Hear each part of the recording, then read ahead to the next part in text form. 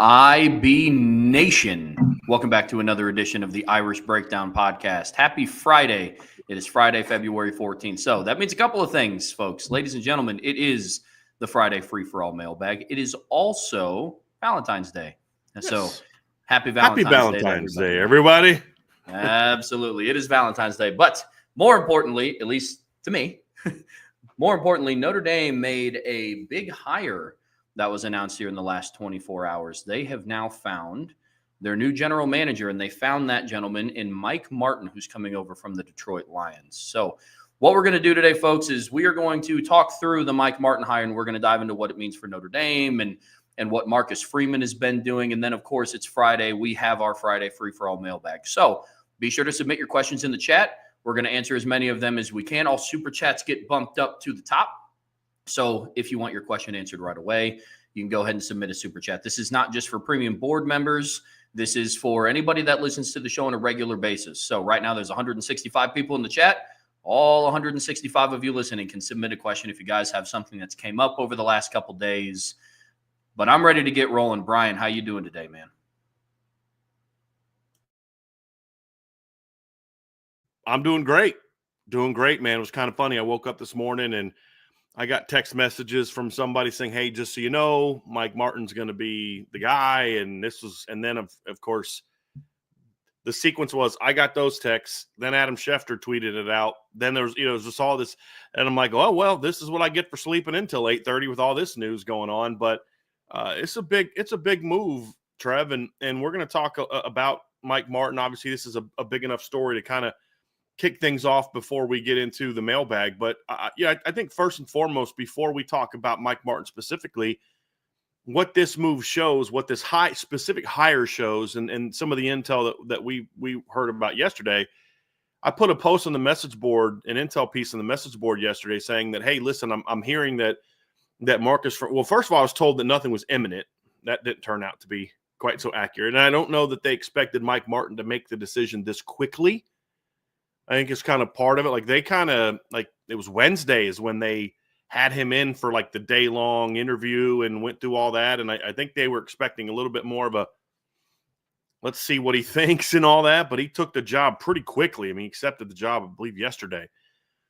But what I was told is they're going to go a little bit of a different route, and they're going to do what we had talked about, Trev, we thought would be the best thing for Marcus Freeman to do.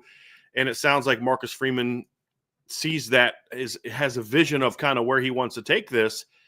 And it's with an eye on looking at how things are evolving as opposed to how things have been. And what I mean by that is the intel piece that we put up yesterday was revolving around, we don't think it's just going to be one guy that does all encompassing. He's not going to replace Chad Bowden with another Chad Bowden. And it looked like that was the direction he was going to go when he was going to hire James Blanchard, which was fine. I mean, James Blanchard's a dynamic guy and very talented, and I understood that particular move. But once that fell through, this is the direction that he went. And it is a hiring a GM. We were told, my intel piece also said that I think they're looking in NFL circles. There's a few names that I was given of potential guys. And then, of course, this breaks this quickly with Mike Martin coming from the Lions. But they're also then going to make another hire of someone who's going to focus just on recruiting and primarily high school recruiting, which I think is really smart. And the reason that I think this is such a savvy move by Marcus Freeman is what we're seeing with a lot of these guys is that the GMs are guys who are just the recruiters, and it's their job to go recruit. And of course, Mike Martin is going to have a big role in recruiting from an evaluation standpoint, from a putting the board together standpoint. But what I think this hire is going to do, and then with what we're hearing in regard to him also making another big hire, and I've actually heard a couple things. Obviously, the Kenyatta Watson information was out there yesterday. That's a name we heard. Way too early to be talking about like it's a done deal there. There's other people on the board, but there's other people that we're hearing from that are getting interviewed for other roles in the recruiting operation.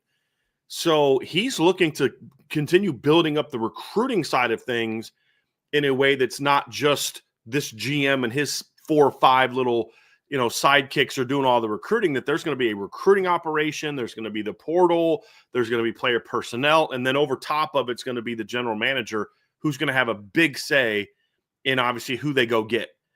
And then it's kind of up to the recruiting staff along with Mike Martin to then go get the players. And so I think that there will be some day-to-day recruiting involved, but I don't think he's going to be Chad Bowden where he has his hands in every single recruitment that Notre Dame is after. I think they're making this a much bigger position than that. And to where it's like he's got to oversee who are we going to get into the portal? What are our roster needs? What are our number needs? Obviously making sure the NIL department's kind of its own thing, but making sure that there's great collaboration and communication with the NIL department. And the way that the landscape of college football is shifting, it's almost impossible for someone to be a day-to-day recruiting grinder and handle all of this. And I think that was a bit of the struggle that Chad Bowden had this past year, was trying to juggle all of that. And Marcus Freeman saying that, look, yes, we could hire a guy to do all that, but wouldn't it be more efficient and effective to kind of put him in this role and then expand the staff over here and have someone that kind of does a lot of the, here's the list, let's go get them kind of thing. And that's what it sounds like from some sources that I'm hearing. And I don't have the direct, I haven't been told this directly that this is how it's going to go. Just, I should have made that clear before I started that explanation. But this is me reading between the lines of things that I've been told about how it's going to go. I should have said very clearly, hey, this is how I think it's going to go. But this is my opinion of how I think it's going to go, not what I'm told. I've been told they're going to do this and they're going to do this, and then some other things about just this is what we're going to do, but not this is why. This is me reading between the lines of what they're doing and why they're doing it. And if I'm correct on this, and I think that I am, this is a great move because you have some, obviously Marcus Freeman still top of the he's the one hiring the GM. It's not like NFL where the GM gets hired and then he hires the coach. This is Marcus Freeman saying, hey, this is who I want to go get. Obviously working with Pete Bavacqua and other people in that role. He's still the head honcho of this, and it's his vision that the GM now has to go carry out. And I think this is this operation. Put Mike Martin aside for a second. We'll talk about him specifically, but I think this is a tremendous view of it, because if you really think about how the NFL works, talent acquisition is done in two ways. It's free agency and the draft. Now, college football is a little different from the NFL in that free agency and the draft are done two different ways, and they're done in with the draft you kind of take whoever you want when your spot comes up, whereas in free agency it's about negotiation and recruitment. Both aspects of college are like free agency, but there's the evaluation piece that's so much like the draft. But there's two different ways to acquire talent. You need a staff that is involved in this one, and you need a staff that's involved in this one. When you look at NFL scouting departments, you have college scouts, you have national scouts, you have regional scouts, you have scouts that scout other teams in the NFL for potential free agents. You have all types of different things, and you need that in college as well. You can't just have Chad Bowden and his staff of 6-7 people doing all the high school recruiting in the rising senior, rising junior, rising sophomore, and rising freshman classes now, and also have them being responsible for scouring the entire nation for players that are going to be coming through the portal. It's too much for a small group. Now you have him, Mike Martin at the top. You have Matt Jensen and the role that he plays with kind of player personnel who came over last year. Then you have the recruiting operation that focuses more on high school. There's going to be a focus on transfer, but somebody's got to be over top of it, making sure that the roster is being put together with Marcus Freeman's vision, with obviously Marcus Freeman still playing a very key role in the actual recruiting, but now it's others kind of being involved, having a big role in sort of carrying out Marcus Freeman's vision on a day-to-day basis. And it's so much different than it was 3 years ago when he first got hired, where it was my vision is high school recruiting, little bit the portal. Now it's just such a bigger operation now. And if Marcus Freeman's doing what I think he's doing, I think it's exceptional. And this will be the model that more and more people start to follow, where the last couple of years we've seen a lot of GMs that are like James Blanchard, like Chad Bowden, which has been great. That's what was needed then. But I think Marcus Freeman's kind of looking into the future, and the future's kind of arriving really quickly and saying, this is how it's got to be now. And this move of Mike Martin says that that's how he sees it. And I think he's spot on, Trevor. He's absolutely spot on. And I'm excited about it. I'm excited about this direction. You and I talked about this when Chad left, that we felt this would be, this is something he should consider, and it sounds like he's considering it. And honestly, with some of the names that I was told early on that he was looking at, I think this was kind of where he was leaning towards. It's just that he felt James Blanchard was so good that he was willing to kind of go that route for him. But James Blanchard's the only person that I heard at all of the names I was given that would serve the role the way that James Blanchard was probably going to serve that role. Everything else I heard is more of this. And so I think this is ultimately the direction Marcus Freeman wants to go. And when you look at a situation where things don't always go to plan, and obviously Chad leaves, that's not the timing wasn't great. It's not, Chad's been with Marcus Freeman since they were at Cincinnati together. They've been a great pair together. And then you move forward to what they did at Notre Dame together, and Chad takes the USC job. Unfortunate situation. It's a bummer. Chad did a phenomenal job at Notre Dame. And then you set out to replace him with somebody that we all think is going to be a home run hire. And we think a deal's about basically done. Some tragic things happen, doesn't work out. So then what do?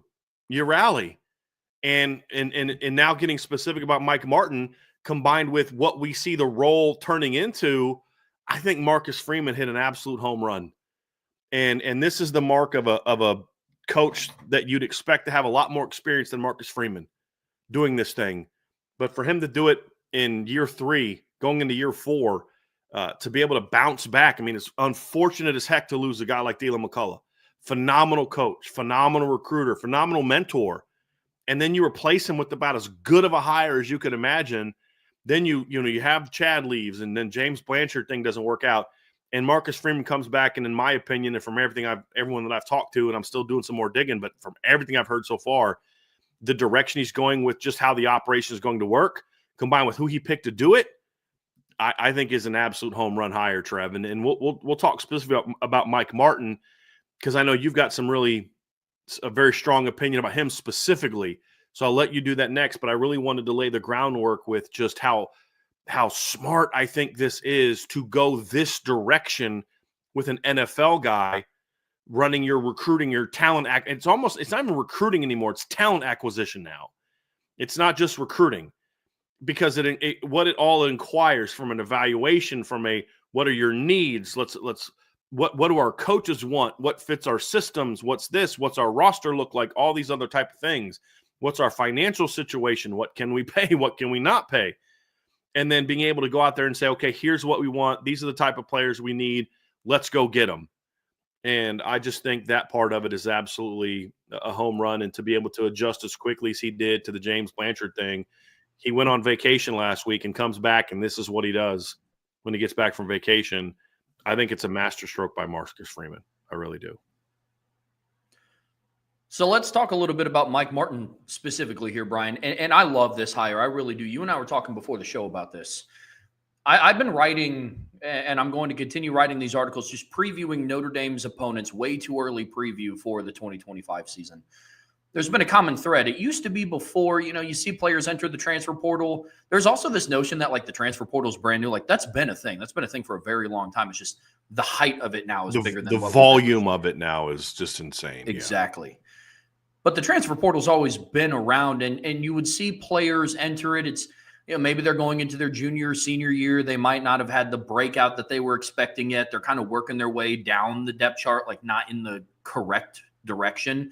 So they enter the transfer portal. The newest trend now is, you're seeing guys who started and contributed enter the transfer portal, which I think is crazy. And so you go through, and you need now, on top of all the things that Bryan listed out, you need roster maintenance. And that is a huge thing moving forward in college football. How do you continue to keep the players happy that are on your current roster? What does that look like? Bryan, you brought it up in a couple of shows before this one, but I remember you talking about how Notre Dame sometimes feels like it has a reactive approach instead of a proactive It always approach. has. For years, it's had a very reactive approach to things. Absolutely.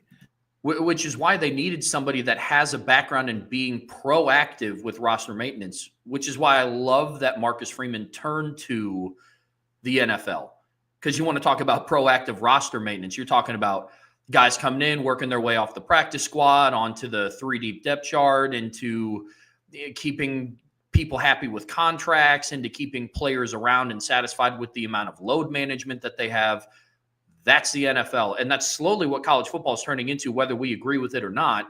That's just state. Because I don't like it. I don't like that it's turning in the NFL. I don't think you should have to re-recruit your team every year. I don't think that teams should just be able to every year go after the same guys over and over again. There's nothing binding them here. There's no any system of like consequences if people break rules. In the NFL, there's a system, and if you break the rules, you get punished harsh. Mm-hmm. You can't sue the NFL every time that you agree to a rule, but then you get busted for breaking that rule, and then you can just sue them because you're an idiot and you're going to lose. The system is incredibly broken. But even if it does, by God's grace, get fixed, this model is still going to exist because there will be a portal, there will be roster management, there will be high school recruiting. We're not going back to the way that it was. The portal is going to be a thing. It just needs to be done in a way where it's not the wild, wild west that it is now. So you are correct, Trevor. I hate the system that we have now, but even if it gets fixed, it's not going to look like it did for what we grew up on, which is just high school recruiting, occasionally going to get a transfer. It's not going to get back to that. So no matter how it gets fixed or doesn't get fixed, this is still the model that they're going towards moving forward. And I think Marcus Freeman sees that what's coming. Absolutely. So what I love about Mike Martin big picture is kind of just what I love about the Lions organization in general. Dan Campbell has been very vocal and very open about how he doesn't put a whole lot of weight into the combine. The combine's cool. I mean, I live 10 minutes away from Lucas Oil. The combine's cool. It's cool to go see. It's cool to watch people run the 40-yard dash in person, do the bench press and the vertical jump and the wide receiver gauntlet. It's cool. But Dan Campbell puts a lot of emphasis into film. And he's challenged the staff with, hey, go out and find elite football players. Campbell's gone on record at press conferences and said things very similar to that. I don't know what it is verbatim, but it's all along the lines of, look, if you can perform well at a high level on the field, we put more value into that than you running a 4.49 40 than a 4.51 40. And that speaks volumes to me. And somebody like Mike Martin is enriched in that, and he's been surrounded by that during his time with Detroit. So it's no mystery to me that Detroit has had this turnaround that they have. Mike Martin has played a role in it, which is something that I think is really, really interesting. He has a good background. Bryan, I know you put that intel piece on the premium message boards in the Champions Lounge, just going through and talking through his history and what kind of led him to this point. But for me, in general, big picture, I love this hire from Marcus Freeman. Well, he was with he's been with, this was his fourth year with the Lions, correct? He's basically been there the entire time that the current administration is basically running things. We've seen the success they've had, especially through the draft. And to me, draft evaluation is the most important skill that I need to see from an NFL person. Like, I don't care about an NFL person that's great at free agency, because in free agency, you're usually kind of getting established players. Free agency is more of like the transfer portal, in that I know high school recruiting is kind of that way also, but the draft is still so much about evaluating projection from a level beneath ours to our current level. Where free agency in the NFL, the reason I say it's like the transfer portal, because you're looking at guys that are already established to some degree at your level. The projection of how do I think this wide receiver is going to fit in our system based on what he did with this NFL team to our NFL team is much easier to do than how do I think this second or third round wide receiver is going to translate into our system at this level of play. And that is the challenge. And that's what high school recruiting is that level of evaluating from a projection standpoint. Let's be real about this. It did not take rocket scientists. It did not take Notre Dame having the super savvy, wow, what great evaluators you are, to look at Riley Leonard and be like, yeah, that guy's really good. We need to get him. that doesn't take a lot of evaluation. It did take a better evaluation to look at CJ Carr as a sophomore and be like, I think that guy's going to be a stud, and go after him at that time, or to find a Joe Alt, which I think the Notre Dame staff, and this is one of the things that I always gave Jeff Quinn a ton of credit for. I pushed back on some people like, well, he just got lucky there. They missed out on some top. No, they didn't. They still had plenty of top targets on the board. They hadn't missed out on anybody. Jeff Quinn looked at Joe Walton, loved the evaluation, loved the talent, loved the genes. And even though he's a 3-star recruit, can kind of project. And I remember when he committed, I said to people at the time, like, this staff is excited about Joe Walton. They didn't get lucky, some throwaway 3-star that they just brought in for depth turned into be a top 10 NFL draft pick. I don't know if they saw a top 5 NFL draft pick when they got Joe Alt, but they definitely thought he had a chance to be a really, really good offensive lineman. That's a different type of evaluation than if Josh Connerly was to have jumped in the portal from Oregon this year and be like, yeah, I think we should probably go get him because he's pretty good. It doesn't take a whole lot of evaluation. Sure. It doesn't. It takes more evaluation to find that sophomore offensive lineman that's currently 250 pounds at 6'6", and like Matty Augustine, and say, I see frame, I see this, I see that. Let's get on this kid. And then the level of, you've got your first-round draft picks, which are going to play a big role in how successful you are, but can you find those 4th, 5th, 6th, and 7th round gems? That's the other thing that makes the draft sort of comparable to high school recruiting, because not every, like Mike Mickens going and finding a Leonard Moore is like finding some gem in the 4th round that becomes an all-pro. Yeah, I mean, that's basically what that is. That's what a guy like Joe Alt is you go out and 4th or 5th round, draft a guy like Joe Alt, and you see the evaluation, and then he becomes an all-pro, a 10-year all-pro. Yeah, it's easy for you to look at Quentin Nelson coming out of college and be like, I think he's going to be really good. But what about the team that finds that 3rd or 4th rounder that they go draft or they trade up for? He becomes an all-pro. You need all of it. You need to hit on your first rounders and your second rounders. You need to hit on your day 3 guys also. Sometimes it's for a starting role. Sometimes it's for a, hey, we need good special teams. We need good depth here. This guy's more of just a pure nickel, and he can only play this particular role, but it's an important role. That's what high school recruiting is. And that's where the NFL thing translates. One of the pushbacks I've seen from people is, well, he doesn't have any experience high school recruiting. I don't care. Developing relationships with high school coaches is one of the easier things you can do. The most challenging thing when it comes to recruiting is, can you evaluate if you've got people skills, if you're organized, and if you're a hard worker, you'll be able to do the day-to-day recruiting aspect of it. And you'll be good at that. That's why you see young people jump into – I mean, I became a good recruiter my first full year recruiting, and I was a recruiting coordinator by my 3rd full year of coaching. Because if you've got the chops, you've got the chops. The challenge is, but can you evaluate? Can you sell the vision? Can you convince kids of the path to their eventual, they're reaching their goals? That's the challenge. Getting to know high school coaches and calling kids and camps and schmoozing and all that, that's not the hard part. Building relationships is important. And there will be some structural things that will be unique that he'll have to learn. But the things that matter most are how to put a roster together with restrictions. And there's a lot more restrictions now on putting a roster together because of the roster limits they're going to start doing. But then also, how do you put a roster together from top to bottom with the right kind of people, with the right kind of players to say, we're trying to go out and compete for a championship. And that's where I think NFL scouting and personnel has a lot more similarities to high school recruiting now than maybe it did 10 years ago. And that's the part about this I like, is can you evaluate? Yes, it's easy for me to look at certain players and be like, yeah, Jeremiah Smith, he's a stud. It takes no good evaluation to do that. I could have my wife, pop on some film like, hey, Ange, do you think this guy can play? And she knows enough about wide receiver play since she was married to me and I was a coach, coach receivers for 2 years of our marriage. And she goes to every Notre Dame game and takes photos. She knows what a good athlete a receiver looks like. She was an athlete in high school. She played soccer. She can look at Jeremiah Smith and be like, yeah, that's a dude. But can you go find that kid that nobody's really recruiting that hard, the Leonard Moore types, the guys like that, and say, hey, I think that guy is going to be a dude for me. and then find that guy. And you got to do both. But at Notre Dame, you have to be especially good at finding the Leonard Moore types, at finding the Riley Mills types, at finding those guys, the Bubakars, maybe the guys that aren't big-time prospects that you go out and get because you see that if this guy, hey, this guy may not be a 5-star day one, but we see the talent that once we coach this guy up by year 2, year 3, year 4, he could potentially be a star. Or, hey, we think this guy could be a great depth player for us. All of that's part of putting a class together.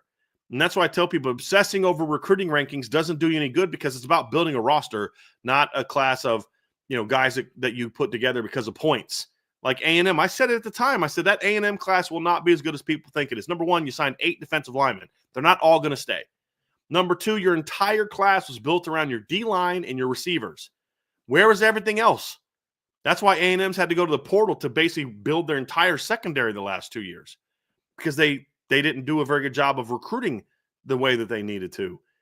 And that's what gets you in trouble. And so there's a level of roster building that is now much more similar, especially at Notre Dame, to the way that the NFL works, Trev. And that's where I think that day-to-day recruiting thing, I don't care about that. That can be learned in 5 minutes. You've got to have a plan. You've got to be organized. You've got to be intelligent. But you got to be a great evaluator. And you've got to understand how to properly build a roster, not build a recruiting class. They're two different things because your recruiting class is geared towards building your roster. I don't care where your recruiting class ranks. It's how does it impact the roster? And that's what matters. And I think Notre Dame needs that, especially because of some of the restrictions that they do have. But that's why I think this move is just really, really savvy. And to your point, Trev, I don't follow the NFL, but I grew up watching the NFL my entire life. And I know how, wow, the Lions are really good now. That's interesting. That's kind of all you need to know. Like this guy played a key role in the Lions becoming one of the best teams in the NFL. That's almost like all I need to hear. You know what I mean about this guy's ability to evaluate talent. But he's also with the Texans for a while when the Texans were really good and played a key role there. So I think this is a very strong hire, Trev, and I just love the direction that it goes. But I just don't think the day-to-day recruiting experience matters a whole lot to me because that's one of the easiest things to learn if you have all the other traits. And from what we hear, he has those traits. I love this hire, and I think it's a great move by Marcus Freeman. I love that he played defensive back at Vanderbilt, so he has that background. He helped He played an integral role in multiple different organizations, having good stretches of really good success in the NFL, which holds a lot of weight for me when you start talking about where Notre Dame is at. Had a lot of conversations around Notre Dame being on the cusp of getting over that hump, and I think that Mike Martin can play a huge role in that as well. Bryan, any final thoughts on the new GM Mike Martin before we move on to the mailbag? No, I like the fact that Marcus Freeman is thinking outside the box of what traditional roles have been. I like the fact that he's kind of shooting for the stars a little bit. You know, I've heard a lot of different things. You should hire this alum, that alum. I don't think he was as concerned about that. If an alum was the right fit, I think he would have hired him. But he cares more about the right fit. But I just think it says a lot about your ability as a coach that you can take a circumstance that's unfortunate or it's a bummer or could be a hindrance to your program and you turn it into something that's like strong. And again, we've talked about the D coordinator hire. Hopefully he's right about that one. But the two moves he's made since then, very unfortunate to lose Dylan McCullough. You hit a home run to replace him. Unfortunate to lose Chad Bowden. That gets compounded by the unfortunate circumstances that happened with James Blanchard that kept him from coming. So what do? This is how you rebound? This is how you rebound Marcus Freeman? Really? Okay. Well done. Well done, my man. So I just think that just shows a lot of his skills as a coach and also living out what you preach to your players. Hey, stuff is going to happen. Adversity is going to happen. Hey, I lost Dylan McCullough, so I can be all upset and do, or I can just go out there and, hey, man, I wish you the best. I love you. I understand what you got to do, and now I got to go do what I got to do and go get somebody to replace you that's just as good or hopefully better. I mean, that's your goal. That's your task, right? And then you have these things happen with Chad leaving and then the James Blanchard thing. And so what am I going to do? I'm going to go out there and just nail this next one. That's what he's tasked to do. But he's really nailing it, in my opinion. Now, again, I don't know that this is going to be a hire that works out. We don't ever know that. I don't care how proven somebody is. You don't know how they're going to work out at this job. We've seen coaches go from one place to another and not be able to translate the success they had at one place to the other. We've seen players go from one school to another and not translate the success they had at one school. It's the same thing with jobs like that. So we don't know that it's going to be a home run. All I can do is evaluate the things that we do know. And going into this, it appears that this is the kind of move that, if it works out, is an absolute home run hire and could have major ramifications. Because honestly, I don't know this. I don't know Marcus Freeman like that well. Like, we've never hung out. We've never, like, had long, conversations about how's the wife and kids. We've never had, I don't know him like that. I know him professionally, but I know him from the standpoint of studying him and being around him and watching him. And as a coach, watching another coach, seeing certain things with him. And if Marcus Freeman is who I think he is, based on what I do know of him, what I have learned from him, what I have observed from him, I think that the run they went on this year changed him from the standpoint of the future is still in mind. You can't be completely short-sighted, but he got a taste of something this year that I think he's like, I want that again.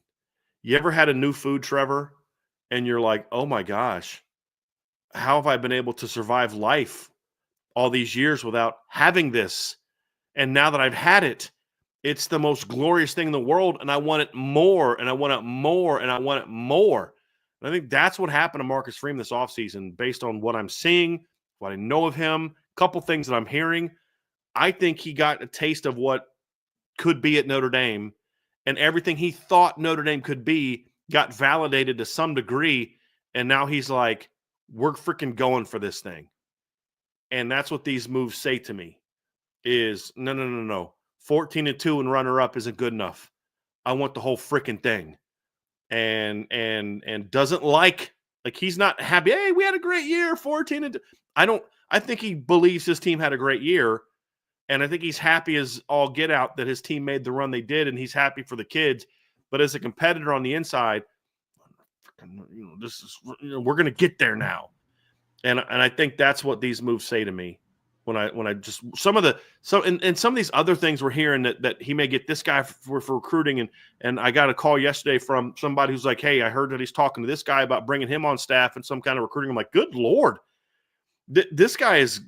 And by the way, some of these conversations that I'm hearing about are well, that if that happened when you say it happened, that meant the dude was doing it on his vacation. You know what I mean? So it's like, this guy's hungry, and I think you see that with the things that we're seeing from him right now. To your point, Bryan, last thing that I'll say, which I think is a fantastic point. I learned everything that I needed to know about Marcus Freeman, fulfilling all the things that you're talking about. When after they lost the national championship game, he kind of hung around in the tunnel and started watching a little bit of the ceremony. There's some people that interpreted that a certain way. To me, that's became like a popular thing to do. Like, you see like the players do it, stand on the field, like get the picture for an Instagram post or a Twitter post or something where it's, we'll be back. All fair. I understand that. Marcus Freeman, for my concerns of him being and becoming a celebrity, which those concerns are still there, but for him to do it in an area that wasn't spotlighted, for him to stand off to the side and look at it and say, all right, that's something that I want, you can tell. And if all the things that you're hearing are true as well, that just leaves so much more room for excitement. And that's something that I think is going to be absolutely huge moving forward. But, Bryan, that's going to do it for our recap of the Mike Martin hire. It's a fantastic hire. I think it's going to mean a lot for Notre Dame's program moving forward. To your point, no hire is a for sure thing, but I think they're really trending in the right direction with this one. You mean no hire is a sure thing as far as how it's going to work out? Yes. Yeah. Okay. Good. Because I just want to make sure this is a done deal. This isn't. Oh, Yeah. yeah. Okay. Just yep. We're same page. Just that's what I thought you meant. But I just wanted to be Totally. sure for clarification Yeah. purposes. Yep. No, absolutely. Absolutely. Well, listen, guys, we're about to jump into the Friday free-for-all mailbag. But before we get there, please be sure to hit that like button, hit that subscribe button, hit that notification bell, share this podcast with your friends and family. And whichever platform you watch us on, please be sure to leave us a 5-star review. We would greatly appreciate it. And the best way to support what we do here, all the things that we're talking about, all the things that we're going to talk about today with the questions coming in the mailbag, are already conversations going on the premium message boards in the Champions Lounge at boards.irishbreakdown.com.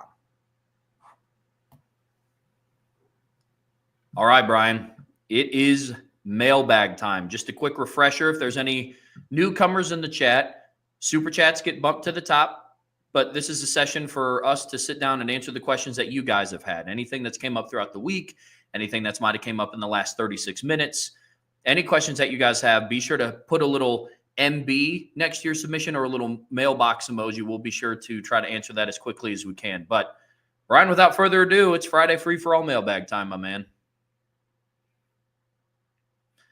We have one in here. It's a super chat from Bobby Jesus follower Reeves. Thank you, Bobby, for the super chat. Keep up the great job, guys. Appreciate that.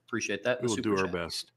Bobby has another question coming up here in the super chat we'll get to. And then Brian Richmond says, thanks, guys. Brian, thank you. Thank you for your super chat. I appreciate that very much as well. And then here's the other super chat that Bobby Jesus follower Reeves has. Bobby, thank you for the other super chat. Question, is there a chance a talented quarterback like CJ Carr gets passed up for Steve Angeli because of Freeman's philosophy to pound the rock first, then have safe passes when needed? I don't believe that's Marcus Freeman's philosophy. Or if it was, I think he ceded control of that philosophy. The reality is you don't hire Mike Denbrock, and Mike Denbrock doesn't take this job if that's your philosophy. I think what we saw this season was more about that's the offense that you needed with this football team. You needed that with this group of players. You needed that with Riley Leonard and where he was in his time with the program and the type of receivers you had. I don't think this is what you're going for. I don't think they're recruiting the receivers that they've recruited and the players they've recruited if that's your goal. I don't think that's their plan. Is there a chance that CJ Carr gets passed by Angeli? Sure, there's that chance. If they don't think that CJ's prepared to handle it, or I'm more concerned about him being focused on Steve getting the job more so because of Marcus Freeman as a defensive coach, which is a problem that some defensive coaches have, are so geared towards don't turn it over, that there's an unwillingness to play a younger player. I could see that being a concern. I'm not saying it's going to happen. I'm saying I'm more concerned about that as opposed to CJ not fitting the philosophy of what he wants to do. I don't think you allow your staff to recruit a CJ Carr and a Noah Grubbs and a Deuce Knight if your job is to pound the rock and then safe passes, and then even going for a Blake Hebert if that's your goal. I think they did this year because that's what this team needed to do. I don't anticipate that being the move going forward. I just don't see any scenario in which Mike Denbrock leaves LSU if there's any thought in his mind that this is going to be Marcus Freeman's philosophy. And again, and you could say like, well, coaches can say anything, and true, but they did work together for 4 years. So, I mean, he knows him a little bit more than just what he sold to him on a recruiting pitch to get him to come here. And I don't know why Marcus Freeman would pay Mike Denbrock the money he paid Mike Denbrock if that's what he wants to do. And so I don't believe that's the ultimate goal. I do think Marcus Freeman has a little bit of a natural, let's be safe and all that. I do think that's there. But one thing we've learned, and we complained about that early in the season against Northern Illinois and Miami, but then we also saw them kind of open things up a little bit as the season went on. And I think that was more of a byproduct of where the team was at the time than it being his overarching forever philosophy of football. So I am concerned, or I do believe there's a chance that Steve wins the job, but it'd be for other factors, not this. But it's a fair question. Agreed. We started to see the evolution of that start to change as well during some of the halftime sideline reports that Marcus Freeman had sideline interviews that he had going into halftime. It was, we have to remain aggressive. We have to continue to try to push the ball down the field. Brian, I think you said it perfectly. Why bring in a guy like CJ Carr, Kenny Minchie, Blake Hebert? Why have a guy like Noah Grubbs who can all push the ball down the field vertically if you're just going to ask him to hand it off 37 times a game? I get it. All righty, here we go. Zach Martin. Question, will Johnson get more snaps at safety or corner, including nickel? That I don't know, Zach. I think that's to be determined. We discussed this a little bit. Was it yesterday? Mm-hmm. We discussed this, right? We did the safety show yesterday. It's been an interesting week. But I think that's to be determined, and I think we'll know more about that this spring. I think it depends on where the staff sees the greatest need. I hope that it's at safety. That's where I ideally would like to see it be done. There's other guys I like better at nickel than Bronte. I'd rather have Bronte in a position where he can be rangier. I like the idea of him being on the back end, or at the very least, maybe a field corner, boundary corner type of role. Nickel would be the last place that I would personally put Bronte. I think there's better body types and better skill sets for that position, and it's in the freshman class. I think Dallas Golden and Brandon Logan both have a better skill set for that than I do believe Bronte does. So I personally would allow Bronte to compete at safety. They may decide, and the only way, from what I'm told, the only way Bronte stays a corner is if there's concerns about the depth at the position and they feel that Bronte needs to compete there to solidify that position group, which I could see being in the spring being that case. Unfortunately, I don't think they should do that. I think they should let him develop at the position he's got a chance to start. But I could see them feeling that need in the spring, because you're not going to have Dallas Golden and you're not going to have Mark Zachary this spring. You're only going to get Cree Thomas. So the numbers at corner are going to be pretty thin. And we don't know where Chance Tucker is right now in his development either, or coming back from the knee injury. Is he going to be ready to go this spring? If he's not, then your cornerback room is of scholarship guys. It's Leonard Moore, Christian Gray, Carson Hobbs, and Cree Thomas, and that's it. They may decide, hey, we need some more guys over there to compete. I hope that's not the case, but I could see it being the case in the spring. So that's why I say there's uncertainty about where he'll play more. Fair enough. Another question in here from Zach Martin. By the end of Mike Martin's tenure at Notre Dame, will he or Zach Martin have a bigger impact on the program overall? The other Zach Martin, obviously. Well done, Zach. I would imagine it's going to be Mike Martin. I mean, Zach Martin had an impact at Notre Dame, obviously, but his impact, for the most part, ended when his career ended in 5 years. And there was really just that 1 year that was a great year. And I think Zach Martin really, you could argue his impact went beyond just his career by the fact that he kind of was the first great lineman in this era of Notre Dame being O-line U. Because there was a while there where Notre Dame was still putting guys in the NFL, but not high-level guys. You had Aaron Taylor in 93 and Tim Ruddy in 93. And then after that, you had some good players here and there. Jeff Fain, we talked about yesterday or in Wednesday, in the 03 draft, and was a first-round pick. But there was a lot of, I think Luke Pettigrew was a first-round pick of the Giants back in the 90s. But there wasn't like the string of just dominant O-line play year after year after year like we saw. That really started with Zach Martin and Chris Watt and continued. So you could say his impact was big there, but that was still relegated to one position group and one side of the ball, where if Mike Martin does his job the way that you would expect him to do his job or hope that he would do his job, he's going to obviously have a greater impact on the overall roster and hopefully will be the final piece to this championship puzzle that Marcus Freeman's trying to put together. I'm with you. I think it's definitely going to be more Mike Martin. Love what Zach Martin did for Notre Dame.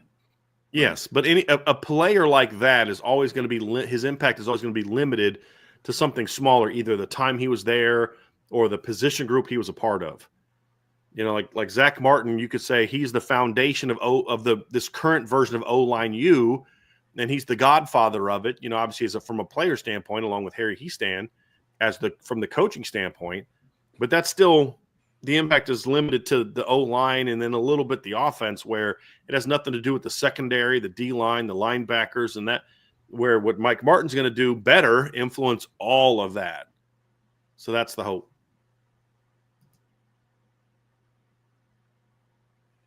Aiden Benami, it's wild how Nick Saban is adamant they and others didn't pay players when John Summerall is literally saying everyone did it before NIL. I don't understand why he does this. Like, first of all, nobody would care if you admitted it. We all know it. It's like, it's like, what's the new thing? The JFK stuff that's coming out. And I'm like, were there still people that actually believed Lee Harvey Oswald killed JFK and acted alone? Is that even a thing? Like, do people still believe that? Like, do they also believe the earth is flat and, the sun revolves around the earth? I mean, like, it's like, we all know you paid players. I don't understand why this is a thing that we all know this. Like, I don't understand why he wants to die on that hill. Because it's just like, dude, we understand it. You had to do it because everybody was doing it, blah, blah, blah, blah, blah, whatever. It's BS, but it is what it is. We don't care what kind of, you're an analyst now. We care what, but now it's like, okay, dude, you're a liar by saying that, number one. And you're acting as if we're all idiots. And we're not. So I just don't understand why that hill he wants to down the hill. And people say, well, he didn't really know. Yes, he did. Yes, he did. Nick Saban's not an idiot. Now, he may have set up a system of plausible deniability where he didn't know the specifics because I don't want to know the specifics. Just I know I want this quarterback or this running back or whatever. But he knew. Like the head of the mafia doesn't know everything that every single person's doing, but he knows the end result. The money's flowing in. That guy's not around anymore. Like it's just, it's so insulting to our intelligence.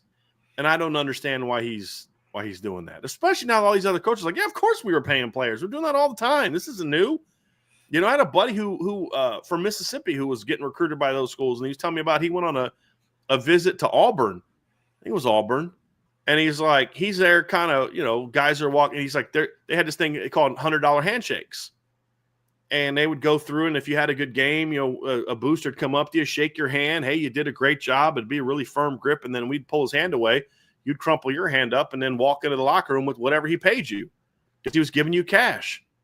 And it's like, dude, there's like a line of this would happen after games. Everybody knew this was happening. This isn't new. So why do you want to down that hill that we did things the right way, blah, blah. Dude, shut up. Come on, man. Just stop. Just stop. We don't need to hear all that. Your legacy's secure. You're a phenomenal coach. You're an elite coach. Yeah. You're a championship coach. If like this revelation, what? Nick Saban paid players? Oh my gosh. Totally hurts his legacy. Dude, I already knew that when you won your first title. I knew that. You were at LSU. Of course you paid players. You know what I mean? But, everybody in your league did that. Most teams of college football did that. And it didn't start with Nick Saban. I mean, what's a trans A&M? Does anybody know what a trans A&M is? Go look that story up, Trev. Do you know what I'm talking about there? You're a little young. Do you know what that is? Go watch Pony XS, and you'll know what we're talking about. This is in the 80s. Basically, Texas A&M bought, now his grandma signed for it. She didn't buy him that Trans Am. We know what happened there. And so they called it a Trans A&M. A Trans Am, A&M bought it for him. And it's just like everybody did that back then. And then the funny story about that scene is like, Eric Dickerson was like, man, I feel compelled to have to go there now. And they convinced him like, no, you don't. Like, what are they going to do? Hey, we tried to buy this guy and he's not living up to, there's nothing they can do, but this has been going on forever. I don't understand why he's dying on that hill. It's ridiculous, dude. We all know you did it. Just move on from it. You're the one making this a thing. If you just would have ignored, laughed it off with Shane Gillis and had some fun with it, people would have just been like, ha, it's good stuff. And then it's passive. But then when he acted the way he did, and he got all sensitive in his feelings about it. They were like, oh, thou doth protest too much there, Coach Saban. Come on, man. Yeah, the Shane Gillis part is what sent it over the top for me. Everybody knew that you did it, but for you to get that defensive when a comedian, it's not like it was another coach that you had coached against or anything like that. It was a comedian. And for you to get that defensive in something like that, I was like, oh, okay, so you did it. That just says it right there as if we already didn't know. Yeah. It's like, come on, dude. Come on, man. Wade Garrett. Hey, guys, can you explain what the role of a GM actually does? What does the day-to-day look like? Don't forget to buy your wives something. Still learning that.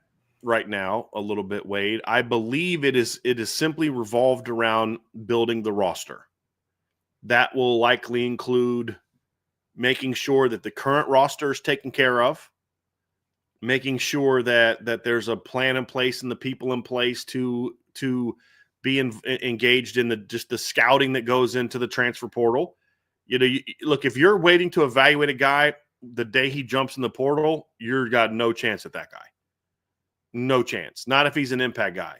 You already kind of know who you're going after when they get in the portal. And let's be honest, the way that the process works now, usually guys jump into the portal because you want them and they're coming to play for you. I mean, that's just the reality of the way that the system works for everybody now. And you can't abide by the rules of the portal now, because if you do, you're going to be left behind. Because they don't enforce the rule breakers, they've now forced everyone to break the rules. And that's just the reality of it. So accept it.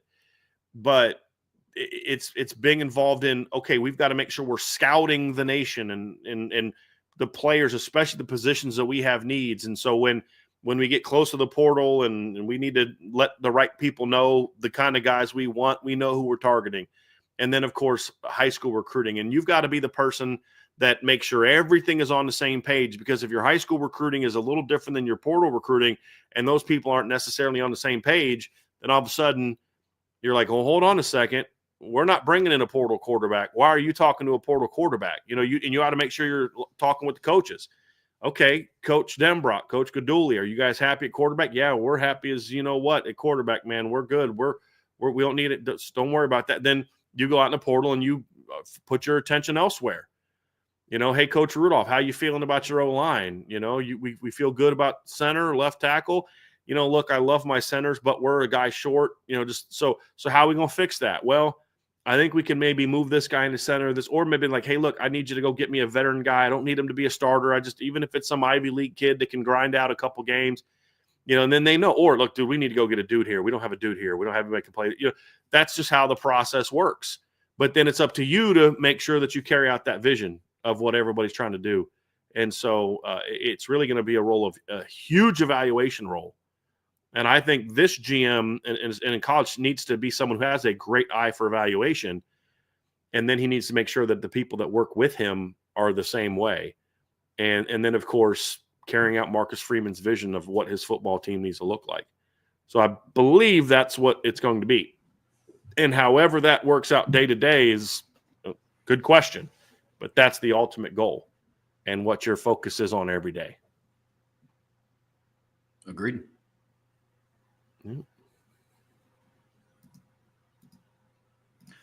Aiden Benami, my two breakout players on each side, Kedron and Tay Johnson. I'm assuming that's Tay Johnson. Have a good feeling about his progress for some reason. Don't ask me why. Kedron should have gotten more carries last year. I mean, Kedron asked to be redshirted this past season. I mean, sure, you're going to say no, but I also don't know. I mean, look, guys, it's hard to get 4 guys consistent carries. And I, like, when they stopped playing Devin Ford on offense, I wasn't expecting them to replace him with somebody else. It was like, no, streamline his role into the other 3. You don't need that 4th back when you've got a quarterback like Riley Leonard. That's what made it difficult to get 4 guys touches. I'm comfortable with where Kedron Young was if they felt like he was not, there, and they played him in 4 games. He got in the Indiana game, had a block, and they did. I do know this. They were practicing packages for Kedron in the playoff. The games just never presented those opportunities. But I was told that they were absolutely right after the Indiana game. I asked him, I said, hey, what was that about? And they're like, yeah, we had a role. We've been, been repping this and had a package for him. It just didn't, the circumstance of the game didn't really lead to that being used again, but they're very high on him. I'm okay with the touches he got. I mean, Kedron's a big time player. I could see him being a breakout. I would say his breakout could be, he becomes a key role. He becomes really good at the short yards goal line thing if somebody goes down. I think a true breakout is probably 2026. when he has that true breakout. So, yeah. Yeah, I think it depends on what context we're talking about breakout. We've talked before with some of the younger wide receivers. If Cam Williams or Micah Gilbert or Logan Saldate go from no catches in 2024 to 20 to 25, that's a breakout. But for me, I go through and I think Jaden Greathouse is poised for a breakout season. He had breakout moments, but for me, I look at it and the tier one of a breakout is he becomes a guy where week in and week out it's somebody you have to game plan for. And then you have your breakouts as in they're just now a part of the offense, which I think would be more of a Kedron. But I get it. And then on defense, there's a very long list of potential breakouts for 2025. That's for sure. We will have some shows on that. Obviously, Bronte Johnson could be one. That's certainly an option. I hope that there's one on the D-line as well, whether it's Bryce Young, Josh Burnham, Boubacar, Armel Mukam, somebody like that. I hope there's multiple breakouts. I hope that's where the predominant breakouts are. I could see Kingston having a big breakout or Jaden Osbury having a big breakout also. That's going to be fun. I was watching, Trev, I'm doing what you do. At night, I'll just pop it on Notre Dame games, TV versions, and just watching them as I'm getting work done, which last night was very unproductive because I just kept looking at the game.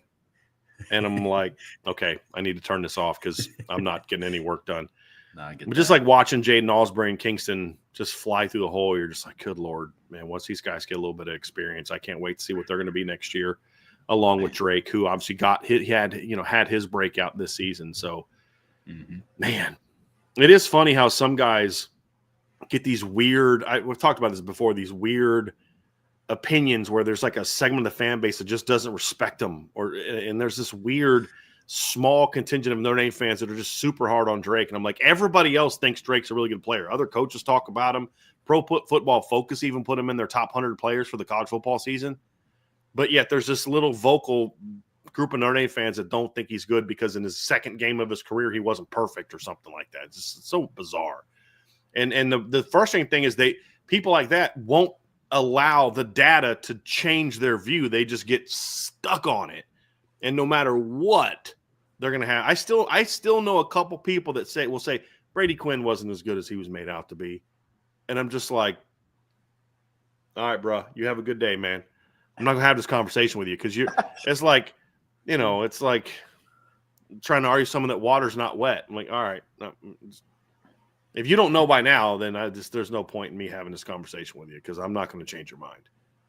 But it is interesting. But I could see I want to see some front seven guys break out for sure next year.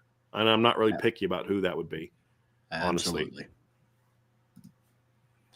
Coach Bent, 574, with all the attention that the quarterback and safeties battles will bring, what are your next top three battles you're excited for? It's a great question. Can be for a sub-package situation like third down back as well.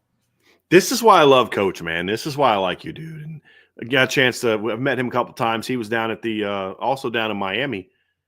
Was he yeah, Coach, you were in Miami, right? At the thing? I know I saw you at the tailgate in South Bend, but you were I thought you were at the Miami one too. I could be wrong. That's all bleeding together now, man. Those two postseason tailgates. No in Miami. Okay, so then it must have been at the one before the Indiana game. But for some reason, I'm envisioning you being down at the sports bar we're at in Miami too. But yeah, this is why I like Coach, man. But this is because there's these type of roles are so important. Like I saw, I think it was Jordan Reed or maybe it was Dane Brugler was going at somebody on Twitter, and some guy was like, "That guy's nothing." He called him a starting caliber player, and the guy was like, "He's just a nickel." And he was like, "Yeah, nickels are starters now in the NFL." Like, dude, what what are you watching? This ain't 4-3 anymore, But like even things like that, man, those are really good. But I think of the battles. First of all, let's define battle. Battle to me is where someone is going to play a prominent role, and the loser of that battle plays a lesser role. I don't view like the defensive end positions as that. That just determines who's going to start. It's not going to be where if Bryce Young starts over Josh Burnham or Josh Burnham starts over Bryce Young, doesn't really matter. It's just they're both going to play a ton, and the matchup will determine it. If Kingston starts over Jaden Osbury at will or Jalen Snead at will, it doesn't mean that he's going to play 95% of the snaps, and they're now not going to play. Positional battles are different now than they were 5-10 years ago. So that doesn't matter quite as much to me. Skill player battles are a little bit more like the old school. Like if you win the battle at corner, you're not going 50-50 reps at corner. You're not going 50-50 reps at safety very often. So there are some positions where that matters. And, outside of quarterback and safety, the ones that I think of are going to be, I still think that field receiver position. It's going to be very interesting. Not so much who the starter is, but who are the top two? Because you're obviously Jordan Faison's going to play a bunch, but how other guys perform is going to kind of determine, does Jordan only play the Z? Does he play some slot? Does he maybe become a swing guy? Because Will Pauling had a great offseason, or KK Smith had a great offseason, or Cam Williams has a big offseason, or something along those lines. So I think that battle at Z for the rotation spots at Z is going to be a big one for me. Because I think that could ultimately determine, kind of what the receiving core looks like this year. And what I mean by that is if your 3-man rotation to your field spots is some version of Jaden Greathouse, Jordan Faison, and Will Pauling, that's pretty good. But if you also are like KK Smith has a breakout, or Cam Williams has a breakout, and all of a sudden one of those two guys forces himself into the rotation, that's a different type of skill set that you're adding to the mix than what you have with those other three, where they're all kind of similar. And so I think that's an interesting. So I think that Z position is one that I would look at. Offensive line wise, it's interesting, Trev, because it's hard for me to say what offensive line battle I'm talking about. Somebody in the chat just put left guard. I don't know of a battle at left guard. I think maybe he meant right guard. I think but that's not so much a battle. We're not even to the battle stage yet. I want to know who's going to play where. Do we even know who's in the mix at right guard? Is it Jagasol? Is it going to be Knapp? Is it going to be Gerby? Is it going to be Emil? Is it going to be Chris Tarrick? Is it going to be Sullivan Absher? Like, I need to know who's playing left tackle first. So I'll put it to you more like this as opposed to a position. The battle to see who the starting 5 is on the offensive line is going to be huge for this football team. Huge. And that's a battle that I'm looking forward to seeing. And then the other one is who emerges as the number 4 D tackle in the rotation. No matter, and it could be starter, backup, but we know that Rubio is going to be in the rotation somewhere. We know that Heinisch is going to be in the rotation somewhere. We know that Jared Dawson's going to be in the rotation somewhere. Who steps up in that next man in role? You've got obviously Elijah Hughes, who was brought in from the portal. You've got Armel Mukam. You've got Sean Sevillano. You've got Brennan Vernon. You've got Devin Houston. You've got Cole Mullins. And then, of course, you've got showing up this spring is Davion Dixon. Who is that guy? And will Jason Onye play a role in that at all? And if Jason Onye comes back and he's able to help you, what role does he have? Is it as a starter? Is it as a rotation guy? Like those are going to be, and if he comes back, is it now he's the 4th or he's still part of the mix, but that battle is still raging between those other players, and now you're going with 5? So really it's about after the top 3, what does it look like after that? I think those are the battles that I'm most interested in. Safety we talked about. Obviously corner, somebody could beat somebody out, but we're not anticipating a battle. Boundary receiver, slot receiver, tight end. Maybe there'd be a battle there if Cooper Flanagan wasn't hurt.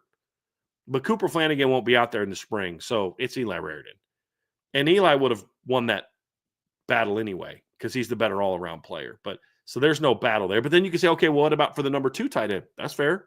Ty Washington, Jack Larson, James Flanagan's going to show up in the summer.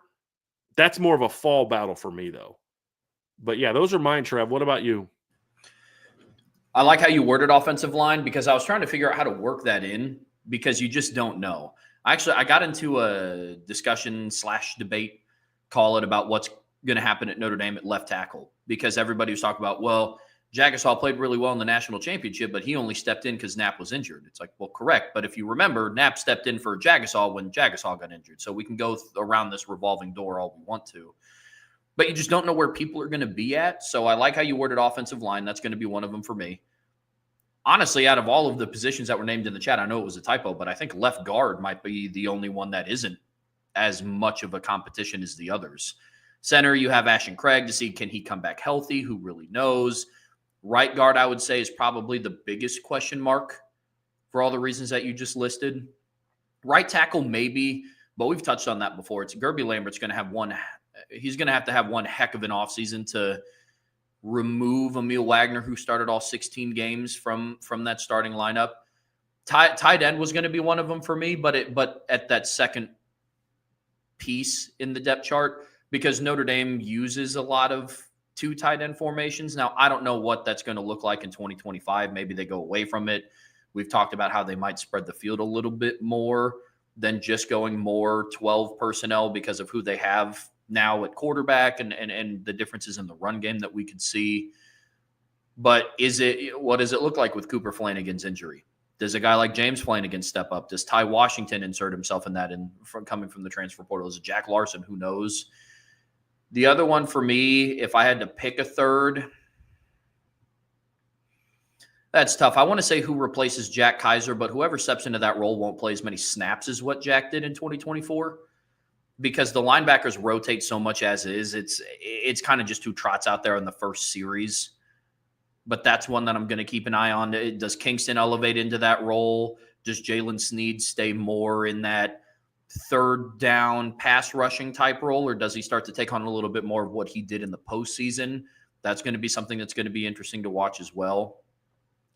And then I like that you mentioned defensive tackle. So a combination of one of those is going to be my 3: offensive line, second string tight end, and then probably one of either the interior defensive line and what that rotation will look like, or what the linebacker rotation is going to look like to replace Kaiser.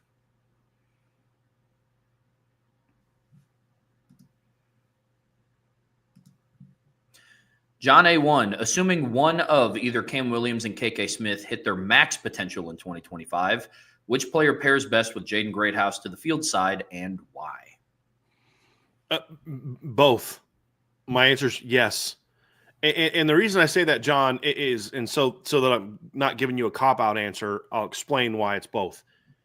Because I think their skill set is very similar. I think Cam's more dynamic in a lot of ways. He's bigger, he's stronger, those type of things. They're both really fast. I don't know who's faster. I've been told by some people Cam's the fastest receiver they had. I've had other people tell me it's KK. They're both really fast. But the point is, they're going to play a very similar role. If one of those guys steps into the lineup, it's going to be a similar role. If you were to say who you're rooting for to win that job, I'd say I don't care. I think that Cam's ceiling is higher, obviously. And a big reason why Cam's ceiling is higher is because he's a lot stronger and thicker than KK is. KK is going to have to get stronger to really be able to make it through a year. But the other thing we saw from KK is one of the issues he had at times in the spring, we saw it again against Purdue, is he's not a real strong guy and he's not great winning contested catches because of that strength. He can't really fight through contact the way you need him to. So that functional strength has to get a lot better. Cam has pretty good functional strength. He just doesn't know how to play the position yet at the collegiate level. But if either one of those guys hits their max potential in 25, they both give you a great compliment to Jaden Greathouse because they are pure vertical, stretch the field, get the ball in their hands in a lot of different ways. And stretching the field isn't just goes and posts. It's also, to me, because you can stretch the field that way and stretch the field that way. I mean, in coaching circles, we say you vertical stretch, horizontal stretch. They're both stretches. Horizontal stretch is more left to right. Vertical stretch is more vertical. Interestingly, 4 verts is a horizontal stretch because you're actually working this way as opposed to vertical, where vertical stretch is more of the high-low type of concept. It's more of the read than opposed to the routes. The read is horizontal. The reads are vertical. So, but the point is you can stretch the field with go routes, post routes, deep overs, deep digs. There's also ways to stretch the field on crossing routes, under screens, where you're forcing a team to chase you across the field, and they both are dynamic in those areas, and they're both really good with the ball in their hands. So I don't think there's a lot of difference between KK and Cam in regard to the skill set they bring to the table. Obviously, I graded Cam out as a higher potential player because he's bigger, stronger, more dynamic and those type of things.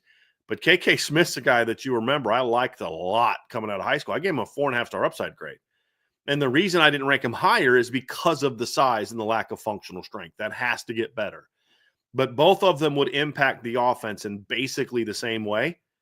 And you got to hope and fingers crossed. If you're like Bryan, I know you say you don't root for guys to win jobs because it's not like I pick a favorite standpoint, but do you ever root for guys to win jobs?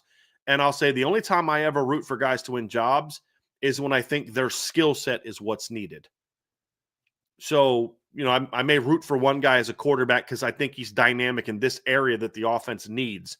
I may say, man, I really hope Cam Williams or KK Smith breaks out. Well, do you like them better than Micah Gilbert and Logan Saldate? Do you do this? Do you do that? Like, no, it's not necessarily that I like them more than Micah Gilbert. It's more their skill set is needed greater in 2025 than necessarily Micah Gilbert's skill set is needed.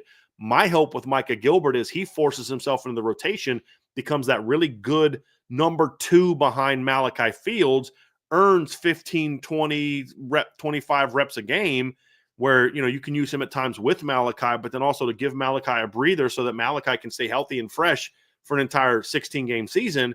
And that's his role, but he's Malachi. I mean, they're similar. They're going to play a similar role. And then when Malachi graduates, hopefully Micah Gilbert can kind of step into that go-to boundary receiver guy in 2026.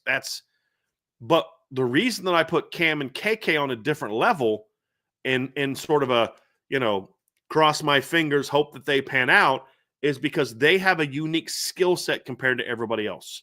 A little longer, a little taller, but burners. And the offense didn't have that this year. I thought they were going to have that with Chris Mitchell, but they didn't have that this year.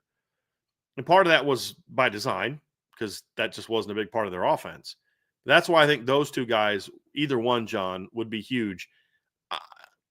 If you're asking me, who do you think has a higher ceiling? If they both hit their full potential, I'll say it's Cam. But in regard to the two of them, I think both of them have the same impact on what they bring to the table. So the hope is that one of those guys is able to force himself into the rotation this season. And if both do it, it's going to be a fun year, bro. It's going to be a real fun year. We just need one of them, really, to do that. Give me either or. Give me either or, man, and I'd be happy. Both, we're talking, we're going to be having a lot of fun post-game shows. Aiden Benami, what makes women's college basketball attractive to you all? Not hating, honest question. I find it very hard to watch, but I do respect plays still being ran. I think it depends on what you're looking for. I mean, if you're looking for above the rim, if you're looking for, I want a guy on a breakaway to do a 360 dunk, sure. If the explosiveness of the game is what attracts you to basketball, then you're probably not going to like the women's game. Basketball, to me, in its purest form today in modern life, is played in women's college basketball. Much more like I can't stand watching the NBA or the WNBA. It's a boring game. And that's why the only time I've really ever watched the WNBA and actually enjoyed it was this year with Caitlin Clark.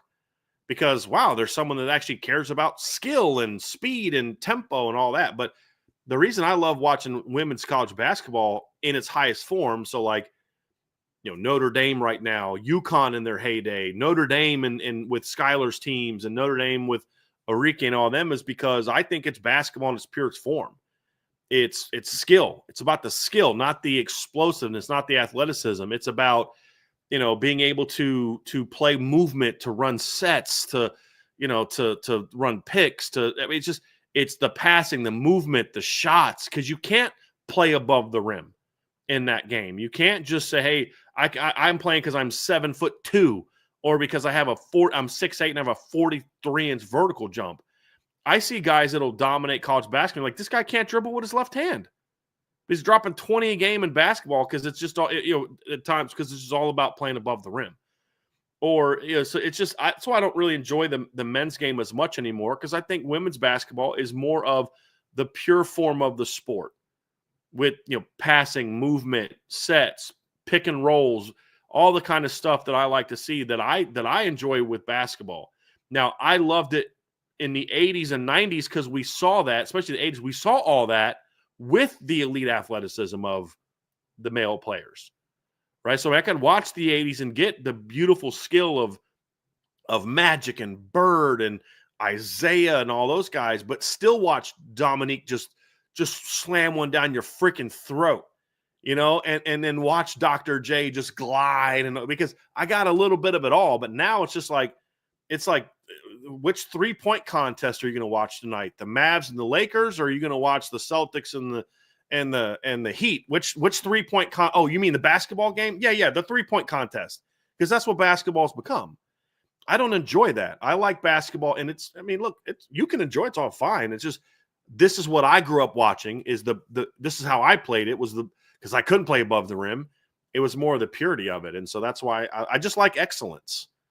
And in women's basketball, you just get excellence with some of those teams. Now, I think there's a bigger drop off from the top 5 to 6 to 7 teams between what you see at the bottom. Whereas in men's basketball, that's why you see 6, 7, 8 seeds go on championships runs in men's basketball. You don't see that in women's basketball. You get a 1 to 3 seed in the Final Four almost every year in women's basketball, because I do think there's a greater disparity between the top teams and everybody else. But that's why I like watching those top teams. Like, I could watch a random Creighton versus Drake men's basketball game and enjoy it to a degree. I'm not watching Creighton women's basketball playing Drake's women's basketball. I'm just not doing it. But watching USC, UCLA last night, or Notre Dame, UConn, oh man, yes, I'll absolutely watch that stuff, because I just think it's a pure form of basketball, in my opinion. And that's why I like it, especially since you see more and more ladies really like shooting from outside the way they are, but they haven't gone full 3-point obsessed like the men's game has become. I think it's a great sport. I enjoy it very much. I don't have a whole lot of disagreements there. Bryan, I think you said it perfectly. It depends on what you like to watch.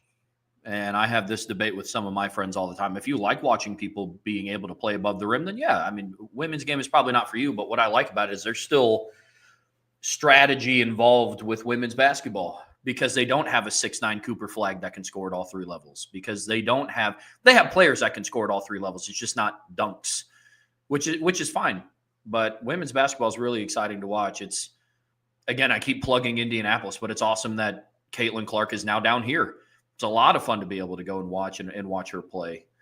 So for all those reasons, that's what makes it attractive to me. It's still a fun game to watch, depending on the level. Yeah, I'm not a big WNBA person either. I'm in the same boat. It's a different game.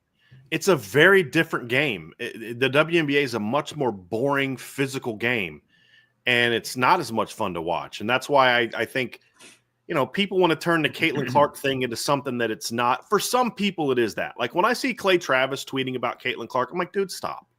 Stop using Caitlin Clark to serve your political purposes and to get your talking points across, right? Like, to some people, it is that. To a lot of people, it's like, I enjoy this version of basketball.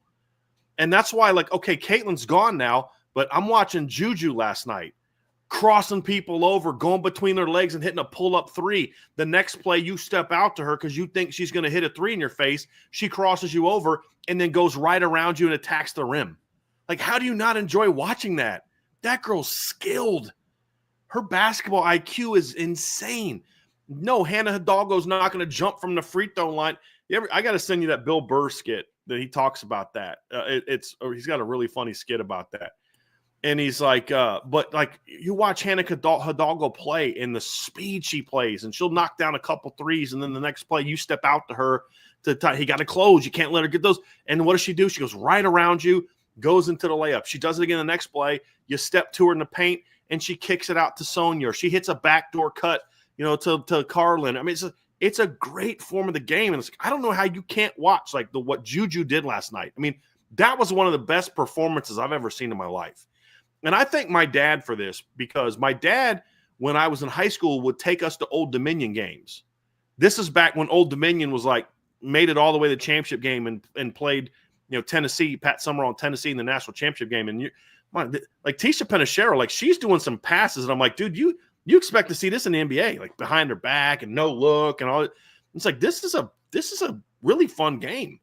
And high school I went to, we had 2 6'8" guys that started 4 years at NC State. Like, I saw that stuff, but it's a great form of basketball when it's played the right way. And unfortunately, in the women's game, there still is a level to where there's like a top 50 player in the women's game is going to have less of an impact in a lot of instances than the number 50 male player. It's just the way that it is.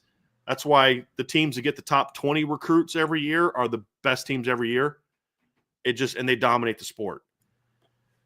That is what it is. But I love watching those teams play. I do. The skill parts.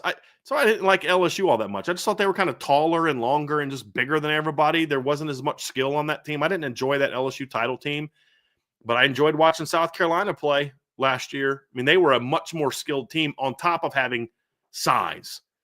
It's why I watched UConn all those years. Gino put a great emphasis on, yes, he had his bigs and, obviously Rebecca Lobo back in the day and then obviously more recently Brianna Stewart, but his teams are always so incredibly skilled and they played great team basketball. And that's what I love about this Notre Dame team. It's like, who's going to beat you tonight? It really is. It's like, okay, you want to take Hannah out, and Olivia goes off last night for 28. Sonia hits for 22. And it's just like, this team is just really fun to beat because they play great team basketball. Great team basketball. You don't see, Hannah hit 4 shots in a row. You don't see Olivia and Sonia and Maddie and just pouting, I'm not getting the ball. You know what I mean? They're like, hey, just keep working because those shots are going to come. And then the night when Hannah's either off or Pitt was playing to keep Hannah from going off, so Olivia's like, okay, my turn. Let me go light you up. They're a fun team to watch, man. I'd much rather watch the women's basketball team than the men's basketball team right now. Are you kidding me? Oh, my gosh. It's a way different brand of basketball. One's good, one isn't. And Big, I'm not an LSU hater, man.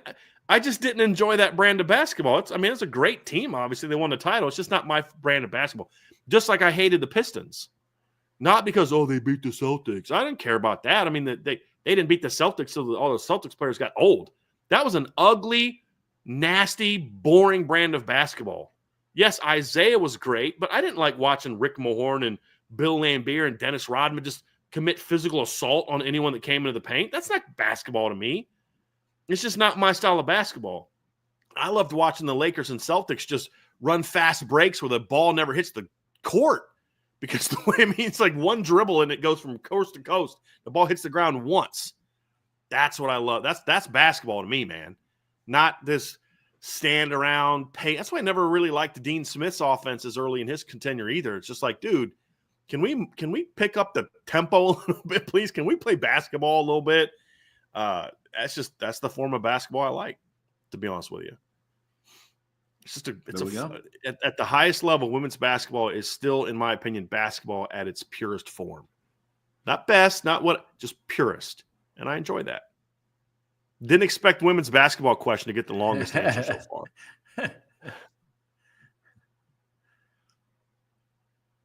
ND Milton fan. I find it hard to believe. Sorry, I didn't mean to bring that up. That was an accident. Sorry about that.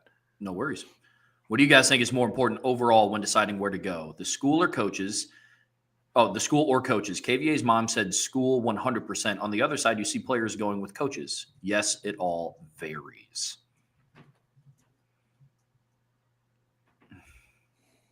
You kind of answered your own question, I literally can't answer that question because KVA's family is going to make a decision for a completely different reason than Jalen Sneed's family is going to make a decision, and it's going to be for different reasons than Jaden Osbury makes a decision. It's going to be for different reasons than Drake Bowen's family makes a decision. And guess what? They all 4 made decisions for different reasons, but they all ended up at the same place. So here's the only thing that I'll say for sure. if you're making a decision to go to a school simply because they offered you the most amount of money, that's really the only way you can make a bad decision. Or if they're one school's offering you immediate playing time, and that's the only reason you're going there. Those are the only time you can make a bad decision. Outside of just some of the sliminess, but like, look, you got to figure out what's important for you. It's true for students too. Students make decisions to go to Notre Dame for all types of different reasons, or not go to Notre Dame for all types of different reasons. Just as students, forget the athlete part. You got to sit down as a family and figure out what's my life goals and which place can best help me achieve those life goals on and off the field, financially and not financially, and make a decision based off that. But for some people, it's like, look, my dad's about to have our house is about to get, my dad lost his job. Our house is about to get foreclosed upon. Am I going to sit there? So no, man. Turn down that money and go play over here, because in 4 years, you're going to get a degree that could eventually make an impact for you. Like, bro, I don't have 4 years because my parents won't have a house in 4 years. I need to make, you know what, bro, you got to do what you got to do, man. That's a rare instance, but I'm going to tell that kid he's making a bad decision because he's doing this over here. No, I'm not going to do that. I would say, okay, of the schools offering you money, keep these factors in the conversation. You know what I mean? But I don't really have an answer beyond that. It's just what's right for my family, me and Angela, is not going to be necessarily always what's right for Trevor and Lauren, or Vince and Kristen, or you know what I mean, Sean and Tiff. I mean, it's just we're all 4 people. It's a lot of things in common, but when it comes down to things that are going to be important for us, like my parents would have never supported me going out to California to go to school. I would have, but that's what Sean and that's a sacrifice Sean and him made for his daughter, because that's what was best for her. It's different circumstances, and as long as they're thoughtful, that's all I really care about, to be honest with you. It's all subjective. It just depends. I mean, from a student aspect, Lauren had the opportunity, I think, to go to Xavier in Ohio. It's a pretty good school. A lot of people know what that is, but Lauren wanted to be an occupational therapist, and the occupational therapy program at the University of Indianapolis was a better one than what it was at Xavier.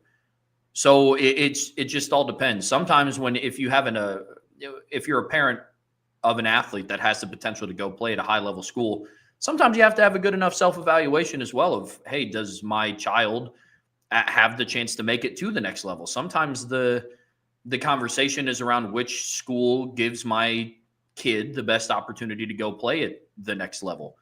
Notre Dame, it gives a unique look because you have that opportunity. You play in a national stage, no matter where you play, no matter who you play, but then you also have that Notre Dame degree to back it. So it all just kind of depends. It's all subjective.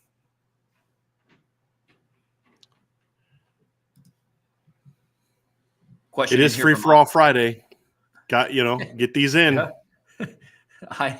I am Tenzin. What's your guilty pleasure music? You have to state your preference first beforehand so we know how guilty it is.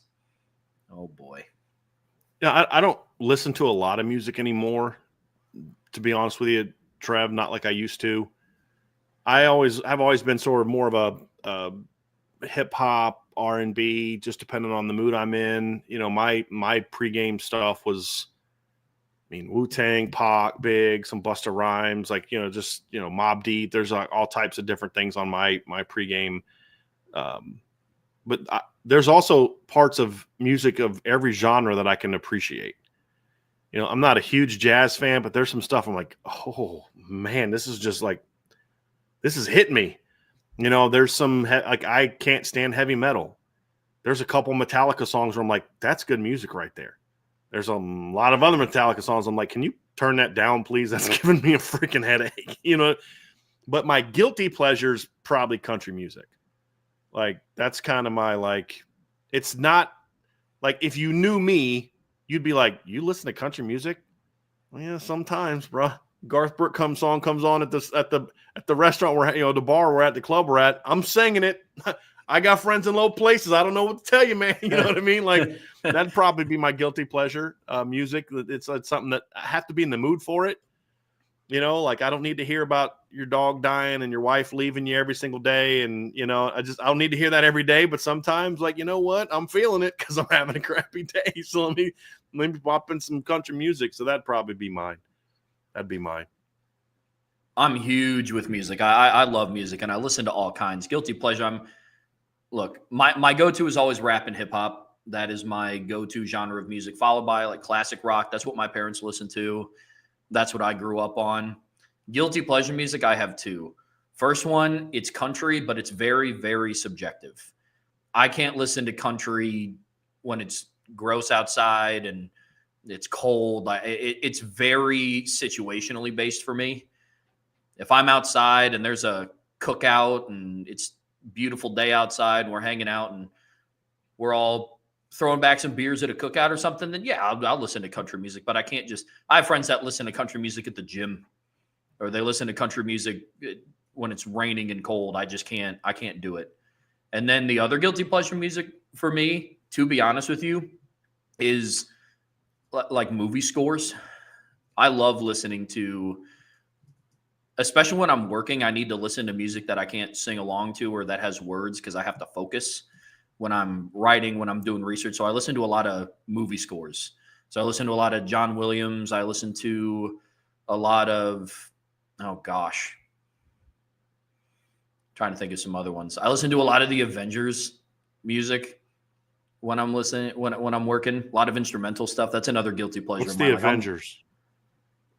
Like the Avengers. I'm thinking like, oh, so literally the Avengers. Yeah, movies? like I listen to like movie scores. Yeah. That's funny. Like that's instrumental funny. versions of that stuff. So that's mine. If I'm being 100% honest, that and country music. Interesting. Mm-hmm. Question from Endy. It just means more. Does Onye get a fair chance at a starting job, or will he be stuck as a part-time player and or backup? It's a great question. And he finally went away from his Audric Estime and BK. This was formerly BK's last brain cell, and then previous to that, he had an Audric Estime one. But I mean, here's the. I don't know what Notre Dame's plan is here. I don't. I haven't spoken with anybody at Notre Dame beyond just what's the latest with Jason and his status of being part of the team. But here's the concern you have to have as a coach in a situation like this. When a guy comes back to the team, you bring him back as long as he goes through all the right things and passes all the right aspects of it and is part of your team. You need to let him kind of just, okay, we've obviously worked past whatever happened last year. You're back in the team, and now we're going to evaluate for what you do now. And that's how it always is. But at the same time, you also have to be like, okay, but do we really invest a role in this guy where he's getting 60% of the snaps as a starter when we don't truly know that he's not going to walk in here tomorrow and, be back to where it was? You don't really know.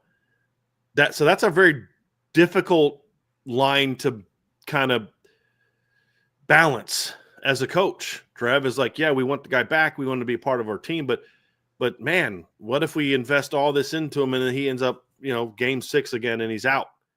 That's a tough one. So I'm sure they'd all say, like, listen, he's going to get a chance to be the starter and do this and do that, and he should. And if he earns it, he should play it. But I just for me personally as a coach, I'd still have it in the back of my mind, like, I mean, that's great, but what if this happens again? You don't really know. So I think the answer would be he'll get a fair chance to start if he's that guy. And get a chance to earn whatever role he earns. But I do think there's always going to be a little hesitation in the back of the minds of the coaching staff that, boy, I hope we don't have to go through that again. And my hope is as well, because I think Jason's a good kid.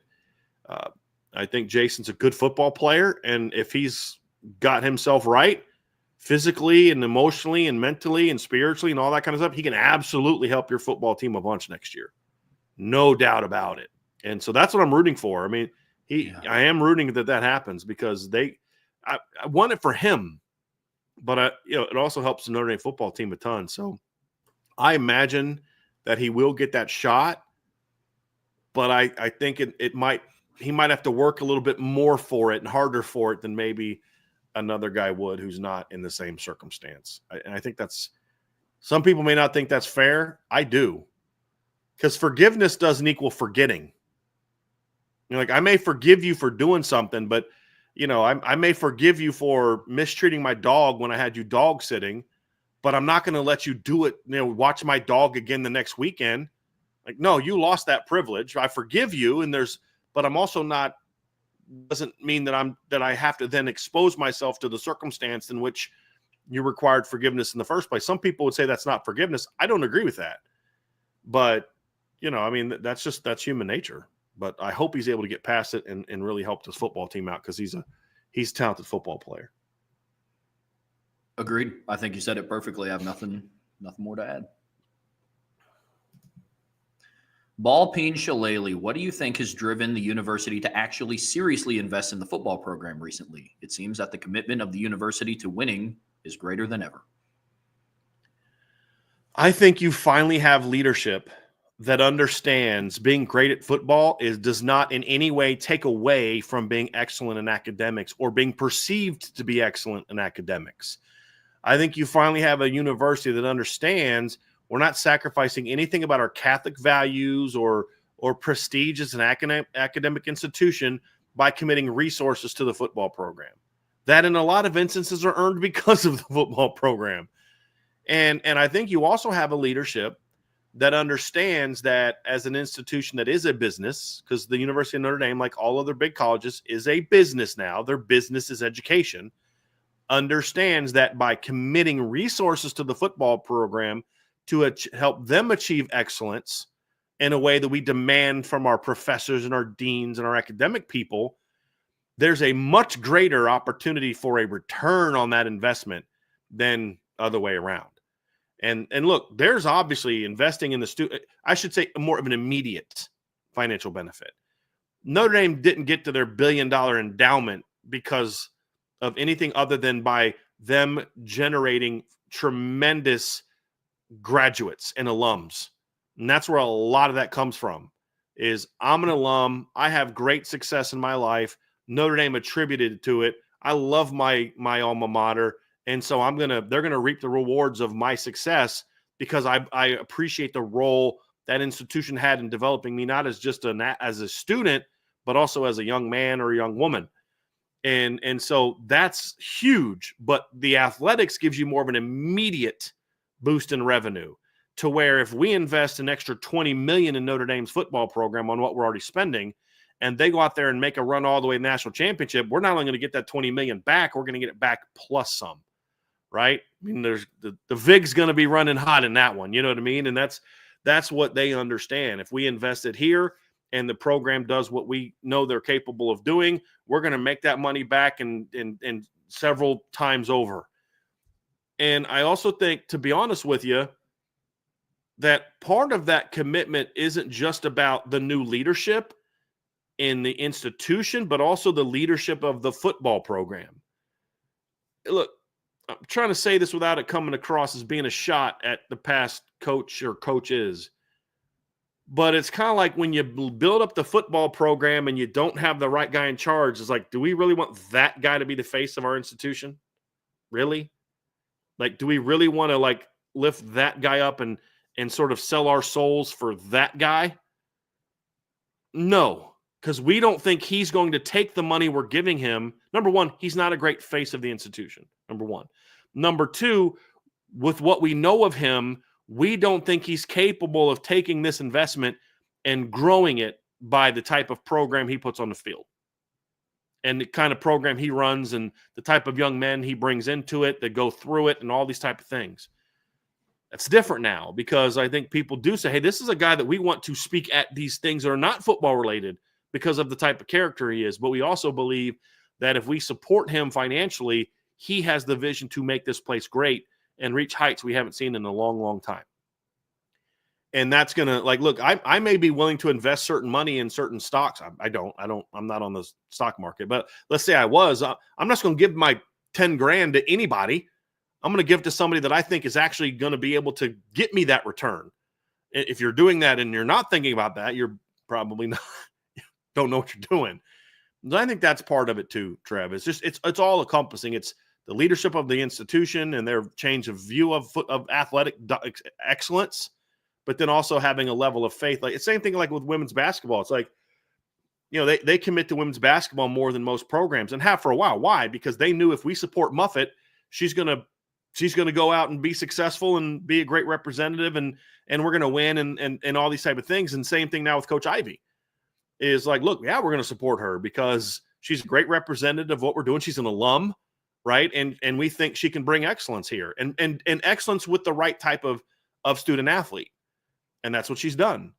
And when you have that type of coach, you're going to support that type of coach because you understand what the return is going to be. So I think that's a big part of it. Very big part of it. Sure. Iden, is Juwan a better coach and or fit than Tony Alford would have been? Not saying he was an option, just a thought, just curious.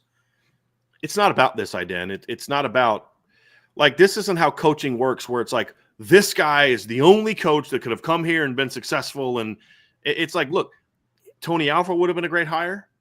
Juwan Sider was a great hire. I think Stan Drayton would have been a great hire. I think D'La McCullough was a great hire. It's not better it's just they're both really good. You get one of these three guys at this position, it's going to be phenomenal, right? Like it's like you could have three elite quarterbacks, and it's not like, well, we got to pick the right one. No, you get any of those three guys, you're going to be pretty good. You just got to try to get one and a guy that's bought into your vision and all that. But Tony Alford would have been a home run hire at Notre Dame. There's no question about it. Just like Juwan Sider's a home run hire at Notre Dame. I'm good with either one of them. I'm happy with either one of them. And that's kind of where he wanted to be. So, yeah. Love it. It's like a win-win scenario, essentially, if you break down the two coaches. I got to read this myself. Big James' worst nightmare. Big Game James' worst nightmare. I don't know why you're trying to do this to me, man. You're trying to start some stuff with me. He said, Bryan, if you were ever to get back into coaching and you happened upon an opportunity to land an OC position at a school you liked, what version of the option would you choose for your offense? Why are you trying to start stuff with me, man? I'm going to say read zone. How about that? Read zone. That's technically RPO, pass option. RPO. That's what I'm doing. I know that's not where your question was going, Big Game James, but that's my answer. RPO, run pass option. That's what I would choose for my offense. Got people trying to bring the heat today, Trev. Man. You believe that? What option would you run? What version of it? The option to call a run play or a pass play. That's what Bryan would run. Yep. John A1, which wide receivers on the roster are the most dangerous with the ball in their hands? Does Notre Dame have more than one guy that could be lightning on a reverse, now, or tunnel screen? Sure. I mean, you've got Jordan Faison, KK Smith, Will Pauling to a degree, has some skills there. Cam Williams. Just off top, I mean, I don't think he's going to be there yet because he's still learning the position, but have you ever watched Scrap Richardson with the ball in his hands? It's pretty fun to watch. I think there's several guys there, to varying levels. I mean, I think Jaden Greathouse is pretty good with the ball in his hands. He's not he's not lightning with it, but he's dangerous in space. He can make people miss. Go ask Caleb Downs. Mm-hmm. Yeah, but is he going to do it the same way that another type of guy? It'll look different. But it's still dangerous. Still dangerous. So I don't know if Jaden would be my guy on a reverse, but he'd be my guy on a tunnel screen. I mean, we saw him I think Florida State was one where Jaden made a big play on a tunnel screen. A couple times this year he made some people miss and got some and maximize yards on the tunnel screen. But he's not going to be my guy on a reverse unless let me rephrase. He's not guy I'm having a reverse because I need someone to outrun the defense. Right, there's different types of reverses. He's not the guy that I'm like, okay, let me get him that jet sweep because I need someone to get to the corner. He's the guy we're going to run his jet sweep and get in the slot, and he's going to have to make some people miss. Like what they did with Jaden Thomas. Right, exactly. On the third down against Penn State, exactly. But if I need someone that, hey, we're going to run this and we're going to pull a guy because we think we can get to the edge, that's going to be KK. That's going to be Cam Williams, that Will Pauling, maybe Faison, but he's not a burner either. He's more of a quick than fast guy, but he can get to the edge. It's going to be more of that type of guy. It just depends on what kind of screen you're running. But like nows and tunnels, I got no problem giving Jaden Greathouse a ball on top of the group that we just talked about. I mean, even Malachi Fields makes plays after the catch. It's just different. It's a different type of guy, and I don't think he is what you're thinking of here, John. That type of after the catch is what you're thinking of. Give me Jaden Greathouse with a taser in his hand against any DB. Speaking of Great House, let's get down to this one.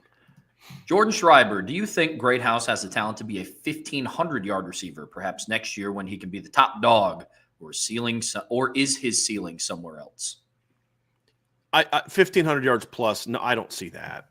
I mean, that's a lot. I mean, let's go look here this year, and how many receivers this year, Trev, had over 1,500 yards? One. He was a tight end. You only had 6 receivers with over 1,200 yards, and one of those was a tight end, and the other was the Heisman Trophy winner. I mean, Jeremiah Smith needed 16 games to get to 1,300 yards this year. So last year there was only 2 guys with 1,500 yards. It was Malik Neighbors and Roma Dunze. I'll say this: 5 with over 1,400. Go ahead, Trev. With how much of a downfield threat Will Fuller was, he never even sniffed 1,500 yards. No. Will Fuller had over 1,000, but barely over 1,000 in his first year. It was like 1,094. 94. And, yeah, and then in 2015, he right? had 1,258 in 2015. And so with that being said, that's somebody that had a lot of receptions, a lot of targets, and was the go-to guy in his offense. Does he have, now look, to answer your question, does he have the talent to be? I mean, sure. I mean, but that's I don't even think that, because he'd have to have well over 100 catches to get. I mean, if he had 100 catches at 15 yards a catch, he'd get to 1,500 yards. Fair. Like to me, that kind of 1,500-yard guy is a guy that's just a huge volume pass catcher, just huge volume pass catcher. There's a kid from Western Kentucky that had 1,900 yards back in 2021. He caught 150 passes.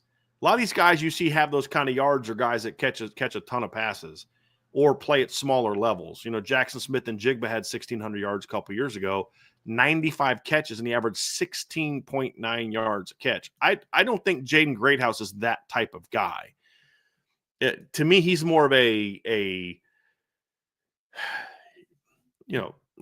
and I don't know that Notre Dame is that type of offense. I think a Jaden Greathouse, Trev, is more of like, can he be 1,000-yard receiver? Yes, absolutely. 70 catches, 14 yards a catch, that gets you right to around 1,000. That's his thing. To be a 1,500-yard guy, you either got to play in an offense where you're going to catch 100-plus passes, and this isn't that offense, or you've got to be a really dynamic guy like Malik Neighbors was in Mike Denbrock's offense. I love Jaden Greathouse. It's not Malik Neighbors. Wasn't he like a 4.3? That's just a different type of animal. Yeah. I mean, 1,000-yard guy, absolutely. Michael Floyd, the only Notre Dame receiver ever to sniff 1,500 yards was Golden Tate. And the only reason he did is because Michael Floyd got hurt in the 3rd game of the year. That's it. So, yeah, I just don't see it. I don't see it. Sure. Yep. Be awesome. Yep. Super chat from Tyler Evans. Thank you, Tyler. What school is a sleeping giant if the school cares about football? Ooh, that's a good one. Well, Notre Dame is becoming that. If you'd have asked me this question 3-4 years ago, I'd have been like, Notre Dame.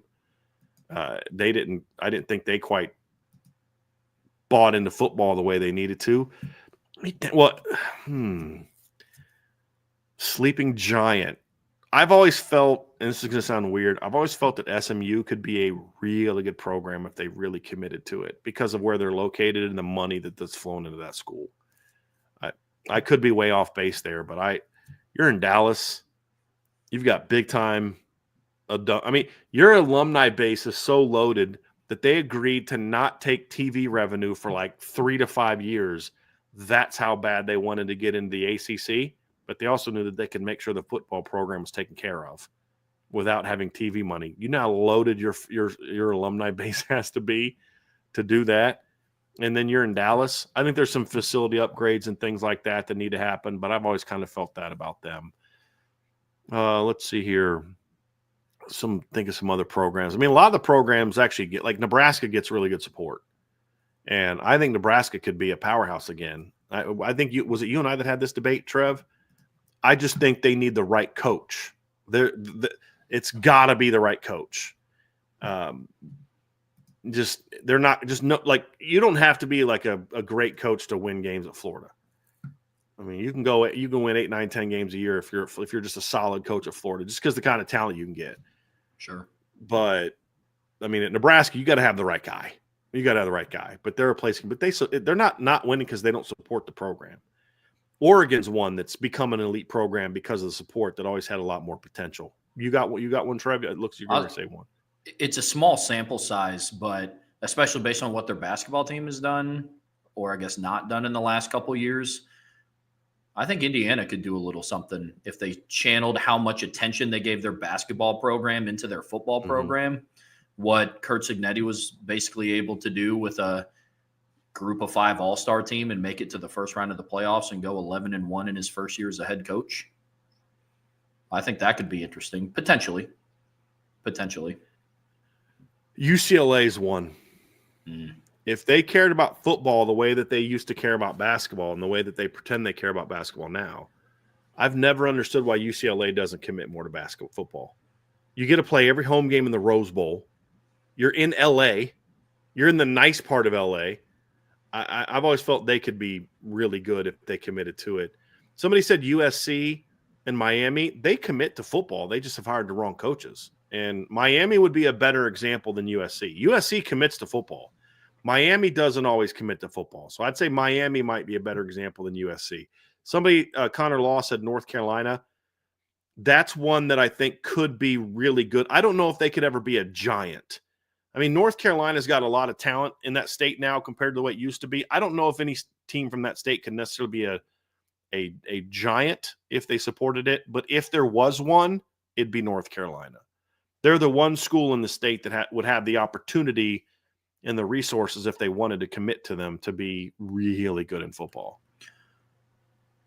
Another thing working against teams out on the West Coast, honestly, is you see it at the NFL level and you're starting to see it at the collegiate level. Like, just LA doesn't care about football. Yeah. I mean, California for the most part. Yeah. Yeah. It's just not they're more of a basketball, like they have the Lakers. I mean, shoot, they don't even care about the Clippers. They have 2 teams now in LA in the NFL. They have the Chargers and the Rams, and they have more visiting fans than what they do home fans at any given game. And USC struggles to fill their stadium now. And then UCLA football is what it is. It's not a football city, at least anymore. Yeah. Unfortunately. My wife grew up in San Diego, and she said they'd go to Chargers games, and it was more of a social gathering than it was like rabid diet. She's like, I thought I was a football fan until I met Bryan, and I started going to like Notre Dame games. So a whole different type of fan base, and Notre Dame's not even a rabid fan base compared to some of these insane fan bases. I mean, Notre Dame's a pretty tame, like good people. Tailgates aren't crazy. Not brawls happening like there. Some of these NFL stadiums are like, I never would have dreamed of that happening in a stadium when I would go to Chargers games growing up as a kid. So it's just a different animal. I mean, the most loyal fan base in California for football was the Raiders when they were in Oakland and they left. So yeah. John A1 has a good Pittsburgh. I tend to agree with that, but not that their ceiling is not as great as it was 30 years ago. Just because there's not the talent in the region like there used to be. There's still talent in the region, no question, but it's just not the volume you used to have. And especially now that you're competing against, you'd have to compete against Penn State, Ohio State, Michigan, and Notre Dame. Pitt had a window where they could have just maybe done that, but they're not there. They're not there anymore to where they could be like a giant, a sleeping giant, like they could have been in the 80s. Like if they would have really, like they had that really good 10 to 15 year run with like Tony Dorsett and Hugh Green all the way to the Marino years. And then they just kind of just never took advantage of that. And then eventually they got rid of their on-campus stadium. And like now you got to travel over to where the Steelers play, which is just, it's not the same. Some people talking about like some of the academic schools. It's not just about money though. Like Northwestern could commit them all the money they want to commit to football. They're never going to be the football program that a Notre Dame is because they don't have the tradition, and that matters. And Vanderbilt would be the only of those, like Stanford. Stanford clearly showed that they could be a really good football program if they committed to it when they had the right coaches. That's one that could be, but why? talent. The talent base is there. You know, because A, they're in California, but B, Stanford can go everywhere. I don't know that Northwestern has the same ceiling as a Stanford. I think Vanderbilt would be one of those academic schools that could do that. I don't think Duke is a school that could ever be like dominant at football the way that, because Duke is more, I mean, it's a smaller school. It's in Durham. I've been on that campus. It's nice, but I don't see them ever being North Carolina if they both committed to football. It's just a different animal. Vanderbilt could. Being in Nashville, if they really committed the resources to football, and they could be good because they have tons of money, like Andrew was talking about. But you're also in the SEC.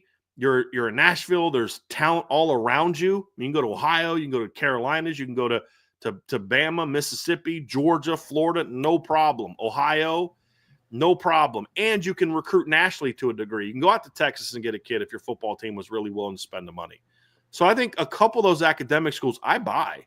I think if Vanderbilt was like, look, we want to be great at football. Now there's a certain way we're going to do it. We're going to follow the Notre Dame model. We're going to, but we're going to do for Clark Lee what Notre Dame is doing for Marcus Freeman and really commit the resources to it. And then I think Vanderbilt could be a really good football program. They don't want to do that, which is the question that Tyler's asking, is if the school cared about it. Stanford doesn't care about football.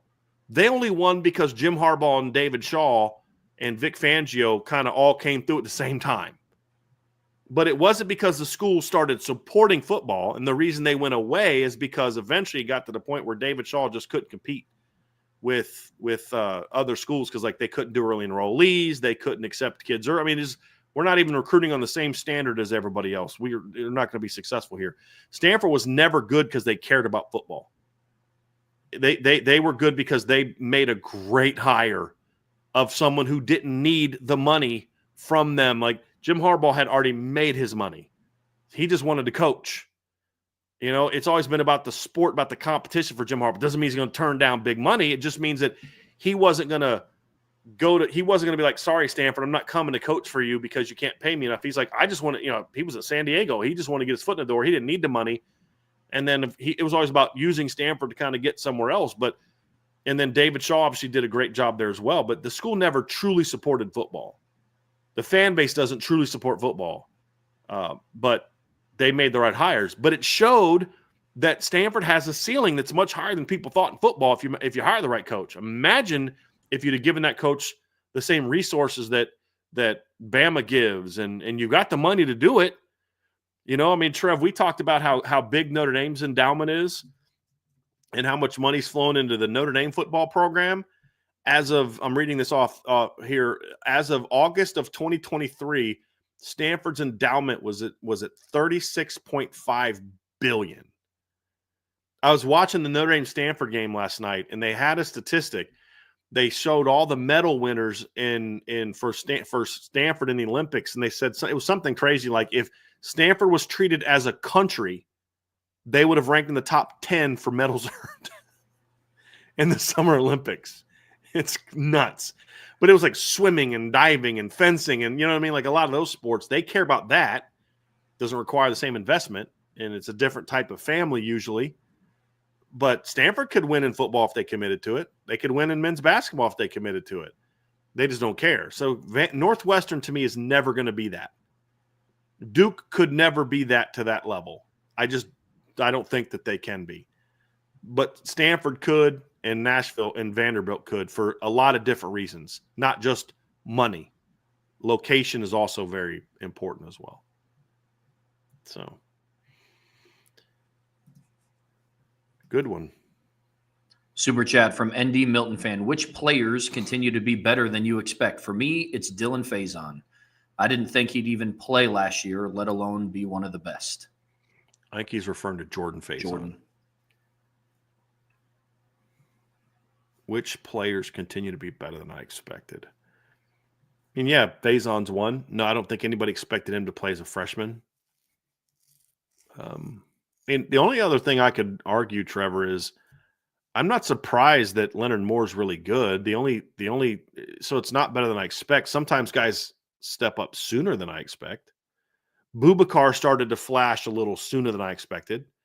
Leonard Moore flashed a little sooner than I expected. I was super high on Benjamin Morrison. I didn't think he was going to be like what I said about Benjamin at the time, Trev. was Benjamin as a freshman was what I thought he would be as a sophomore. And then Benjamin as a sophomore was what I thought he would be as a junior, and so forth and so on. I'm not at all surprised. Gave Leonard Moore a 4.5-star upside. That's with him barely playing as a senior. And I said at the time, like, if he would have played his senior year, because there was things I needed to see from him technique-wise and some different things as a senior. He was a borderline top 100 guy. I had him as a top 150 guy with a 4.5-star upside. People say, why didn't you bump him up to a 5-star? Because I needed to see some new data, and I didn't get to see the new data because he hardly played as a senior. But you knew the tools were outstanding. I'm not at all shocked that Leonard Moore played the way that he played this year. I'm surprised it happened as quickly as it did. But I guess with Mike Mickens, I should stop being surprised by that. But, I thought Leonard would, maybe this upcoming year he would play like he did last year. That's kind of where I'm at. Other than that, I'm not surprised that Adon Schuler's the player he is. I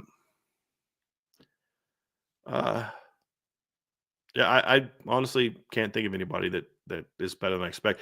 I mean, the reality is I've always had Notre Dame. I mean, the pushback I usually get when I'm doing recruiting grades is, well, you have a lot of guys ranked really high. Are you sure you're not biased? And I'm like, no, I'm pretty sure I'm not biased. Doesn't mean I'm going to get it wrong, but it's not biased. And like I was having this debate with somebody on the board, not debate. Somebody Brent Byers asked a really good question on the board yesterday about the kind of players Notre Dame is going after. And I said, I don't really accept the premise that Notre Dame's not going after top 50 players, because I don't accept the premise that the people who are best at defining what a top 50 player is Rivals, 247, On3, and ESPN. I reject that premise. And I pointed out how, like, over the 23 and the 24 classes, I think they had like 3 top 50 players. It was like Kingston, it was, I think, Cam, and it was like one other. And it was just 3 of them. And I pointed out that I had like 7 top 50 players, and I had like twice as many top 100 players. And I'm like, look at what those classes are doing already. Who do you think was right, me or them? And so the point being that I think Notre Dame is going after top level players and having success getting them, because I gauge a top 50 player. I don't need Rival to tell me what a top 50 player is. I don't need 247 or On3 to tell me what a top 50 player is, because I know what a top 50 player looks like. So does Notre Dame. And so if you would have talked to Mike Mickens during the recruitment of Leonard Moore or Benjamin Morrison, you would not have thought they're getting a kid who's a borderline 3-star, 4-star kid. Wouldn't have. You'd have been like, they think that guy's going to be a dude. Same thing with a lot of guys that we talk about that have turned out to be better than people think. If you would have talked to the Notre Dame coaching staff, when they were recruiting, and just kind of think like Joe Alt, as I said before, they didn't view Joe Alt as a 3-star kid, and they didn't view Joe Alt the same way they viewed Pat Coogan. I can assure you of that. They saw, like, this kid's got, now, did they see top 5 pick? No, but like they saw a guy that was really talented. The Notre Dame coaching staff thought they had a star in Will Black way before the recruiting services started hyping him up. So my premise would be, I think that I've thought the talent that Notre Dame was getting the last few years was better than people thought it was anyway. So I'm not surprised that talent's turning out to be pretty good. There's really nobody outside of like a Jordan Faison. I'm trying to think of somebody else, Trevor, that is Mitchell Evans. That's one. Now, he was injured this year, but I didn't think Mitchell Evans was going to be as good as he was. I'll say that. That's one. I thought he was a project. I didn't know if he was going to be, that good of a player. He was a quarterback. I didn't know that if I saw he's a good athlete. I didn't think that I saw a guy that would be getting conversation as a 3-star kind of guy. That'd be one. Outside of that,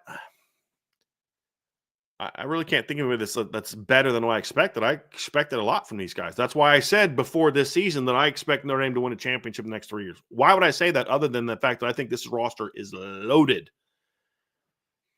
So those are a couple. I mean, anybody that you think of, Trevor, like, well, I didn't think that guy was going to be that good. If I really went down the roster, maybe I'd find another guy or two, but off the top of my head, the only one that I can think of for me is Donovan Heinisch. I didn't think that he was going to be bad coming in. I didn't really dive into the recruiting rankings like you had, and I didn't really evaluate his high school film. For me, it's a little bit more surface level. But it's like, okay, his older brother was here.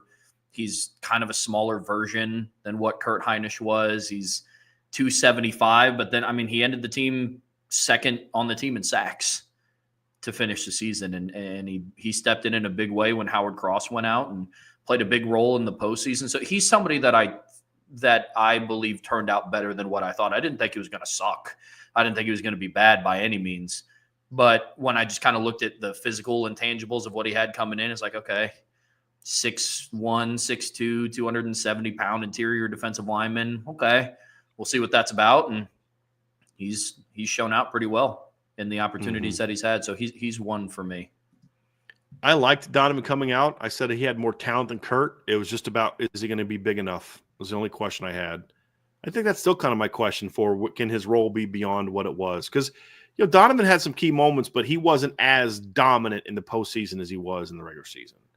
And what was the big play that he made against Georgia? It was in a obvious passing situation where you weren't worried about him getting double teamed on a counter, right? That's where he shines. But he was talented. He's talented. Have you ever seen like a picture of him standing next to like one of their linebackers? Mm-mm. And look a lot different. I have to find, there's a picture I have that Angela took of him standing next to, I think, Drake Bowen. And I'm like, he looks closer to Drake Bowen than he does Riley Mills, and just body type wise. But that kid goes out there and plays, man. He's a good football player. That's a good one. Trev, I know you wrote about this one, so I'll read it. You can answer it. Fish 1683 said, because you wrote the Combine feature at Irish Breakdown, were you surprised that Jordan Clark did not get a Combine invite? I am. I'm really surprised for a multitude of reasons. I mean, one, you go through and you look at the season that he had, and Jordan Clark was a guy that he showed me a little bit. I mean, he was good in coverage. He was a really good open field tackler despite his size. I thought that was going to be an issue for him coming in. Okay, nickel position, little bit smaller. And then you also compound that on top of who his relations are in terms of the sport. Not saying that he should have only received an invite because Ryan Clark is his dad, but he had the production to also back it. So I would have assumed that he should have gotten an invite. I personally was surprised that he wasn't. What about you, Brian? Yeah, I mean, just the role he played. I mean, I believe the Combine is some sort of, they poll NFL teams and things like that, so the feedback must not have been great. I think if Chris Mitchell would have had the year he would have had, he'd have been another one that I was surprised by, but he didn't do anything for Notre Dame. I mean, I shouldn't say that. He didn't put up a lot of numbers for Notre Dame. But yeah, he'd probably be one that I was surprised by. I think it's a prediction, but I think he's just his measurables, his size is not great. But the role he played this year, the plays he made, I expected him to be there. This is why I love pro days, because those guys will get a chance to kind of do their thing at the pro days. But yeah, I was surprised by that one. Definitely surprised by that one. Somebody just asked, did his dad get a Combine invite? I don't think so. I'd have to go back and look, but wasn't his dad an undrafted free agent? Or am I completely misremembering that? Because I know his dad played at LSU. Let's see, where was he? Was he drafted? He was undrafted. Let's see if I see anything about the Combine in his profile. Oops, that's not it. So let's see, was he at the Combine? Nope. Let's see. Nope. Doesn't look like there's anything in his profile that says he was or was not, but yeah. He played at LSU, was back in the late 90s, and last year was 2001. So, yeah. Interesting. Here we go. Super chat from Tyler Evans. With what you know about these rosters as of today, who do you think has a better turnaround, Mike Gundy or Dave Dorn? I don't know enough about what Mike Gundy has coming back. I have not taken a look at Oklahoma State's roster, so I can't really give you that. I think NC State has the capability of having a bounce back season, Trevor. And honestly, these are the kind of years where I tend to be a little bit more, I'll say nervous, because I'm never nervous about having to play NC State. But these are the years where you say, hey, there's a chance they may be a little bit better than we think that they're going to be, because he's got a little Lane Kiffin in him in that they tend to be good they tend to be good when you don't expect them to be good, but whenever there's expectations for the program, then they kind of flame out a little bit. He's had, it's not every year, but there's been a lot of years where it's like, hey, they expect this team to be good, and then they're just huge disappointments. And then there's other years where you expect them to be not very good, and they kind of come out of nowhere. But look, they got good talent coming back at receiver. The CJ Bailey kid's a pretty dynamic runner. I mean, a couple of games they had late in the year when he got in the game, I mean, the loss to Georgia Tech, I mean, can't blame that on the offense, man. Like, he did everything he could. That was a crazy finish to that game. You look at their losses, they lost by 5 to East Carolina in a game. I don't know that I've ever seen a game end this way, Trev, where a little over a minute left in the game, it's third down. The team is literally just trying to pop a quick run to maybe get a first down, and the dude houses it from 70. Did you see the end of that game? Did you see that? It was 3rd and 11. They're down. It was 21-19, 21-20, something like that. East Carolina's losing with like a minute and a half left. They just ran a quick inside run, and it looked to me like they were just trying to get a little quick gain, or like Notre Dame's done a couple times, to get themselves in a manageable 4th down situation instead of throwing incomplete, and it's 4th and 11, and the dude took it 70. It's like, I didn't see that coming. And so that was another way that they lost. They had a crazy loss to Georgia Tech last season in the game they should have won. They lost to Syracuse by a touchdown. They lost by 4 to Wake Forest at home. Then they got blown out by Clemson and Tennessee, got beat by Duke convincingly. So they're a weird team, Trevor. You just never know what to expect from them. There's some talent coming back in spots. They're having to remake their offensive line a little bit with the portal. Did a pretty good job last year, though, with the portal. Zeke Correll turned out to be, I think it was 3rd team All-ACC or honorable mention All-ACC. Something had a really good season for them. So, I mean, they'll have talent. They'll be a team that you got to take seriously. But, it's a team that Notre Dame should beat soundly. So, I could see them having a turnaround from the standpoint of going from 6-7 to like 9-4. That includes a bowl win. Sure, like 8-4 with the bowl win kind of thing, Trev.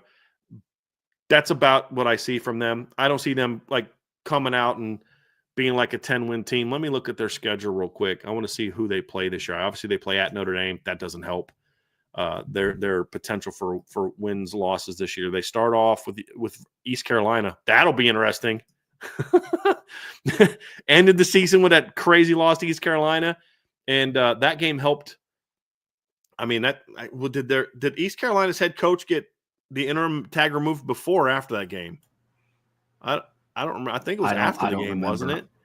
But because they fired Mike Houston in the middle of the season, and then the new guy did a good job of getting him turned around. But they got East Carolina, Virginia at home, at Wake, at Duke, home against Virginia Tech, home against Campbell, at Notre Dame, at Pitt, home against Georgia Tech, at Miami, home against Florida State, home against North Carolina. That's not an easy schedule. Yeah, it's not an easy schedule. There's no like powerhouses on there besides Notre Dame, but they also play at Miami. Virginia Tech, I think, could be good this year. At Pitt won't be easy. Georgia Tech, you were talking about yesterday, Trev, Florida State, Carolina. It's been an interesting schedule. But it's one that, with their talent, they're capable of winning 8-9 games against if things can go right. And they better hope CJ Bailey's the answer. And then they also lost Tony Gibson this offseason. I think it was this offseason, right? Didn't he take a head coaching job this offseason? The guy that was their D coordinator for a long time. He took the Marshall job. So that'll be a something they'll have to overcome. I liked him as a defensive coordinator, but they ran a very unique system. But I just don't know enough about what Oklahoma State has coming back to compare the two. I just don't know. I just looked. It's not a lot. They're going to be relying on a handful of transfers coming in.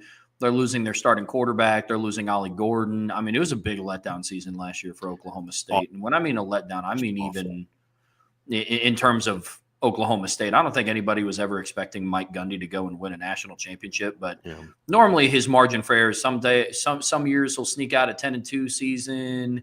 Other years when it's a little bit like of a the down year before. Yeah. Yep. Mm-hmm. Oh.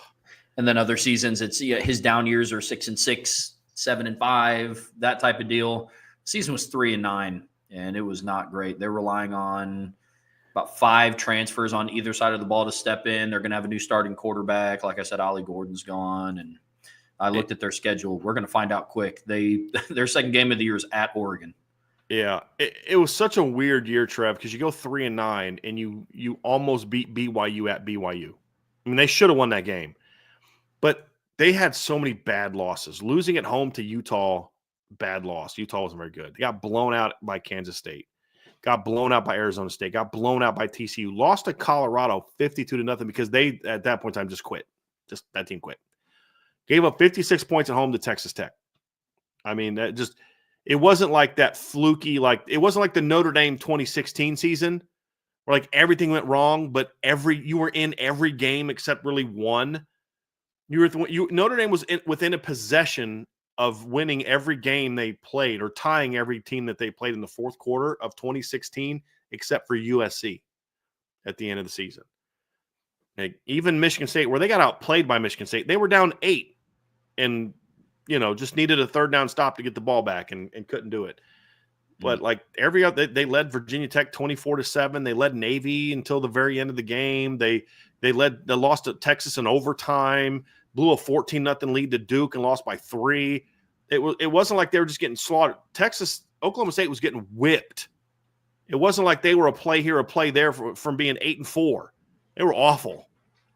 And they needed a crazy 3-score comeback to even beat Arkansas at home, if you remember that game.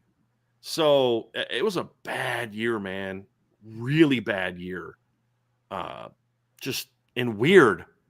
It was a puller. Like the year before, I didn't expect anything from them the year before. And then they went and played for the Big 12 title.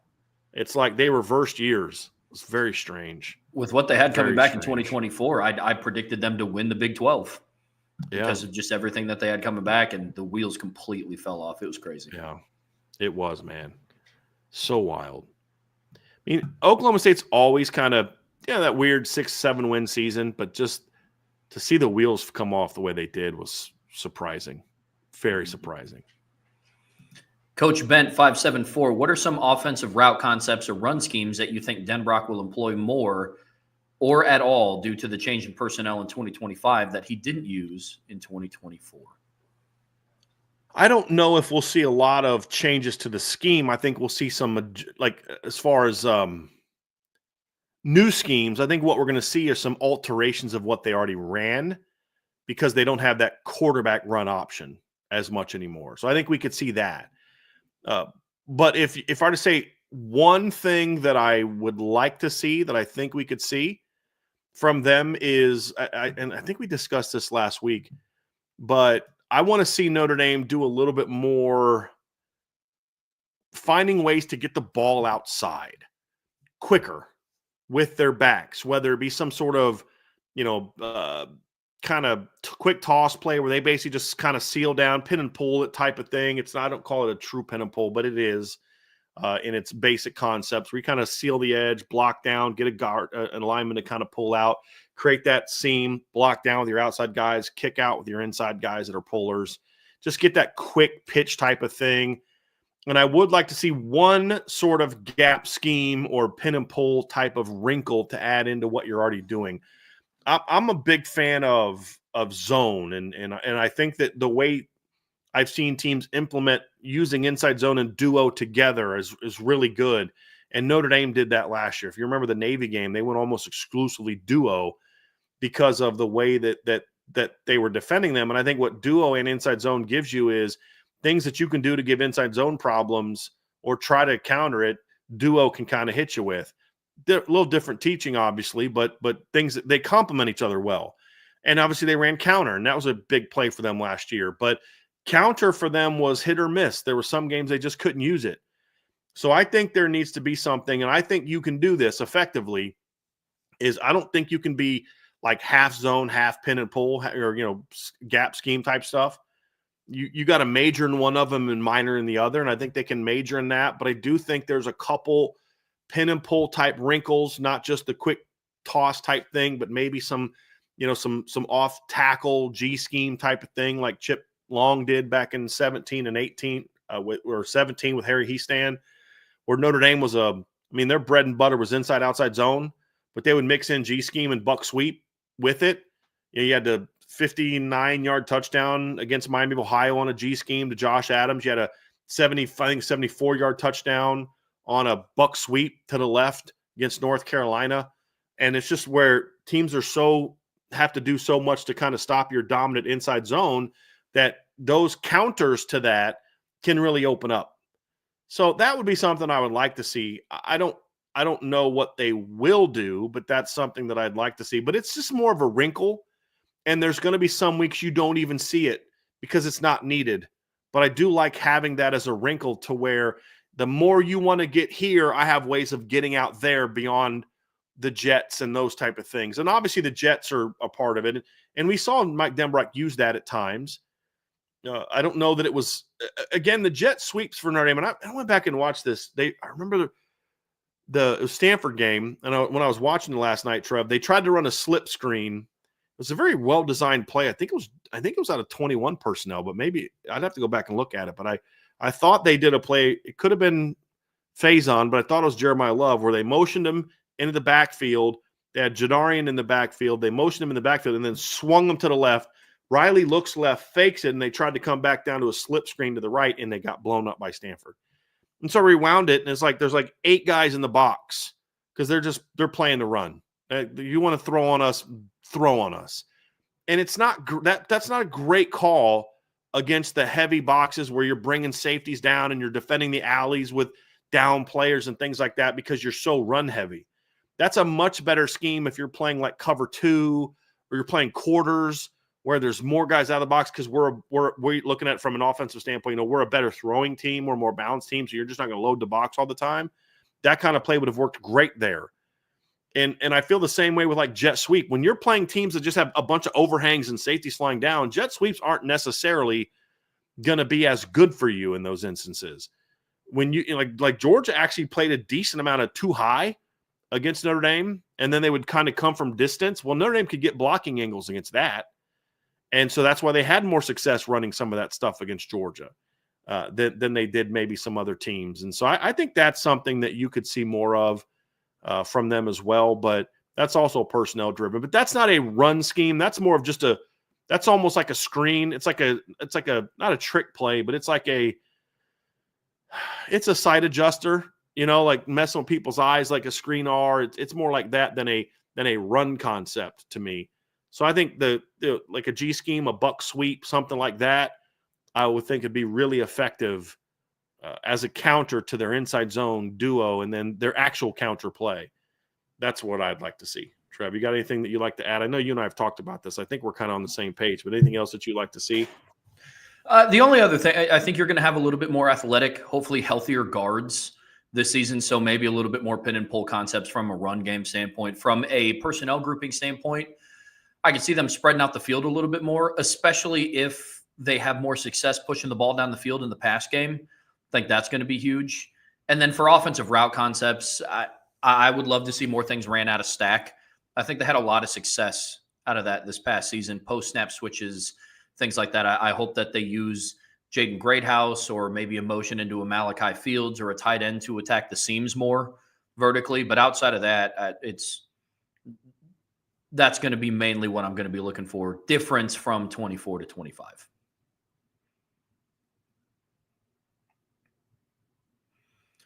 Super chat from ND Fan 333. Thank you for the super chat. Do we think the quarterback situation will have any clarity coming out of the spring? I'd imagine they name a starter after camp, but curious of someone emerging beforehand. It's possible. Look, here's what I think, Trev, and I don't know if I've voiced this before, so I'll just voice it now. I don't think we'll see a starter declared at the end of spring, no matter what happens, barring injury, departures, something unforeseen. I don't think anyone's going to play so well that they just end the competition at the end of spring. I don't think that we'll see that. Could it happen? Of course it could happen. It could be a thing where somebody's just clearly the better guy, and Coach Freeman, being the honorable guy that he is, he doing the same thing with them that he did with Tyler Buckner and Drew Pine, where he was honest about, hey, we're going to go get a transfer quarterback. Tyler decided to stay in battle. Drew didn't. It's fair. It's fine. But he did it the right way. He could have told Drew, no, man, you're going to, but he said, look, we're going to go get a transfer quarterback. and you're behind Tyler in our plans for the future. That's just, because Tyler came back from injury and he was put right back in the starting lineup. And so Drew made his decision he thought was best for him. And he got an honest answer, and he did what he needed to do. No problem in either way. Unless he's like, listen, CJ's our guy, or Kenny's our guy, or Steve's our guy. And it's probably not going to change. Let's be honest with these kids. And if they decide they want to go in the portal, then we'll do right by them and help them find that opportunity. I could see that being the reason why they name a starter, but I don't think that anyone will be able to outplay the others that significantly in less than a month. I mean, they start practice on March 18th and they end on April 12th. Like, that's not a lot of time. That's the same amount of work, but it's a very short period of time. I don't know that anyone will. I won't be shocked by it. I'm not predicting it. I think I said I'd be surprised if they made a decision and announced it. I won't be surprised if at the end of spring they all kind of look at each other like, yeah, that's probably going to be the guy. I want to see how he handles the summer, and I want to see how fall camp, but right now it's looking like that's going to be the guy. I actually expect that to happen, but that's different than like announcing it and to where we have clarity. And so I imagine they'll wait for the fall, barring, like I said, it's very obvious, and the staff just feels it's the right thing to do to let the other two guys know where things stand. The other side of it is, yeah, you want to do right by those players, but you also need to do right by your team. And doing right by your team is keeping the competition open in an attempt to keep as many of those guys on the team as you can. I mean, that's not an easy thing to balance, in my opinion. The balancing act is going to be interesting going into this fall. I think for all the reasons. Plus, you also have to think last year. Now, mind you, it was a little different because Riley Leonard sat out the spring because he was recovering from like 2 surgeries, one to his foot, one to his ankle. And Riley Leonard was still not announced a starter until like after fall camp. But everybody knew that he was brought in to be the starting quarterback. You don't go out and get a guy like Riley Leonard in the portal and ask him to play backup to one of Steve Angeli or Kenny Minchie. So I could see them waiting until the common theme throughout, and I'm taking this from Bryan here, but it's as long as the team knows, that's okay with me. I don't want it to be a situation where you get deep into fall camp and it's, we still don't know. It's like, okay, well, you should probably make a decision here relatively quickly, seeing that you travel down to Hard Rock Stadium here in a couple weeks. Out of the spring, I would be surprised. Unless somebody just is that much head and shoulders above from a performance standpoint, from a leadership standpoint, it would have to be something like that. It would have to be something where somebody plays so well in the spring that the coaching staff is comfortable with some sort of calculated attrition, with closing the quarterback competition before they even get into the summer. Somebody would have to play to that level. And from a football team standpoint, if somebody is, this team's going to be pretty darn good.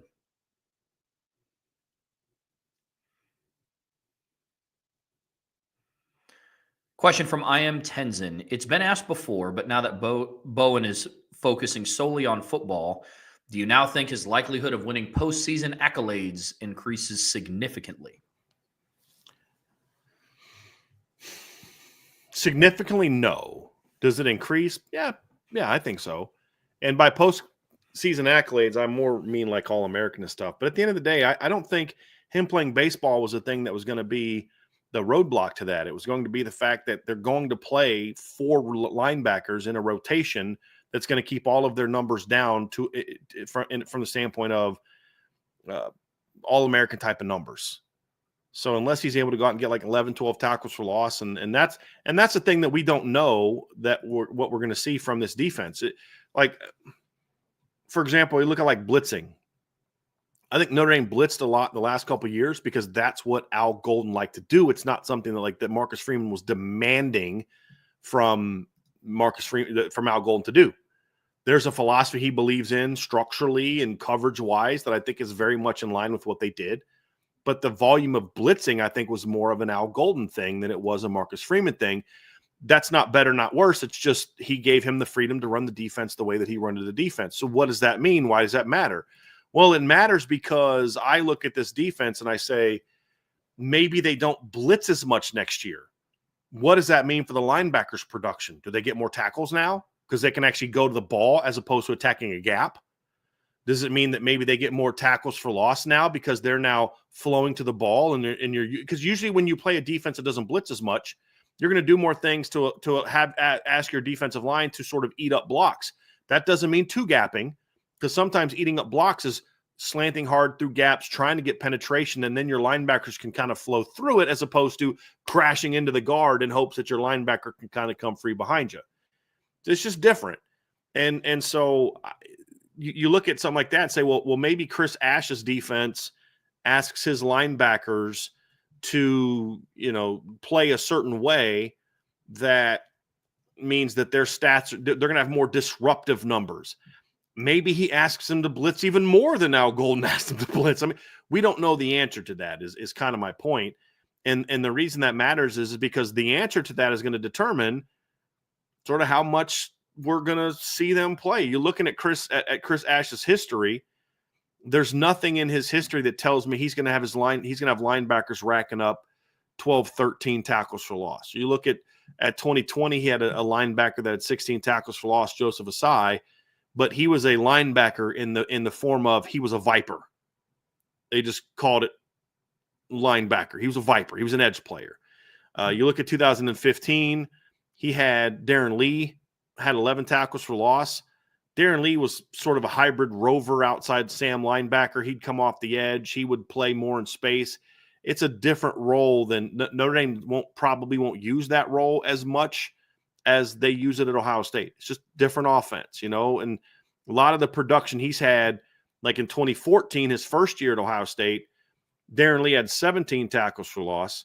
He had 4 players with more than 10 tackles for loss, and it was Adolphus Washington, a tackle, Michael Bennett, a D tackle, and Joey Bosa. So this would lead me to believe the way that he used his tackles at Ohio State, that this is going to result in his D tackles getting a lot more disruptive production than necessarily the linebackers. So that's going to have an impact in how much, all-American type of production they're going to be able to have. That doesn't mean that's what he will do at Notre Dame.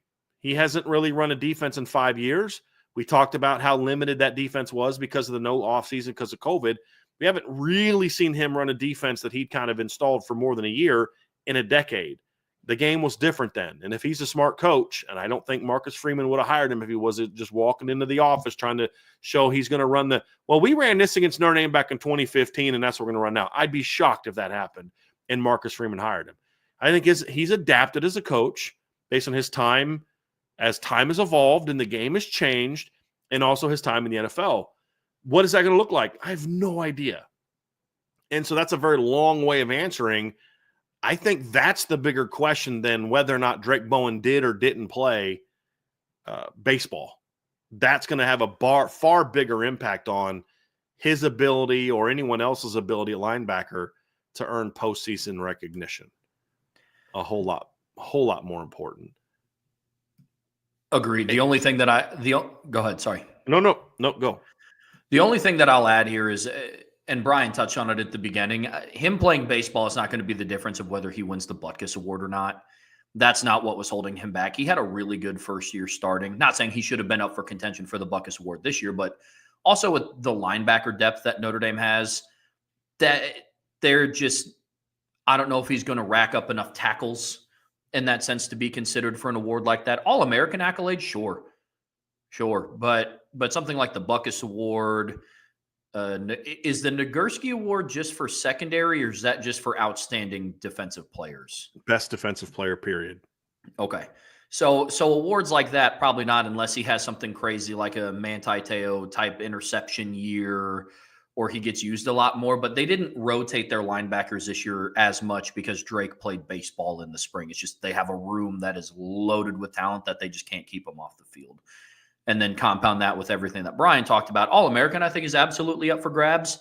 Then obviously Notre Dame doesn't play in a conference, so there's going to be no all-conference this or anything. But, yeah, I think it'll help his jump in development from a year one starter to a year two starter, being around in the spring and being around some of the new guys, getting to build relationships with players like Devontae Smith at nickel and Jalen Stroman at safety, getting enriched with some of the newer incoming freshmen.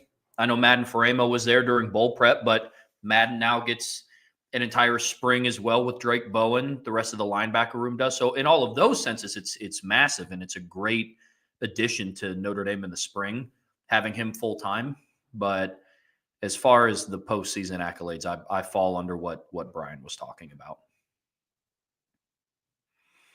Super chat from Andrew Burke. Thank you for the super chat, Andrew. Bryan, I've heard you say that while you liked AG's results, Al Golden's results, it was necessarily the scheme you would run. What's your preferred defensive scheme? I think you meant to say wasn't. What wasn't? Wasn't the scheme I would run. Andrew, this is a great question, and this is something as fans we should always take into account. Is too many times, and I'll be honest, I've made this mistake earlier in my role of doing this because I was still in that coach mindset of I do this because it's best, as opposed to I do this because it's what I like the best and I think would work. And so many times we we need to be this way as an offense, or we need to run this scheme, or we need to run that scheme. And there were people that when they made the change to a 4-down, oh, you can't run a 4-down at Notre Dame. And now it's you can't run a 3-down at Notre Dame, and you can't play a bunch of man coverage, or you can't play zone, or that's because your personal preference is the opposite of what you think they can't run. And my thing is there's a lot of different types of defenses that could work here. Not a lot, but there's multiple types of offenses. Mike Denbrock's not the only coordinator in America that can have success at Notre Dame. I think he's one of the best. So it's really just about whoever gets hired, do they have a system that can translate to the talent that Notre Dame can acquire on a consistent basis? And so what I think Al Golden did fit the personnel he had, and it worked fine. It worked great. But if I was the head coach of Notre Dame, and not saying if I was Marcus Freeman, I'm saying if I, Brian Driscoll, was the head coach of Notre Dame, I wouldn't want a defensive coordinator that blitzes as much as he blitzed. I'm a live by the blitz, die by the blitz team, and I think we saw that at times with Notre Dame. That's why they were more susceptible to the cutback runs when they would get gashed. It's why they were always a little bit vulnerable to outside runs. I mean, Penn State had a great game plan. Look, we're going to run stretch and jet and toss at Notre Dame all day. We're just going to run outside of their blitzes all day. And Ohio State knew we know what coverage we're going to get. We know when we need it, we got a shot outside and we're going to take it. I'm someone who likes playing a lot of man defense. I think if you can be good at playing man, it gives you so many more options to be effective than being more of a heavy zone team. I would mix up my zone and man looks a little bit more than what Al Golden did, personal preference, while admitting that Al Golden knows a whole lot more about defensive football than I do. So I'm just telling you my personal preference. It's not better, not worse, just my personal preference. And like I said, I really like a good blitz package. I'm not someone who wants to sit back and just let the game come to you. I didn't think Clark Lee blitzed enough. That was my big pet peeve of Clark Lee. I needed to see more non-third down pressures. They were too much bend and don't break for my taste. It worked, but for my taste, I needed to see more aggressiveness. I want to see someone who's taking the fight to the offense and forcing more turnovers. But there's kind of a happy medium between those two that I would fit into, just personally. I also think that in order to be a team that doesn't blitz a lot, you need an elite D-line. That's why Clark Lee's defense worked so well in 2018, but wasn't quite as good in 19 and 20 because he didn't have the same kind of D-line in 19 and 20. He had some of the same guys, but Julian Okwara was a little banged up in 19, and he wasn't the same. And as it was in 2018 when you had those guys, plus you had Jerry Tillery. So it puts more on, you better have a really darn good defensive line, which leaves a lot more up and down. Some years you're going to have a D-line that Notre Dame needs to have that type of team, and some years you're not, and you're going to suffer in those type of years. So I'd rather have it to where I have a good stunt blitz package. I don't use it to where like Al Golden, who blitzed 55+% of the time, but I would still like to have it more than like what Clark Lee did, knowing that I can pull it back a little bit if I have an elite D-line that can get after the quarterback, or I could ramp it up a little bit if we're struggling to get to the quarterback. But if you're like to one extreme, it's hard to get out of it, and that's if a team is having success, or maybe that doesn't work as well. But it worked great for Al Golden. This is not a criticism of what he did. It's just my observation. Like, I think that Chris Ash is going to have a chance for Notre Dame to have a better run defense than what we had under Al Golden. I believe that to be true because of what I think he's going to run. And I'm guessing here of what I think he's going to run. But that also comes at a cost. Are they going to be as good in the pass defense as there's always a give and take to that. And you have to be willing to, what is your values? That depends on what personnel you have. Who do you play? If you're coming in and saying, hey, we are going to have a lights out dominant run defense. Well, what league are you in? We're in the Big 12 in the mid 2000 teens. Then why do you care about having a great run defense? Because everybody throws the freaking ball in the Big 12. So I don't understand why you're focusing on, like, we're going to make sure that we can shut down Jim Harbaugh's Stanford team. Buddy, you're in the ACC. I don't know why you're trying to shut down, Pac-12, Jim Harbaugh. Like, you got to know who you're playing, and that's got to be geared towards it as well. We're going to have the best pass defense in the country. Bro, you play in the Big Ten West. Nobody can throw the ball in the Big Ten West. So this nickel, undersized, fast defense that you're trying to implement against Wisconsin, Iowa, prime Nebraska, and Minnesota, it ain't going to work all that great. You know what I mean? You got to know who you're playing. But just overall, that's just, I have a style that I like, but it's also a style that's a little bit more risky because it requires you to have really good front seven talent, which is why I understand maybe having a little bit more of a blitz heavy package. Because I don't know that Notre Dame had a D line the last 2 years. You could just, the way that they used them, just let them pin their ears back and go, especially once Jordan Patel and Boubacar went down this season. So that's the way that I would. That's my personal preference, but that doesn't mean if Chris Ash isn't doing it the way that I like it, I'm going to be like, this guy sucks. Why? Because he's not running the defense the way that I want him to run the defense. Okay, it doesn't matter. What he's doing fit the players, and does it work? And then you evaluate it within what he's trying to accomplish, not what you wish he would try to accomplish. And I'll be honest, I was not that way. Early on when I first started covering this team, Trevor, I was much more. I'm still very opinionated. I mean, that's what we do. Why do this job if you're not going to have opinions to share them? But sure. I'm less, my way's the only way, or my way's the best way. My way is a way. But when I'm evaluating the job that Notre Dame is doing, it's like, this is the offense they run. How well are they running that offense, as opposed to I'm hammering them because they're not running it the way that I would run it. There's a difference between the two.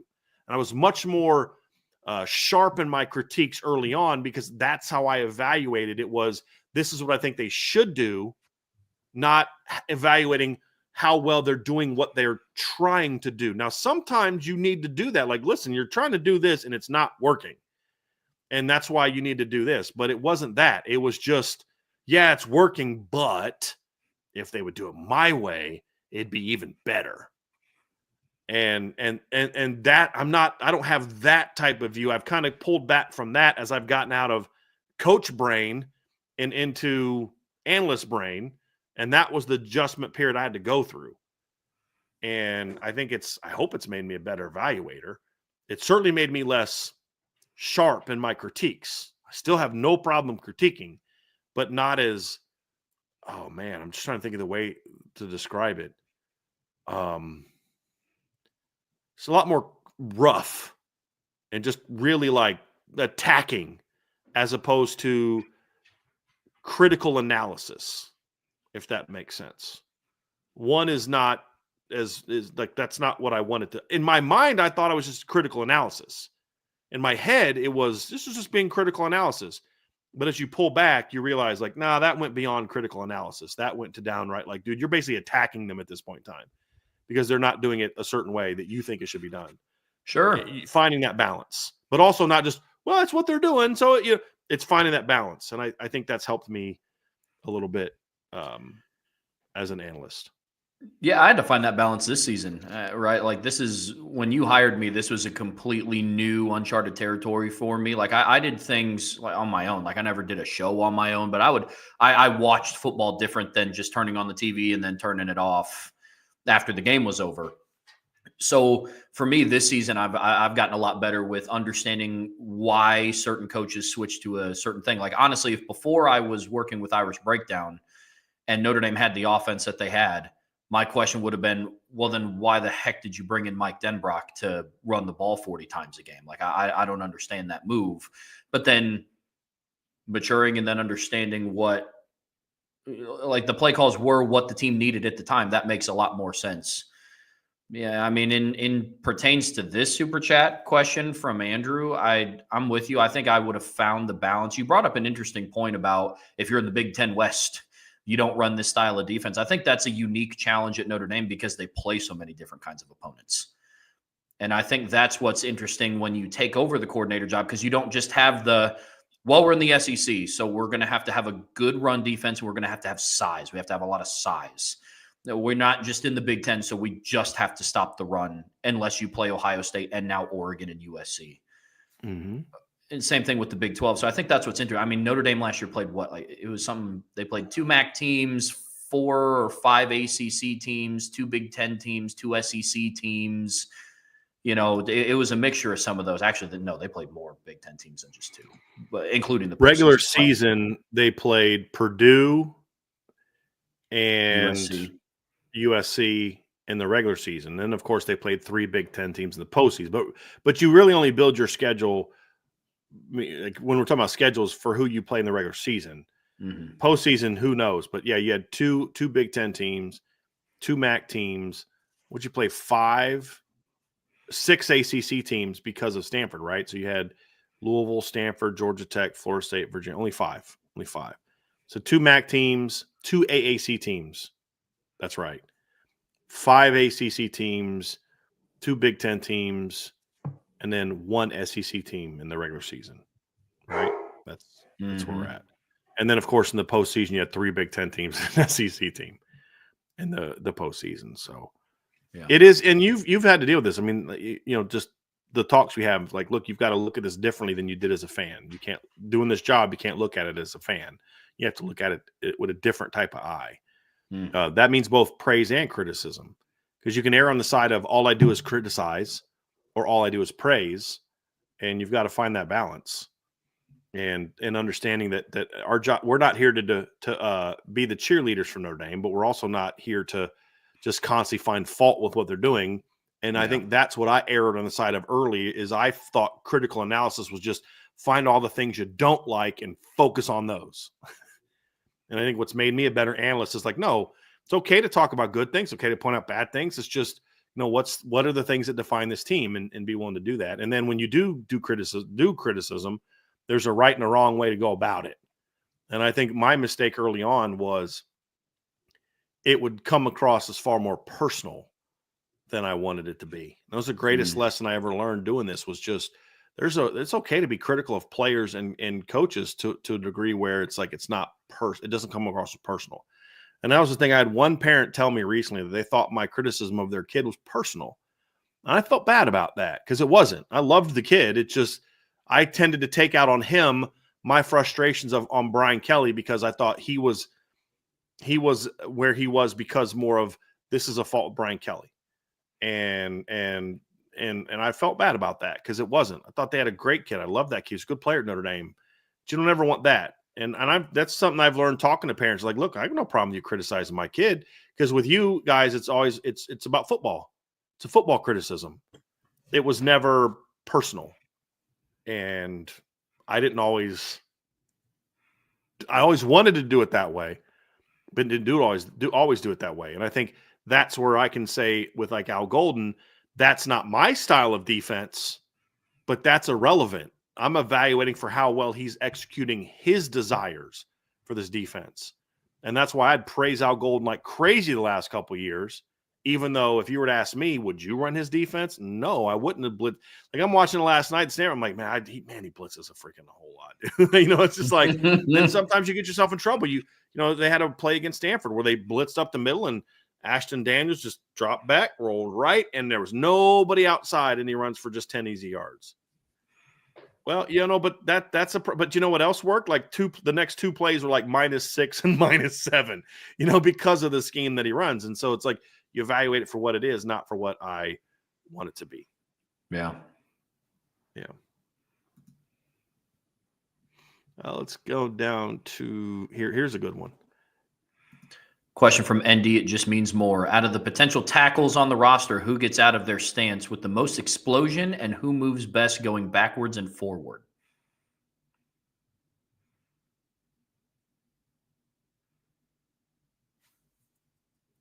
You're muted. Yeah.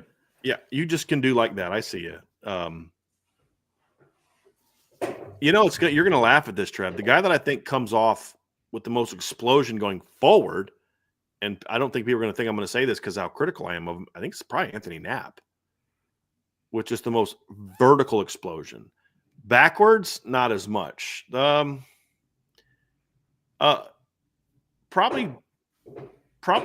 Gerby, from what I've seen in practice, is probably has the best explosion working backwards when his technique is right. And he's very inconsistent. We've seen him in practices in some games. I wouldn't call any of the tackles explosive working like backwards. That's not what he's asking. But I think Jagasol moves better going backwards than a lot of people give him credit for. I think he looks different because he's so thick. I think he moves well, actually. And that's why I've always disagreed with people that he's more of a guard than a tackle. I think he's a college tackle. Is he an NFL tackle? Don't know, don't care. Zach Martin was a left tackle for 4 years at Notre Dame. I don't care that he's not a tackle in the NFL. It's irrelevant to me. But I think he moves well. For that size, with that length, I think he moves very well. I think Emil moves well, but he's not consistent. And that's something he's going to have to improve in year 2, is sometimes Emil's slow getting out of his stance. But he's not slow. It's there's a technique, or maybe there's no urgency, or he's thinking, a little bit, or there's got to be more consistency with him. It's part of being a first-year starter. I think they all move relatively well getting out of their stance. The issue is some of those guys just don't have enough behind to really play the physicality at the point of attack and on the edge that a Jagasol does, and a Ronnie Stanley did, a Mike McGlinchey did, a Liam Eichenberg did, type of thing. More so than they don't move well. I think they all move pretty well when their technique is right. I don't know if that answers your question, but that's kind of how I see it. Yeah, I think with Charles Jagasol, you kind of get the best of all the worlds there. I agree with you from a vertical standpoint. I would also say Anthony Knapp, based on what we saw of him in the run game this past season. But I think with Charles Jagasol, you get a little bit of everything. And I think he's your best tackle when it comes to being able to stonewall ends when they do get up inside of you a little bit. I mean, we saw that in the national championship when he kind of stonewalled JTT when he was bull rushing in. So, yeah, that's where I'm at with that one.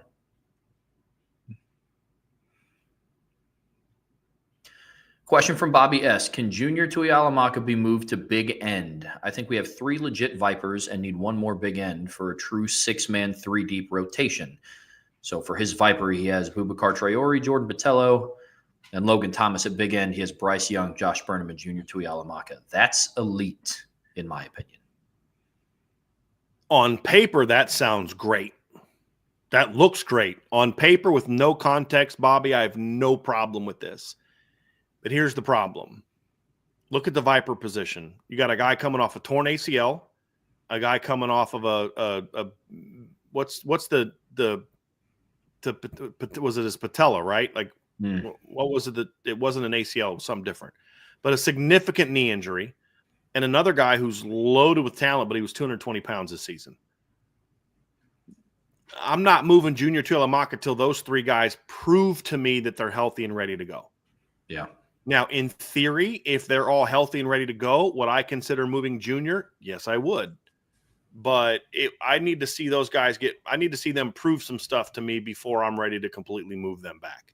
And that's going to be the concern that I'm going to have about Josh Burnham this offseason, is what do you do at Josh in the spring? Are you going to have Boubacar in the spring? Are you going to have Botelho in the spring? So what is your Viper position going to be? Junior and Logan Thomas, and that's it? Like, who else? I don't know. But then the other question is, well, who's your big ends? Because you don't have RJ Oben anymore, and you keep moving all your other big ends to D-tackle, like with Cole Mullins and Brennan Vernon and all those guys. Who's going to be playing end for you? So that's a legitimate question, and I don't know the answer, but just big picture, I need to see those guys be healthy and show me the explosiveness is back and the endurance is back and the stamina is back. I guess endurance and stamina kind of similar thing, but explosiveness is back before I'm ready to move Junior and Josh over to Viper or to Big End. That's in theory, I got no problem with what you're saying, Bobby. I just practically speaking, I need to see those guys healthy first. Agreed. On paper, that's a stud lineup, but there's a lot of asterisks in there. Yep. Salty, we're going to get to this question. Who are the top 5 college quarterbacks? We're going to have this in a segment over the next month or so. So we're doing some studying on that. So we're going to have, those are going to be some of those college football topics we're going to discuss. We're not going to get to that just yet, but this is a very, very good question that we'll eventually get to. Just not today. Question from Peter Freibert. Early prediction question. Which 2025 recruit will provide the biggest impact for the upcoming season? For me, it's one of 3 guys, Trev, just off the top of my head, one of 3 guys. It'll be Dallas Golden, Jadon Blair, Madden Faremo, one of those 3. Now, with what we were just talking about, maybe it's Chris Burgess. Offensively, I don't know of anyone on offense that I expect to play as a rookie. Maybe Will Black at left tackle if there's an injury. I think where you're going to see the biggest impact in this upcoming season is defense, just because opportunity.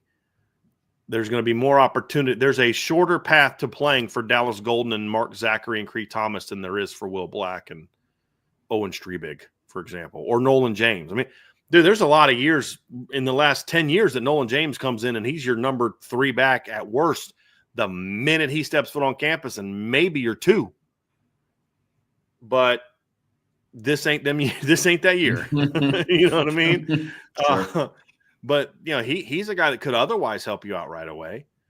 It's just the opportunity. James Flanagan would be the one guy on offense that I think you could see have a chance, and he may be the one guy on offense that's needed to play as a freshman because of the Cooper Flanagan injury. I just don't think that's a given yet because of Eliab's back.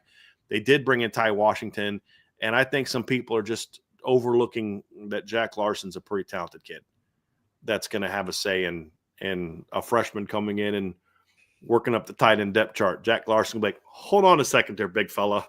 Let me go show you these hands. You know what I mean? So, yeah, I think that's another aspect of it too. Mine would have to be one of Jadon Blair, Madden Faremo. Potentially the corner position with one of Dallas Golden or Mark Zachary. I think corner would be the – I'll say this. I think cornerback, I think there would be an injury for one of them to see significant minutes as far as like an impact goes. I think they'll play. But like Jadon Blair, in my opinion, has a legitimate opportunity to start. And I think Madden Faremo will be used in a similar light that what they use KVA in a pass rushing situation this past season. Maybe something with nickel and rotating with a Devontae Smith. That's what I was going to respond with is the corners are going to get a shot at nickel. I expect, well, again, it may change now with Al Golden not here, but the plan early on was that there's a good chance that Dallas Golden was going to get a shot at nickel, like to work in the 2 deep at nickel as a freshman year. So I factor that in as well. But I could see one of the freshman corners being like Leonard Moore and kind of winning that number 3 corner job. And if that's true, that guy's going to play because they're not just going to play 2 corners every snap. So that's the thing is like one of the freshman corners is probably walking into camp as in the 2 deep just by numbers alone, depending on how healthy Chance Tucker is. Where Jadon's got to work his way into the 2 deep. Same with Madden. So but at the same time, there's an easier path to starting for Jadon or Madden Faremo, especially Jadon, than for Dallas Cree or Mark. So it's interesting, Trev. There's that balance of it's much easier to get in the 2 deep at corner right now. It's going to be harder to get into the top 2 at linebacker and safety because of who's there, which makes it it's much harder to get in the top 2 at corner than it would be at safety. Linebacker is going to be tough, just as tough as corner, but 2 deep, it'll be easier at corner, tougher to get into the starting lineup. Yeah. So good question. Salty Virginia Peanuts. Which football game this season will be the toughest for the Irish? I'd probably say A&M at home. I saw something on the board the other day said, or was it in the chat? It said, I think A&M will be tougher at home this year than they were on the road last year. I don't necessarily agree with that, just because of the circumstances of, last year's first game of the year. You don't really know what you have. It's on the road. You're breaking in a new quarterback, new look offensive line. You got brand new guys on the left side of the line, and brand new starter at safety opposite Xavier Watts, brand new starter at corner opposite Benjamin Morrison, transfer guys on the D line, brand new starter at middle linebacker. There just was, Benjamin was coming off of an offseason injury, and your offense was trying to figure it out. I think that A&M won't be any tougher this year. Now, A&M is going to be better, but the combination of, I think Notre Dame's going to be better also at that time of the year, and it's at home, and you have a bye, is why I don't think it'll be tougher. But as I look at the schedule, I still think it's the toughest game they'll play. Now, Miami's going to be a tougher environment, but I don't think Miami's as good of a team as A&M. Miami would be my number 2. And then I think there's a decent drop-off between that and who that next team is going to be. And I don't know that I know who that next team is going to be, Trev. I mean, could it be Boise? Could it be Arkansas, USC, NC State, Syracuse, Pitt? I think those top 2 teams are clearly better than everybody else. I mean, so you could be in a situation where by the end of week 3, because they had a bye, by the end of week 3, Notre Dame's played their 2 best opponents. And if they win both of those, the hype around this team is going to be like, oh man, they're tough. They're loving up Notre Dame too much. I don't like this. Like, I almost like they need to lose next week to Purdue, because this is just like they just need to. They're going to believe in themselves too much. We need another Northern Illinois. This is getting out of hand. But if they start off 2-0, when people look at what else is coming down their schedule, it's going to be like how, because we saw that this year when they beat A&M. People said, oh, they're in the playoff. I mean, we literally watched people at ESPN, they're in the playoff, chalk them up. They played 1 game, but yeah, we'll see that. Yeah, mine would probably be A&M as well for a host of reasons. I think the team is going to be better this year. Marcus Freeman's 1-2 in home openers. You're going to have a first-time starting quarterback starting his first game inside of Notre Dame Stadium for the 4th or 5th year in a row. So, a new quarterback? Yeah, starting inside of Notre Dame Stadium for the first time. 20, 21, 22, 23, 24. 21, 22, 23, 24, 25, yeah. So for the 5th year in a row. Yeah. You're going to have a new quarterback for the 6th year in a row, like a different quarterback. So you'll have Book in 20, but that wasn't – so that's why I want to clarify that. They'll have a new quarterback for 6 straight seasons, but this will be the 5th time that they're making their first start. Yeah. I had to talk myself through that one. So it's going to be interesting. I think I just did their opponent preview, but Boise State returns 14 of their 22 starters on offense and defense. That's going to be a good football team. I don't think that they have the, no pun intended, the horsepower to come in and beat Notre Dame inside of Notre Dame Stadium, especially if this team is gelling. But that's a good football team. They return 2 of their 3 top offensive targets. I think they return 3 of their 5 starting offensive linemen. Obviously, Ashton Genty is going to be tough to replace, and it won't be the task of one person. And then defensively, they have most of their secondary coming back. They have both of their linebackers coming back.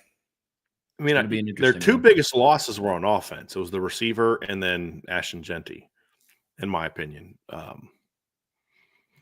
Look, here's the deal. Should they beat Boise State? Yes. Should they beat Boise State by multiple scores? Yes. Could they lose to Boise State if they play like they did against Northern Illinois and Miami, Ohio last year? Absolutely. Because they're better than those 2 teams.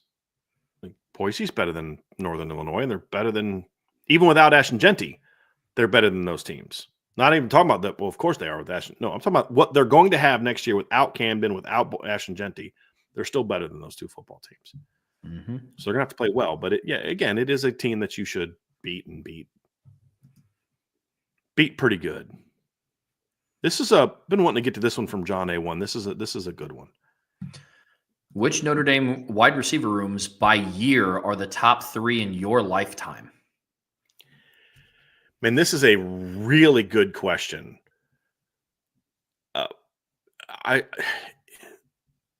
I will say 2005 is my number one. But I will say this. Both of my top 2 were impacted greatly by injuries.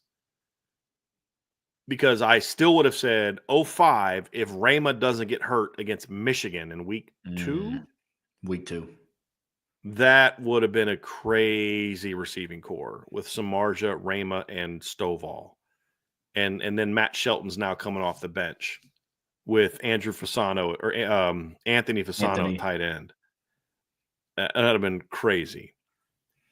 It was still very good even after Rama went down because Stovall and Samardzija both emerged. But people thought Rama was going to be the guy coming into that season. And so they're still number one in my opinion. The team, my number 2 group is still number 2 even with the injuries, and that's the 2009 Notre Dame team with Golden Tate, Michael Floyd.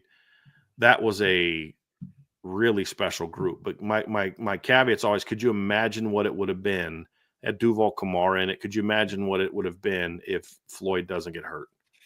Oh, I mean, he caught 44 passes for 795 yards and 9 touchdowns, averaged 18 yards a catch. He played 7 games. That's it. And Golden had a phenomenal season that year. But that's number 2. But I think people could drop it down. I think the 15 receiving core was really good.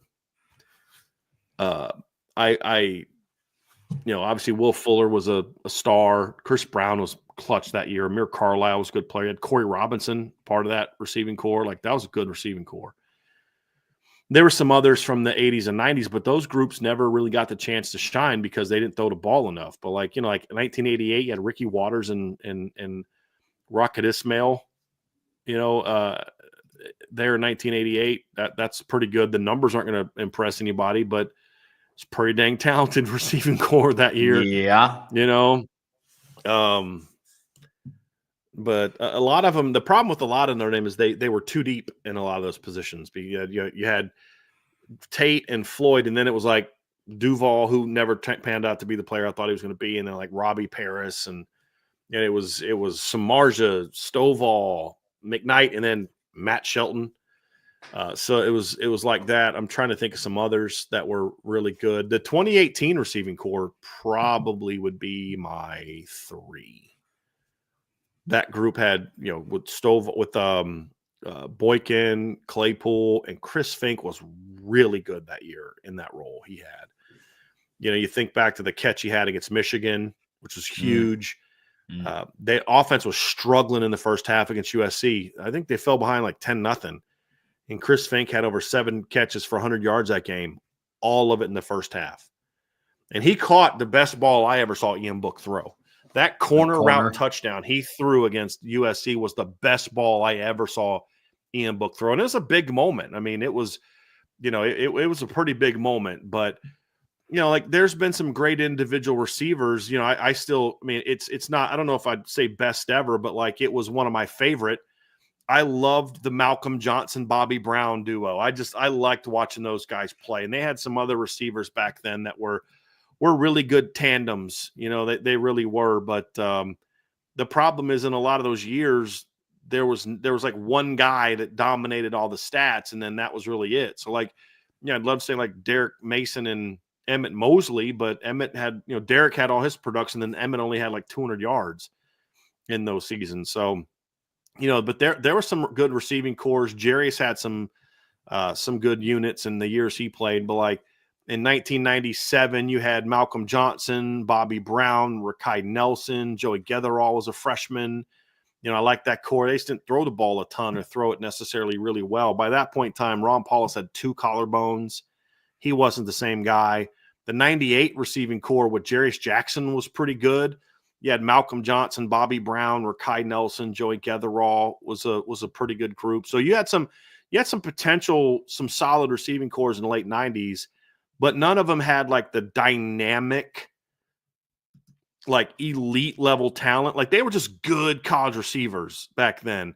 But the talent level between those groups and like Samardzija, Stovall, Rama, like those, there was a big difference in talent.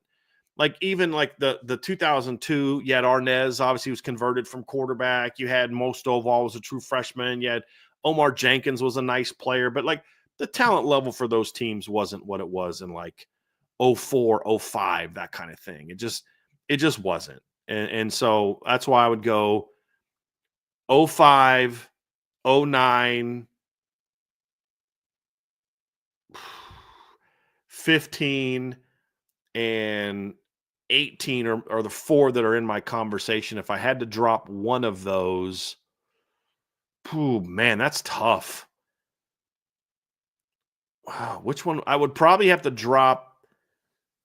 Like I'm torn between dropping 09 simply because we spent like half the year almost. We didn't have those two.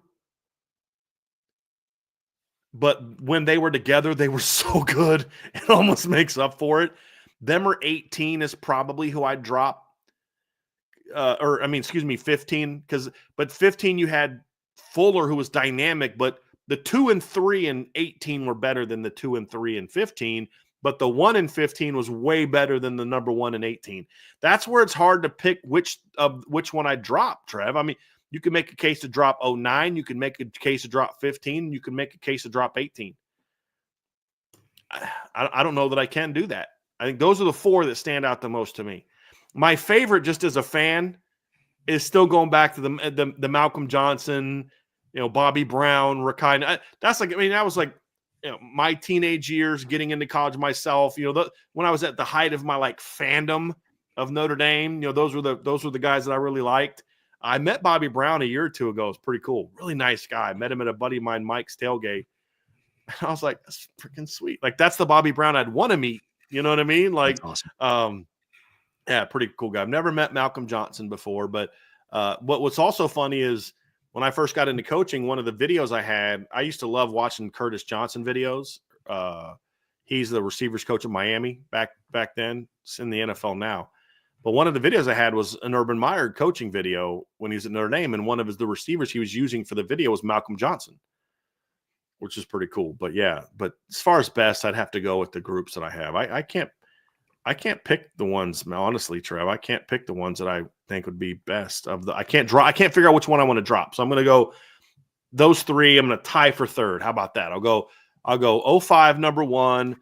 I'll go 15 number 2 because they were the healthiest. And I'll have a tie between 18 and 09. But on their best day, nobody could touch that 05 receiving core. With all due respect to the 08 unit. When Stovall and Samardzija in that offense were just, man, they were fun to watch. They were crazy. They were fun to watch. That was my introduction to Notre Dame football, was the 05 receiving core. Yeah. So that was a fun. 09 was the most dominant, though. Oh, yeah. 09. Like when Golden and Floyd were both healthy. Oh, I remember just watching Michael Floyd eat Nevada alive. He took a screen pass almost, 80 yards. He had one like jump ball that he took for another like 60, 70-yard touchdown where just completely mossed a guy. He fell and then just trotted into the end zone. That one was crazy. I'll say this, just to not rehash some of the receiving cores that you had brought out. The 2016 receiving core for me left a lot to be desired. I'm not going to lie. It also didn't help that the team went 4-8 that year. I loved that receiving core. I will not lie. Equinemius St. Brown was a freak. Kevin Stephenson had a really good freshman year. Oh, yeah. Torrey Just Hunter. the room as a whole had Equinemius St. Brown, Torrey Hunter, Kevin Stephenson, CJ Standers, Chris Fink, Miles Boykin, Chase Claypool. Yeah. Now, how do you go 4-8 with that team? That's why I said it left a lot to be desired. And that's Josh that for me. Next to Williams at running back. Like, dude, you suck. You had Mike McGlinchey, Quentin Nelson, Sam Musford, and Alex Barr starting on your offensive line. So, yeah. How do you go freaking? Oh my! Let's not even go there. Let's move on to the next question because I'm about to get mad. Salty Virginia Peanuts. Which football game this season will be the easiest for the Irish? I almost don't want to say it because I feel like it'd be disrespectful. Awesome. But it's still going to be Purdue. And Stanford's next. I was going to. Yeah. They're still going to suck. Yeah, I did. I did my preview for Purdue. They're returning. Not that it means much because they went 1-11 last year, but they're only returning 2 guys, and they lost their best players to the portal. The Thieneman kid's gone. Helt's gone. Yeah. Tight end with Ohio State. Mm-hmm. Yeah. It ain't good, Trev. Yeah. It ain't good. It ain't good. Yeah, they're gonna be pretty bad, and their quarterback's gone. Who's gonna be their quarterback this year? I know they got somebody in the portal, right? Didn't they get somebody in the portal? Yeah, his name is escaping me. Let me go look here real quick and see this one. Oh, I know they got somebody in the portal. I just can't remember who it was. Malachi Singleton. Yeah. They got 3 quarterbacks, I think, from the portal, and he was one of them. Yeah. The craziest sports stat I've still ever heard in my entire life was if Purdue started every single game in 2024 with a 34-point head start, they'd be 6-6. Yeah.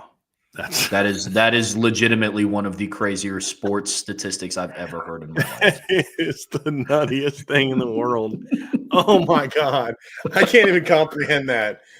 What was the spread? Because you said this before. What did you say? 24 to nothing? 34 to nothing. 34 to nothing. That's it. They still lose 6 games. Could you? Could you? And they'd still get blown out in a lot of those games. I know. If they started 34 against Notre Dame, they still would have lost by over 20 points. They still would have lost by double digits against Ohio State and Oregon. No. How many? Oregon scored in the 40s against them too, right? What's the score? 45-0, right? Or Ohio State was 45-0. What was the score of the Oregon? Oregon might have been 35-0.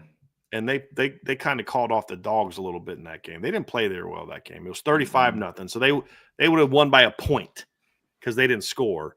They'd have still lost by double digits to Ohio State. They still would have lost by over 30 to Indiana. They would have lost by 25 to Notre Dame.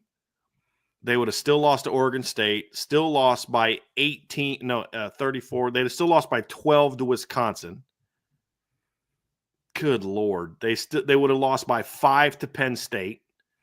They'd have beat Indiana State. They would have beat Nebraska. They would have beat Illinois, Northwestern, Michigan State. Who's the other one that they would have won? Indiana State? Oh, Oregon State, because they scored 21, so they'd beat Oregon State. That's the 6th one. That's nuts. That's the most ridiculous thing I've ever seen in my life. It's crazy. It's one of the craziest sports stats I think I've ever seen. First of all, who thought of that first? Like to even look up that, but then that's some fine research right there. That's some real fine research right there. But yeah, those are the two worst teams that they'll play. Mm-hmm. Question from Brock. Who are the strongest and fastest players on Notre Dame? If Notre Dame had a combine, who would be the best performers? I don't know who the strongest would be, to be honest with you. I know Rocco was incredibly strong in the weight room, but he's gone now. I don't know who that would be. It's a good question. I know Riley Mills was very strong, but he's gone now. So a lot of the guys that would have fit that are gone. Fastest, KK Smith's in that conversation and Leonard Moore probably the two that pop in. Those two plus Jeremiah Love would be if I could say, hey, who do I think? If I could say you can race 3 guys, see the fastest guy is. Who do you think the 3 fastest are? Who would you want in that race? Just kind of thinking through it, it would probably be Jeremiah Love, KK Smith, and Leonard Moore. Probably who I'd want in that race. Maybe Cam Williams. Maybe. I think Cam's probably just a touch behind that, but he might. If I could go 4, he's probably my 4. Yeah. It is crazy to think about that one of the only players in the country that might be able to catch Jeremiah Love plays for Notre Dame. That's a comforting thought. Yeah. What's the thing is, like, if you think about him and Price, did they ever get caught in the open field? Price almost, it was against, oh gosh. I think it might have been against Florida State where the touchdown had to go to review because it looked like when he got tackled. State. Yeah, it looked like when he got tackled, his foot might have stepped out of bounds, but it didn't. So it was still a touchdown. But I think that's the only 65 yards. I think that's the only time. Because once they get a step, they're just – and who'd you say it was? Florida State. They still have some dudes that can run. But, yeah, once they get a step, it's like no one's catching them. No. Nobody's catching those guys. They didn't get caught from against USC from behind. Nobody caught them in open field. Yeah. Not in a straight line. No. He had the 130-yard run where they shoved him out of bounds, but he never had to step on him. There was always a guy over top of him. But nobody caught him from behind or caught him from an angle from behind. There was always somebody in front of him that could force him out of bounds. Yeah. The second run he caught where he had a step, that's the one he took to the house. Never got caught in open field that I can think of, that I can remember. So but that's the thing, is that's the difference between Dexter Williams' speed and those guys' speed. Dexter, like I still remember the blue gold game when Dexter broke up right and Troy Pride caught him from the other side of the field. That was Troy Pride. Troy Pride's really freaking fast. That dude can move. Yes. Oh my goodness. I remember when he did 4.4 flat at the combine and everybody was disappointed. When you run a 4.4 flat at the combine and people are like, man, I thought he was faster than that. You are freaking fast. My dude ran a disappointing 4.4 flat. Like, if I at any point in time in my lifetime ever ran a 4.4, I would let people know about it until I died. I don't know if I can run 4.4 in the 30. I mean, it's crazy.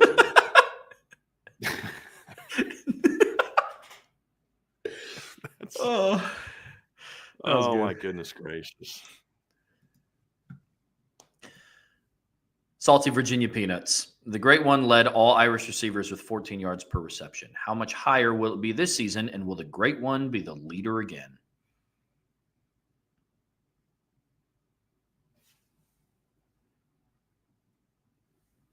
I'm going to say no, he won't be the leader.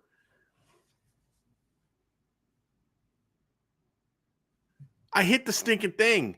I'm going to say no, he won't be the leader, but he'll still be around 14, I think. 13, 14. He'll still be around there. Maybe he goes up to 15 if he can catch some more big plays. I could see that. But I think you're going to have somebody that jumps in and has like 10 to 15 catches, maybe 15 to 20 catches. That's just the big play guy. Like I could see KK Smith, hopefully Cam Williams, kind of coming in there and catching 15 to 18 passes and being at like 19, 20 a catch. Like, would that surprise you at all? No. It wouldn't. I could also see Malachi Fields being slightly ahead of him. Malachi was at 14-7 last year, and that was with really not any really weapons around him and a hot mess at quarterback. And he still was at 14-7. He was at 14-0 the year before. So I think between Malachi and the boundary as a big play weapon, and then having somebody that's just kind of your burner, your guy that comes in, he's your volume low, big play high type of guy. For like kind of like how Jadarian Price was for the run game. He'd like come in and get 5 carries for like 69 yards, something like that. I could see somebody being like that. And those two would be the best options for me. I think with how they might use their tight ends vertically this upcoming season, maybe Eli Raridan, with him being vertically oriented, could sniff somewhere around 14. I think that would be something to look out for too. So he could be another one in contention, but it's all going to be champagne problems to have. Look, if Jaden Greathouse is averaging 14 yards per catch and is not the number one leading receiver in yards per catch, it's going to be a fun offense. Yep.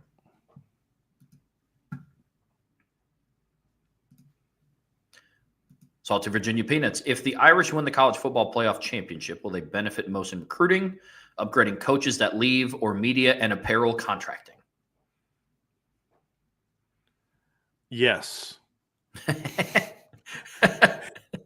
um, Yeah. I think recruiting and apparel contracting would be at the top.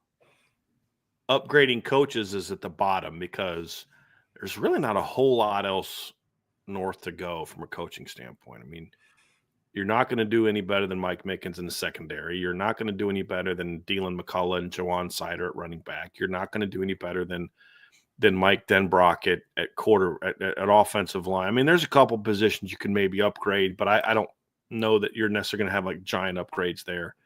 I think recruiting could take a big jump. And obviously I would rank it as far as like number one, the apparel deal. Because if you win a title in the next 2 years, that you're just going to get a monster contract, in my opinion, when that happens. Number two would be slightly behind is recruiting, and then coaching would be third, distant third. But it's still going to be impacted positively. It's more so it's just like, I don't know how much better you're going to get. So I kind of the same thing with recruiting, but there's still some positions that you can definitely see an upgrade recruiting wise and also coaching wise. So I think they all will kind of have a jump. Agreed. Jordan Schreiber, why is it so rare for Notre Dame to get commitments from top 50 tight ends? You'd have to ask someone who doesn't rank Notre Dame's tight ends in the top 50 that question, because I reject the entire premise because I don't think that that's the case. I think that Notre Dame gets guys like that all the time. I think Michael Mayer was like that. I think James Flanagan was in that category.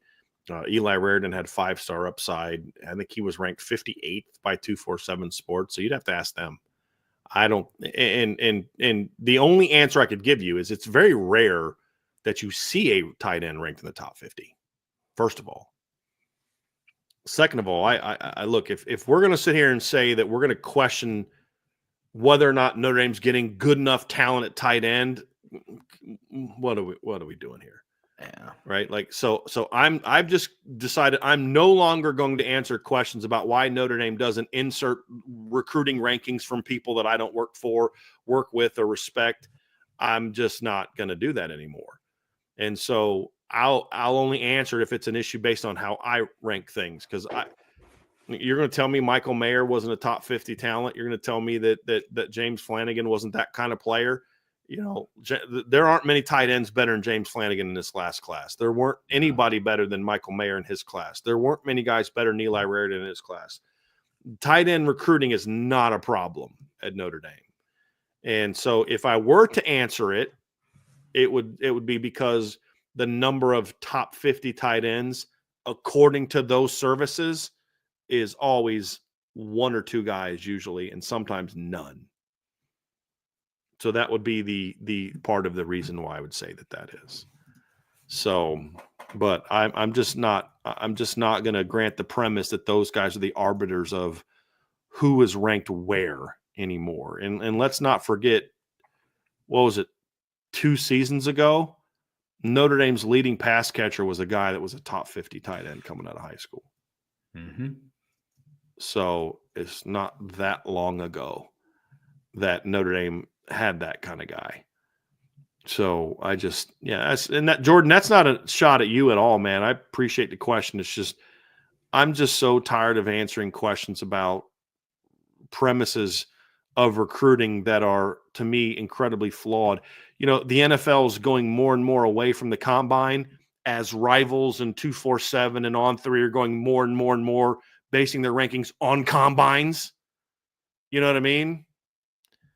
Who do you think has a better read on how to properly evaluate, NFL teams or people at 247 and On3? So fair enough. Like, I talked to somebody who had, and he didn't agree with it. It was somebody I know. He works for a recruiting service, and I was like, "What is going on with your ranking for this certain Notre Dame player?" Because if I tell you who it was, then you're going to know what service, and then you're going to know who I know, and then it's not even worth it getting him in trouble. But he's like, "Look, man, I don't agree with the premise, but it wasn't my region, so I didn't get to decide it, and basically we didn't see him at any camps." I'm like, "Well, you know, he does have film." Like, yeah, that didn't see him at any camps. I'm like, okay. You told me everything I need to know about the person that controls that region. It's ridiculous. So I'm tired of answering questions about their rankings. I'm not going to do it anymore. So if you want to ask me about their inability to get certain positions based on how I rank them, that's fair. I'll address that, but I'm not going to do that anymore. And that's definitely a position that I don't think Notre Dame has any problem recruiting elite players. I don't know if I would have graded any tight ends this year in the top 50. But I'll tell you this, there's not a tight end in the country that I would trade right now for James Flanagan for what Notre Dame was looking for in this class. Fair enough. The starting tight end next year is going to be 6'7", 250, and according to another Notre Dame site, has the fastest 10-yard split time in the history of the mankind. Better than wide receivers in the draft and stuff. So yeah. Yeah, that was even funnier when because we'll have to tell you the story off the air, but I'm going to read this one, Trev, because this is for you. It's from Andrew Burke. Thank you, Andrew. Question for Trevor Trowbridge. Who's your favorite Notre Dame player from each position group that you've watched over the last 20 years? Okay. Okay, so let's go quarterback. Right. Who's your favorite quarterback? I'll lead you through this, Trev. Brady Quinn. Easy answer. You stay hired. Okay, that's the only position where your job status would have been on the line, so no pressure on the rest of them. Running back. Honestly, he's current on the team right now. It's Jeremiah Love. He is so fun. Wide receiver. Who's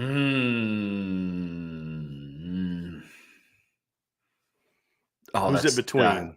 That's tough. Will Fuller and Jeff Samardzija. Okay. So go away from who was the best and just go with who you enjoyed watching the most. Jeff Samardzija, man. Okay. I knew that was your struggle.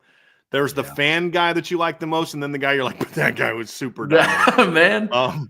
Yeah, I'm with you. All right, tight end.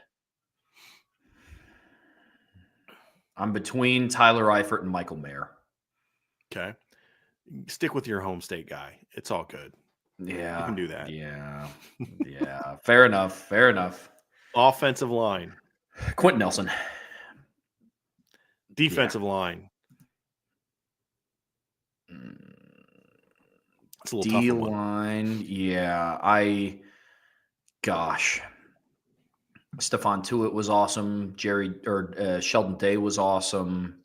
Isaiah Foskey more recently was awesome. Julian Okwara was awesome. Gosh.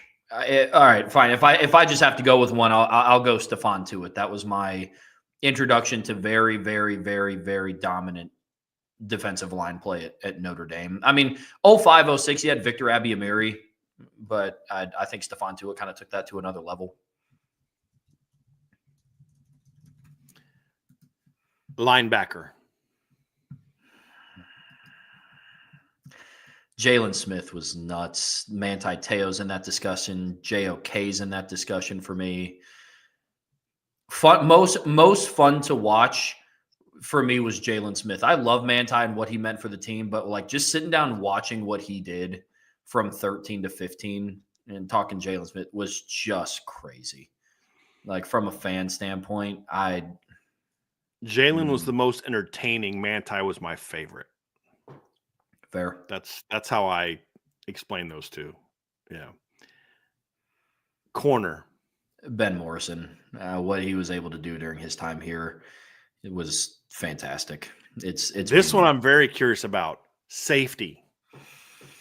So look, I break it down this way. My favorite growing up was, for whatever reason, it was Tom Zbikowski. Like, he had the mohawk, he was returning punts, he was laying people out. But from a fan standpoint, if I had to say anybody encompassing, I would go, it's between Harrison Smith or Xavier Watts, if I'm being honest with you. And I literally, it's split evenly. Recency bias. Yeah. The recency bias would have to give it to Watts. Harrison's probably my favorite because I try not to have like modern players in there, but I did have Manti. I did have Jalen Smith, who I covered. But I didn't really cover Manti, but for like really 2 seasons, and I wasn't covering the team in 2012, so I kind of looked at it a little bit different. But yeah, Harrison was a guy that I covered also. But Xavier Watts, I kind of feel like I have to have a little bit more of I have to separate myself as a fan from him, because I always felt like, because I knew him as well as I did and his family as well as I did, that if I didn't kind of separate it a little bit, that I'd have a hard time being objective with him. Sure. But he's probably the greatest college safety Notre Dame's had of my lifetime, with all due respect to all the others. I mean, just his accomplishments and his level of play and team success and all of it, it's hard to match what he did. Agreed. With all due respect to Harrison Smith and Kyle Hamilton. And I loved Alohi Gilman as a player. Loved Alohi Gilman. Loved Tom Zibikowski as a player. Glenn Earl and Jerome Sapp were a great duo. But his list of accomplishments are just like, I don't know how you compete with that. I really don't.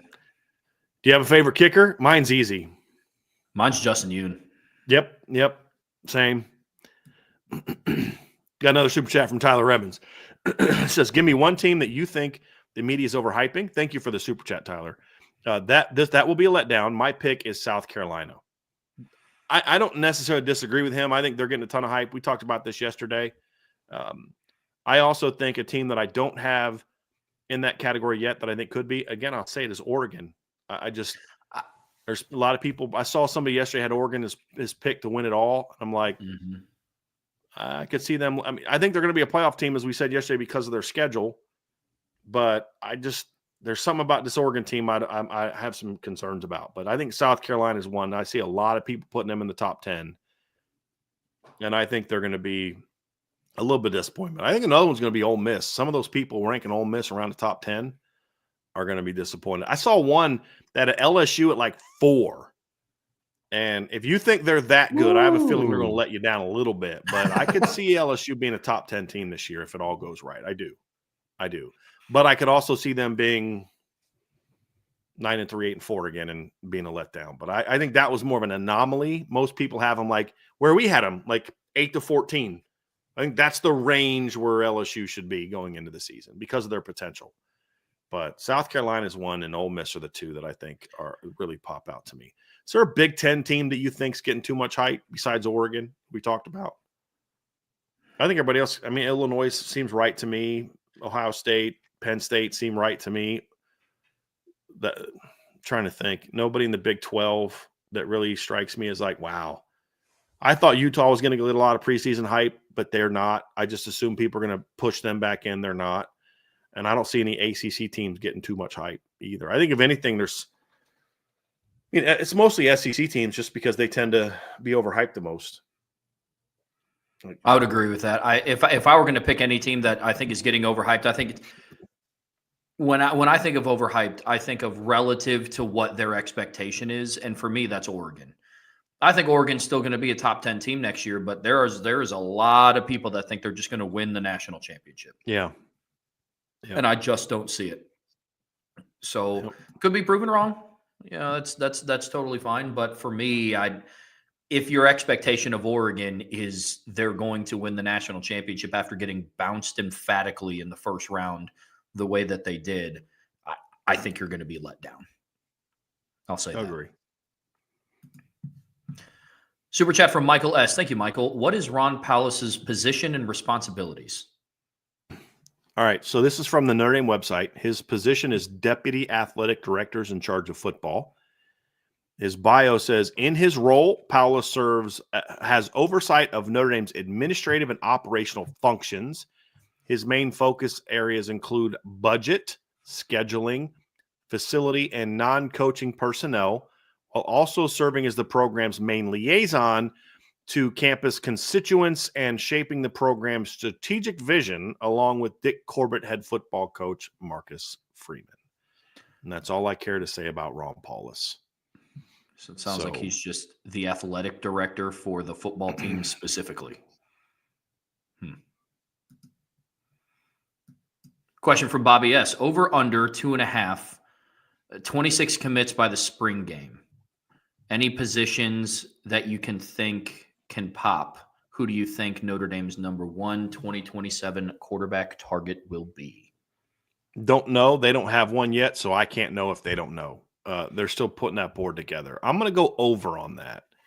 What positions could pop? I could see receiver, I could see linebacker, and I could see D-line, maybe O-line, all popping by then. So maybe a DB. So those are, and then, who knows, maybe a running back. So I think of those 6 positions, I could see half of them getting a player in this class. And tight end's probably another one. So by the time we get to the spring game. So of those 7 positions, I could see 3 of them popping between now and then, having one guy pop between now and then. So I'll take the over on that. Quarterback's too early to tell. Way too early to tell. I'll follow suit. Question from Salty Virginia Peanuts. How much harder is it to repeat as a college football playoff champion given the subsequent loss of starting players and coaches? That's not even my number 1 and number 2 reasons. It's the number of games you have to play now to win it. I mean, before, for most of our lives, you had to win 1 postseason game to win a championship. And then for the next decade, it was you had to win 2, which made it a little harder, but not as hard. Just less. The more games you have to play, there's the more chance that injuries can impact you. There's more chance that depth can be an impact. There's more chances that you get a matchup that's not good for you. And Notre Dame's champs right now. If Texas would have beat Ohio State, I truly believe that. I don't think Texas would have given Notre Dame the same problems that Ohio State did, and I don't think Texas was as good on defense as Ohio State was. So it came down to a matchup. You got the tougher matchup, so that made it harder for you to win.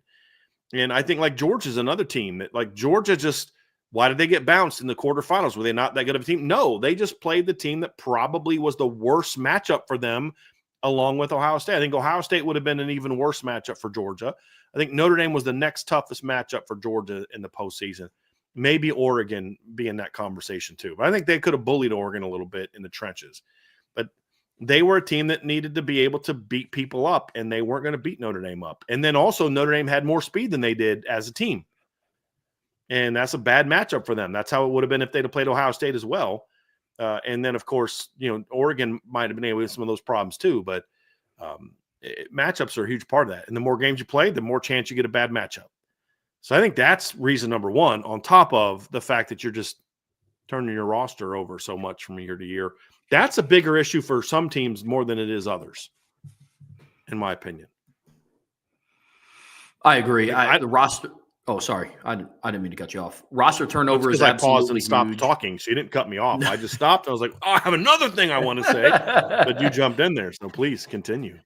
Roster turnover is huge. And like I said at the start of the show when we were talking about the hire of Mike Martin, coaches and teams and programs aren't only having to worry about losing players that have kind of been waiting in the wings for a couple of years. Now they're at the fear of losing starters, important starters, because they're getting offered X amount of dollars from other programs, from other schools. So it's not even, oh gosh, we could lose our 3rd string wide receiver who we thought could have been a contribution. Now it's, hey, we have to make sure that we keep our starting offensive line intact.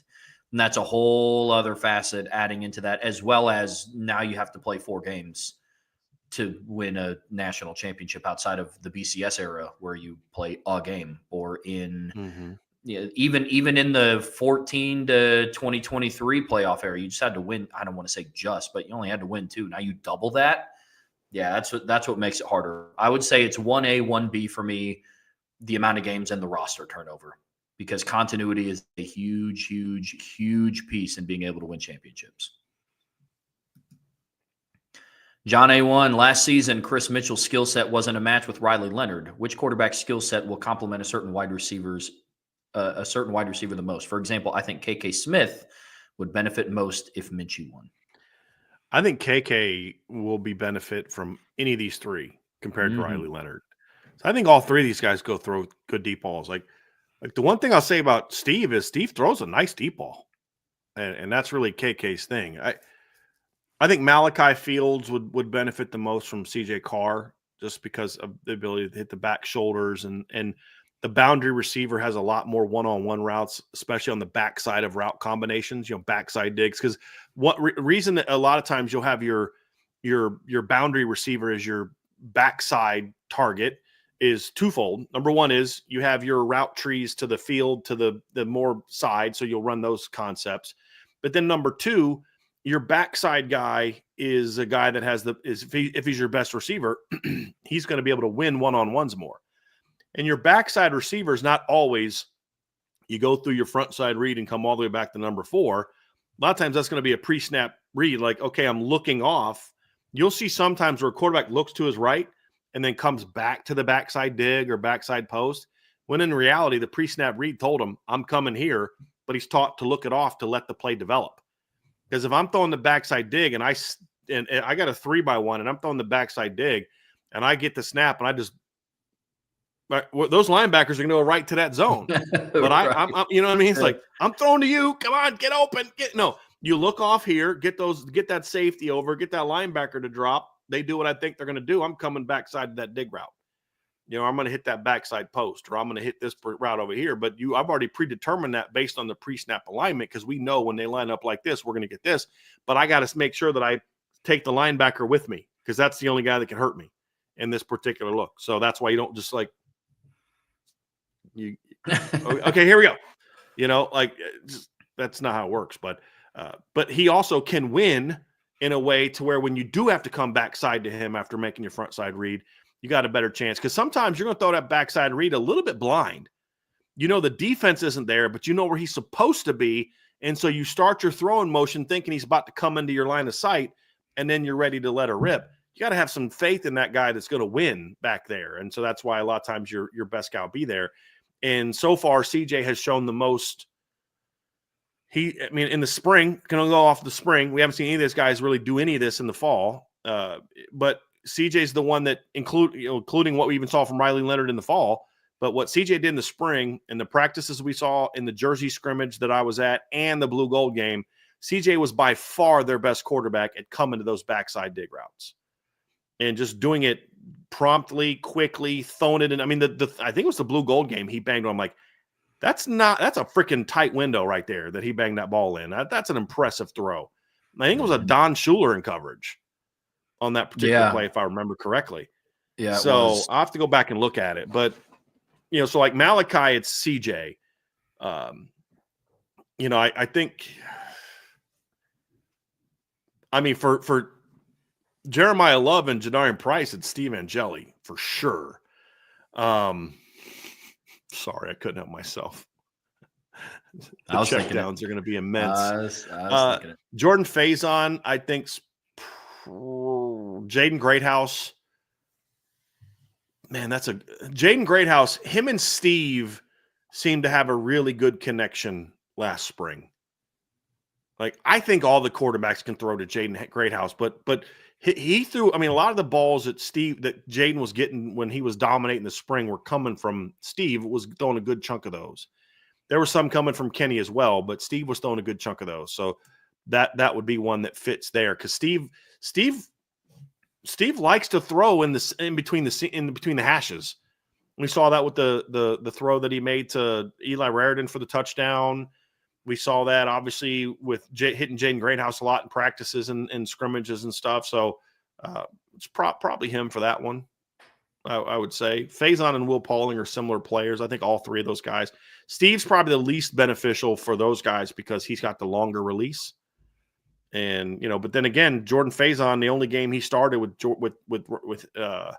Steve Angeli, he had 5 catches for 100 yards. 2 of those were deep shots. One of those was a blown coverage, but he did have 100 yards in the 1 catch. So skill set wise and what Steve does, you'd think that Jordan Faison would be a bad fit for Steve, but this is why those things don't matter a whole lot, because this is about going where the read is.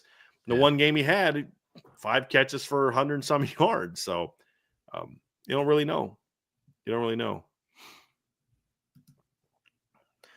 Question from Andre Tonsel. Would you like to have more clarity in which quarterback will be quarterback 1 after spring practice? I don't care about clarity for me. I do. We've said this before, Andre. I do think it would be good if the team had an idea who the quarterback was going to be after the spring. But it's also not a necessity, because sometimes a quarterback battle that goes into the summer if handled correctly, can be a team building experience. And but it's harder to handle it correctly. It tends to, like we do as fans, it tends to create more factions. The pro this guy, the pro this guy, the pro this guy. It just tends to be a challenge. But as long as the players you kind of have an idea, it's going to be this guy or it's going to be that guy. That's all I care about. I don't need clarity for me. I just need to know that they're playing well. And we have an idea who we like most, but we're going to see them. Okay, fine by me.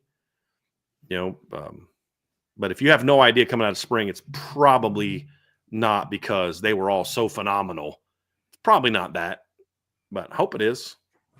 That'd be nice. I just, like we said, I just want one guy to just really step in there and be like, this is mine. This is mine.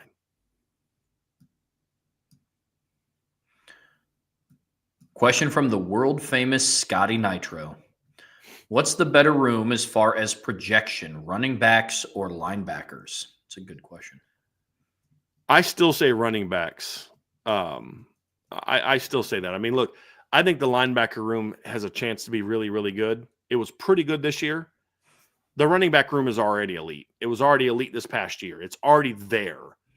And I still say, even with all the great talent of the linebacker room, I don't know that it necessarily is greater than what it is in the running back room. It's close. If they all reach their full potential, it's close. I'd still probably go running backs, honestly, but it's not by a ton. Because he did say projection, right? So that could mean 25. That could mean for 25 alone, that's an easier one. It's running backs. But if you talk about like once everybody reaches their final peak, whenever that is, that's a little bit tougher, Trev. I'll say For this. me, anyway. I'll say running backs in 2025, linebackers in 2026. But both are very, very close. That's fair. That's fair. Question from Bobby S. Who do you prefer between Walker and Messiah?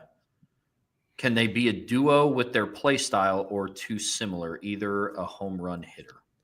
Very similar. I don't think you bring them both in. I don't think you bring in two guys that are basically the same guy.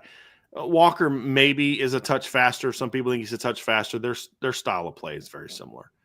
I'd prefer Messiah because I think Messiah is just a little bit sharper, a little bit more twitchy coming out of his cuts. I think you could say maybe Dezephin has maybe a little bit more long speed, maybe. But I think Messiah is just a better all-around player. But they're both really good backs. They're both really good backs. But I don't think they're a great complement to each other. I think they're kind of the same guy. It'd be sort of the issue you have with Logan Diggs and Audric Estime, but even more so. Because at least with Logan and Audric, Logan had some pass game skills where you could kind of use them together. Where these two guys are basically like, it'd be like having two Jadarian Prices or two Keedron Youngs, as opposed to guys that complement each other a little bit better. But if I can only have one, I'd probably go with Messiah Mickens, but I'd be happy with either one of those guys. Question from Jeff Fluke. What is the most overrated holiday?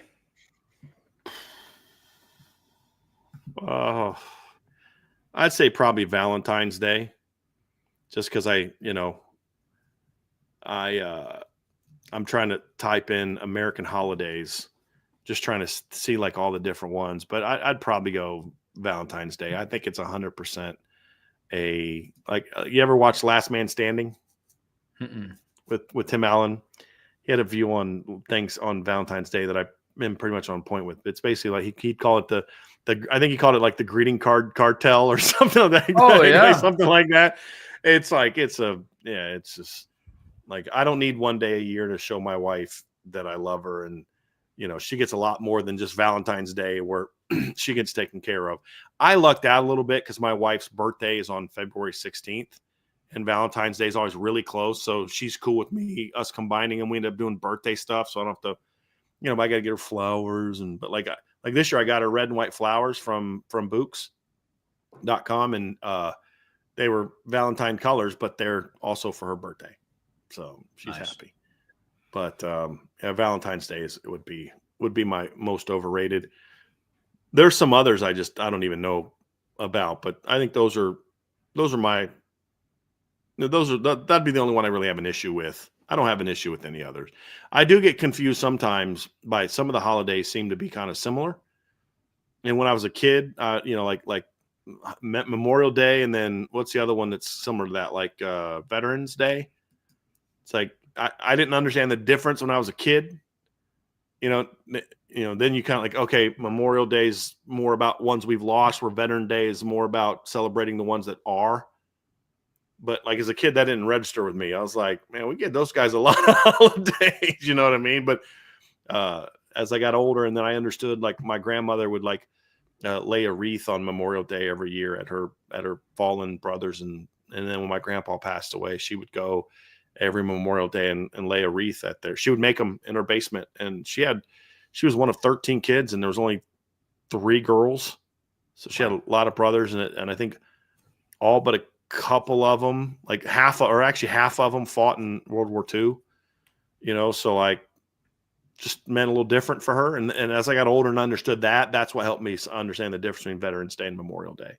But they're definitely not overrated. I just meant like I didn't understand them as a kid. So I kind of had some feelings like, hold on a second. But as I become an adult, I'm like, yeah, I'm all about those. But the only one that I really have an issue with that's a known holiday is Valentine's Day. Yeah, Valentine's Day to me is the only one that is just strictly a Hallmark holiday. Yeah. Like there is no other. I hate it principally. I hate that there's now an excuse to. What if I wanted to go out to eat tonight? Like not for Valentine's Day, but just to go out to eat, and everywhere is packed and busy and expensive because everybody's taking their significant others out for Valentine's Day. And I mean, it is what it is. Other people show love and affection different ways. I don't think it has to be February 14th to show your significant other that you care about them. Agree. Joseph Barrett, Brian, would Marcus Freeman have made this move with or without Chad Bowden? If so, was it an impetus for Chad's exodus? I don't believe that his change. I don't think that there's anything Marcus Freeman did to force Chad Bowden to leave. I know that people have put some stuff out there, and I don't think that's accurate at all. There's a difference between, hey, we're not going to go crazy trying to keep you and forcing you out. And part of the reason I don't think Marcus Freeman was necessarily going to do whatever it took to keep Chad Bowden is because I do think ultimately this is a direction he knew it needed to go. And where Chad is just like, Chad was a phenomenal recruiting coordinator that you needed to make the GM to keep him here from not going to Michigan last year. That's the reality. You had to do it. It was a smart move. I'm glad they did it. But ultimately, and without the changing landscape, then that would have made a lot more sense. But the way the landscape is changing, it's definitely a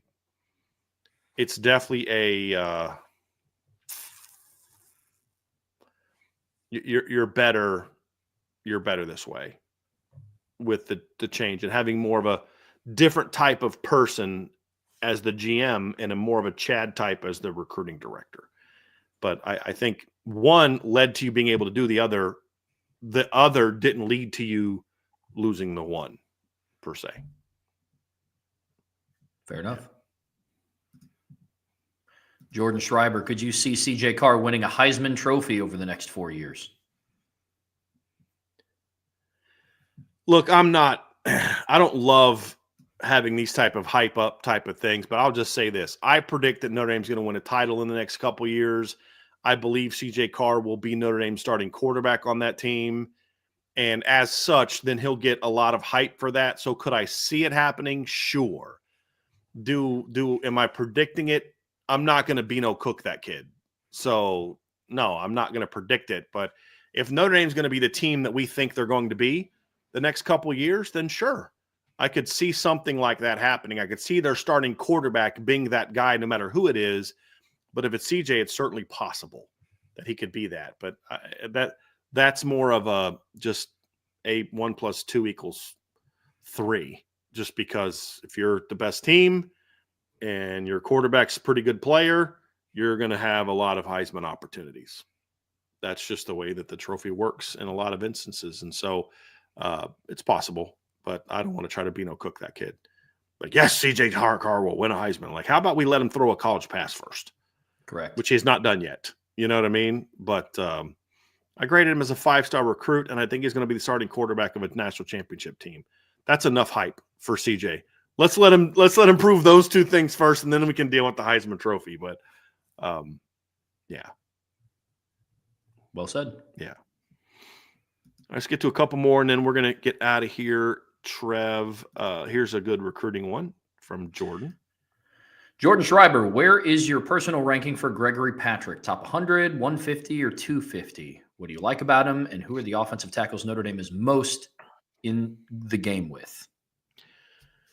Gregory Patrick is more of a top 250 guy for me right now, but I think he's got a good ceiling. Like, he's got a better than a 250 ceiling, because the issue for me with him right now is similar to one that I had with Anthony Knapp, is his frame.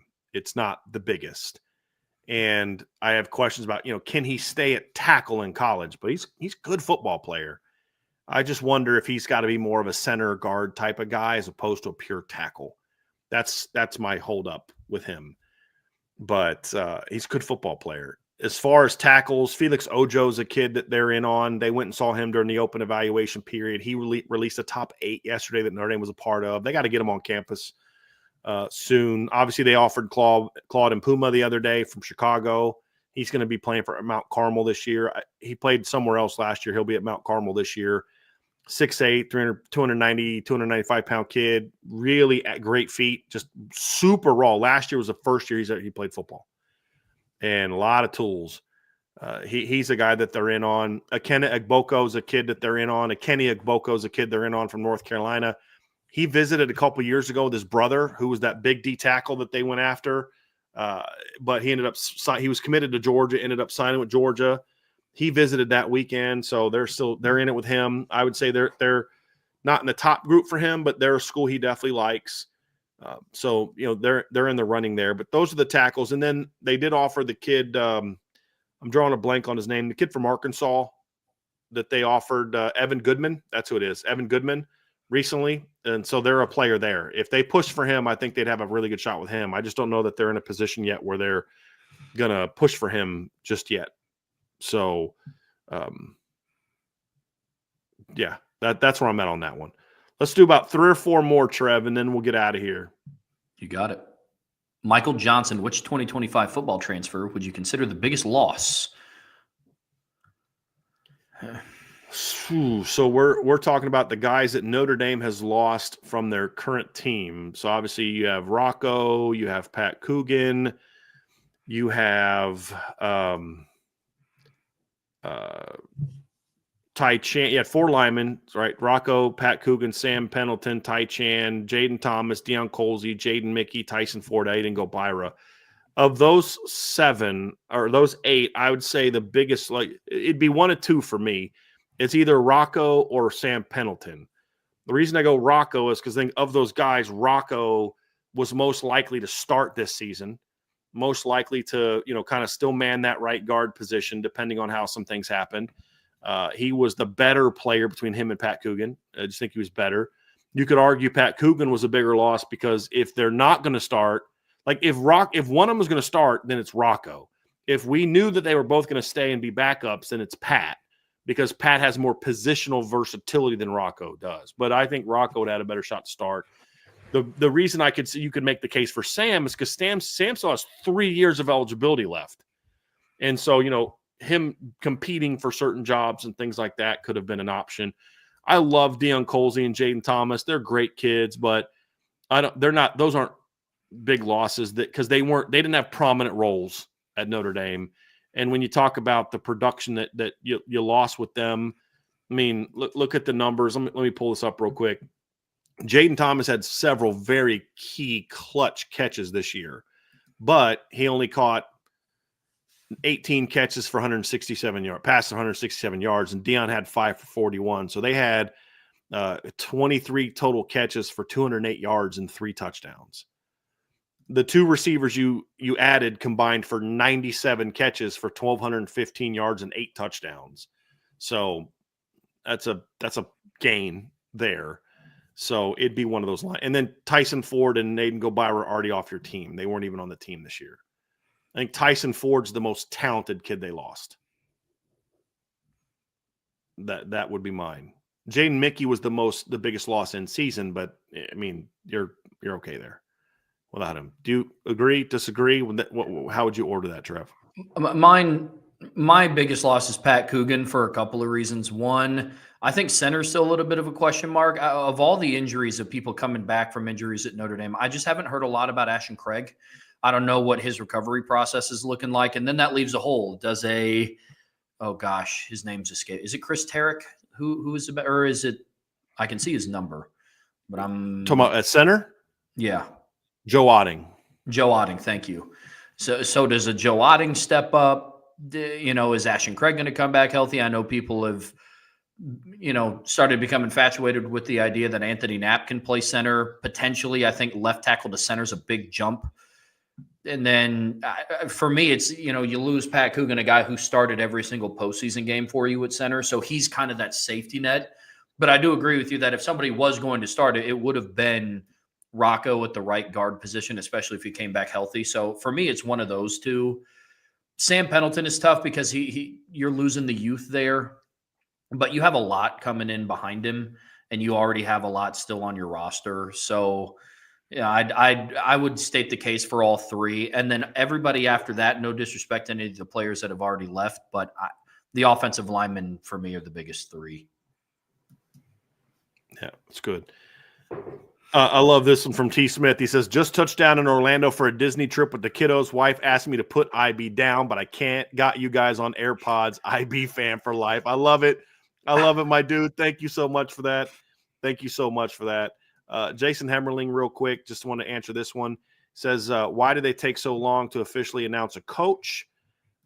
Obviously, the new running back coach has been hired, or he would have not resigned from Penn State. It's Notre Dame's constant overreaction to the whole George O'Leary thing. They're just going to take their time and do certain things on certain processes. It's really unnecessary that it takes as long as it does to hire a football coach, to be completely honest with you. But it's just finishing up certain background checks. Some of that stuff you may, kind of have somebody else do, and then you got to wait for the results, or you got to go through certain protocols. It's just it's paperwork related type stuff and protocol related type stuff that Notre Dame just is adamant about. I don't know why, but they just kind of are. So I wish I had a better answer for you, but yeah. And then here's the last two, and answer these last two. Irish Fan 78, any news on why the new GM would want to go from the NFL to college? Obviously, Detroit has been doing great, and Marcus Freeman and Notre Dame are certainly attractive. Well, this is a bump in responsibility. I mean, he was a kind of director of scouting, so he was under several people with the Lions, the GM and player personnel and stuff like that. Where at Notre Dame, he's now under one person, and that's Marcus Freeman. Essential. I mean, when it comes to football, there's the AD and the president, but when it comes to football, he's got one person that he answers that's above him, whose opinion matters more than his, really, and it's Marcus Freeman's. So there's that, and then that you have success in this role at Notre Dame, and you can get an NFL GM job, in my opinion. Now, this is an opinion because this is so new, but it's like with anything else. I mean, you have success at Notre Dame with all the unique characteristics that goes into roster building at Notre Dame, on top of having over a decade of experience in the scouting and personnel departments in the NFL. You're dealing with contracts, budgets, all things in college now that you weren't dealing with before. That translates to some degree, but he has the NFL. Like, you're not going to see a guy, in my opinion, you're not going to see a guy like Chad Bowden or the guy from Texas or Alabama, who are just kind of evaluators and recruiters, go from that to NFL GM. I think that'll be a tougher sell. But guys like this, where your GM role is evaluation and recruiting and talent acquisition, but then there's other aspects to it where you're bringing everybody together, that's going to be more in line with getting that type of promotion, especially at a place like Notre Dame, where you know the unique challenges. So to me, it's quote unquote going back, and I use that term very loosely with air quotes for those not watching the video, because you're going from the NFL to college, but you're going to college with a much greater responsibility, which gives you a chance to then maybe leap back into the NFL at a much higher level than maybe you would have done in the role that you had with your whole career, scouting. Now you're showing that I can run an organization and run it effectively.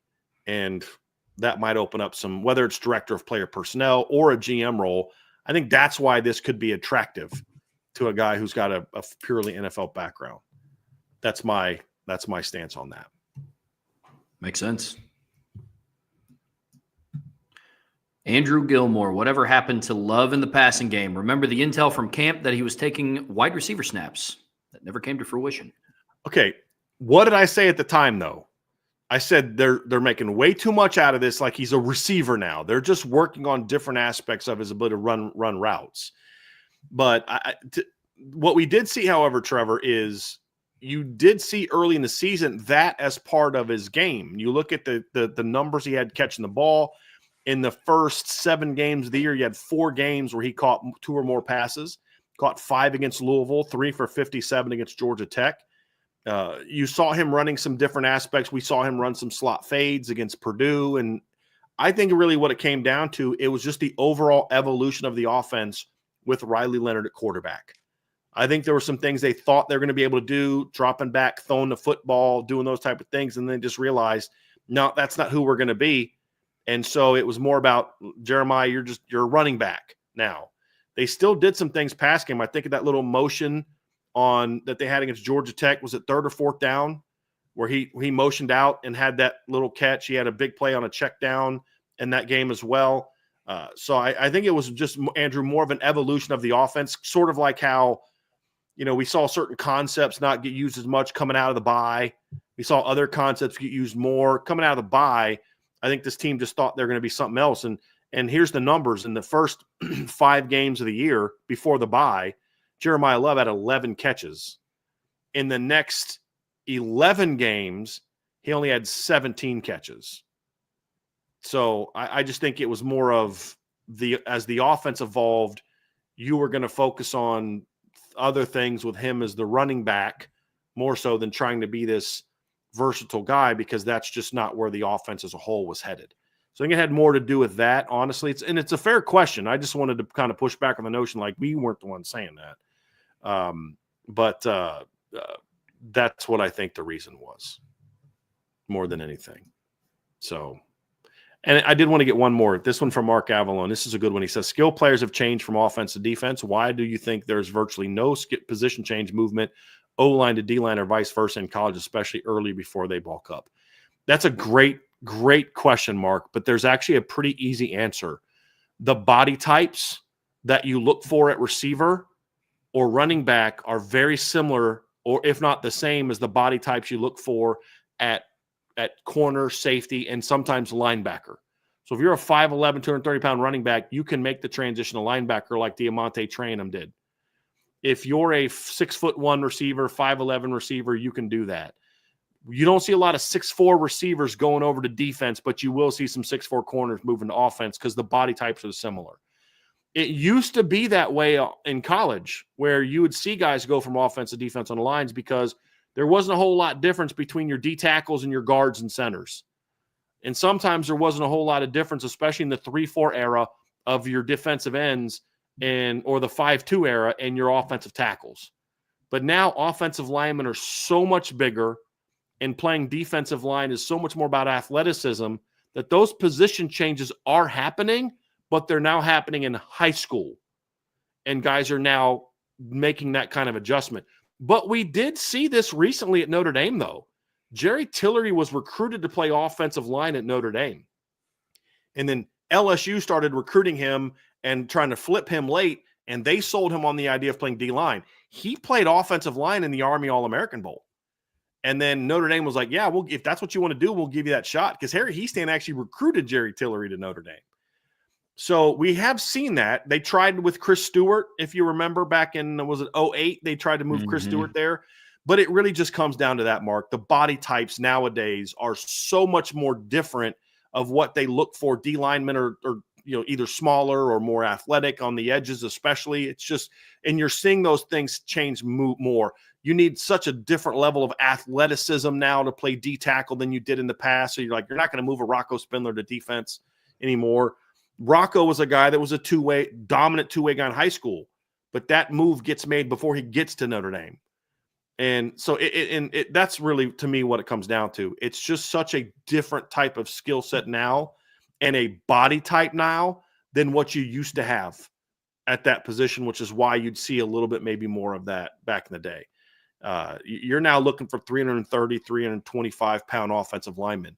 Why are there so few 325-pound nose tackles coming out now? Because those guys are getting moved to high school or to offense in high school. Just not seeing as many of those guys. And I think that's a big part of it, in my view. So it's a very good question, Mark. Very good question. But that's why I think that's the case. Just different body types and different skill sets you're looking for at the two positions. That'll do it, Trevor. There we go. Well, good deal, guys. Well, really, really good submissions today. And like I said before, a lot of these conversations are going to continue on the premium message boards in the Champions Lounge at boards.irishbreakdown.com. Bryan and Sean will be back on Monday for the RTCF show. And Bryan and I will be back at some point on Tuesday at 1 p.m. We will have another full slate of topics to cover in the offseason. But before we get there, guys, be sure to hit that like button, hit that subscribe button, hit that notification bell. Share this podcast with your friends and family. Whichever platform you watch us on, whether it be Spotify Podcasts or Apple Podcasts, we'd greatly appreciate it if you left us a 5-star review. And as always, the best way to support what we do is subscribe to the premium message boards at boards.irishbreakdown.com. So for Bryan, I'm Trevor. Stay safe out there. Have a happy Friday. We'll see you back here very soon on the Irish Breakdown podcast.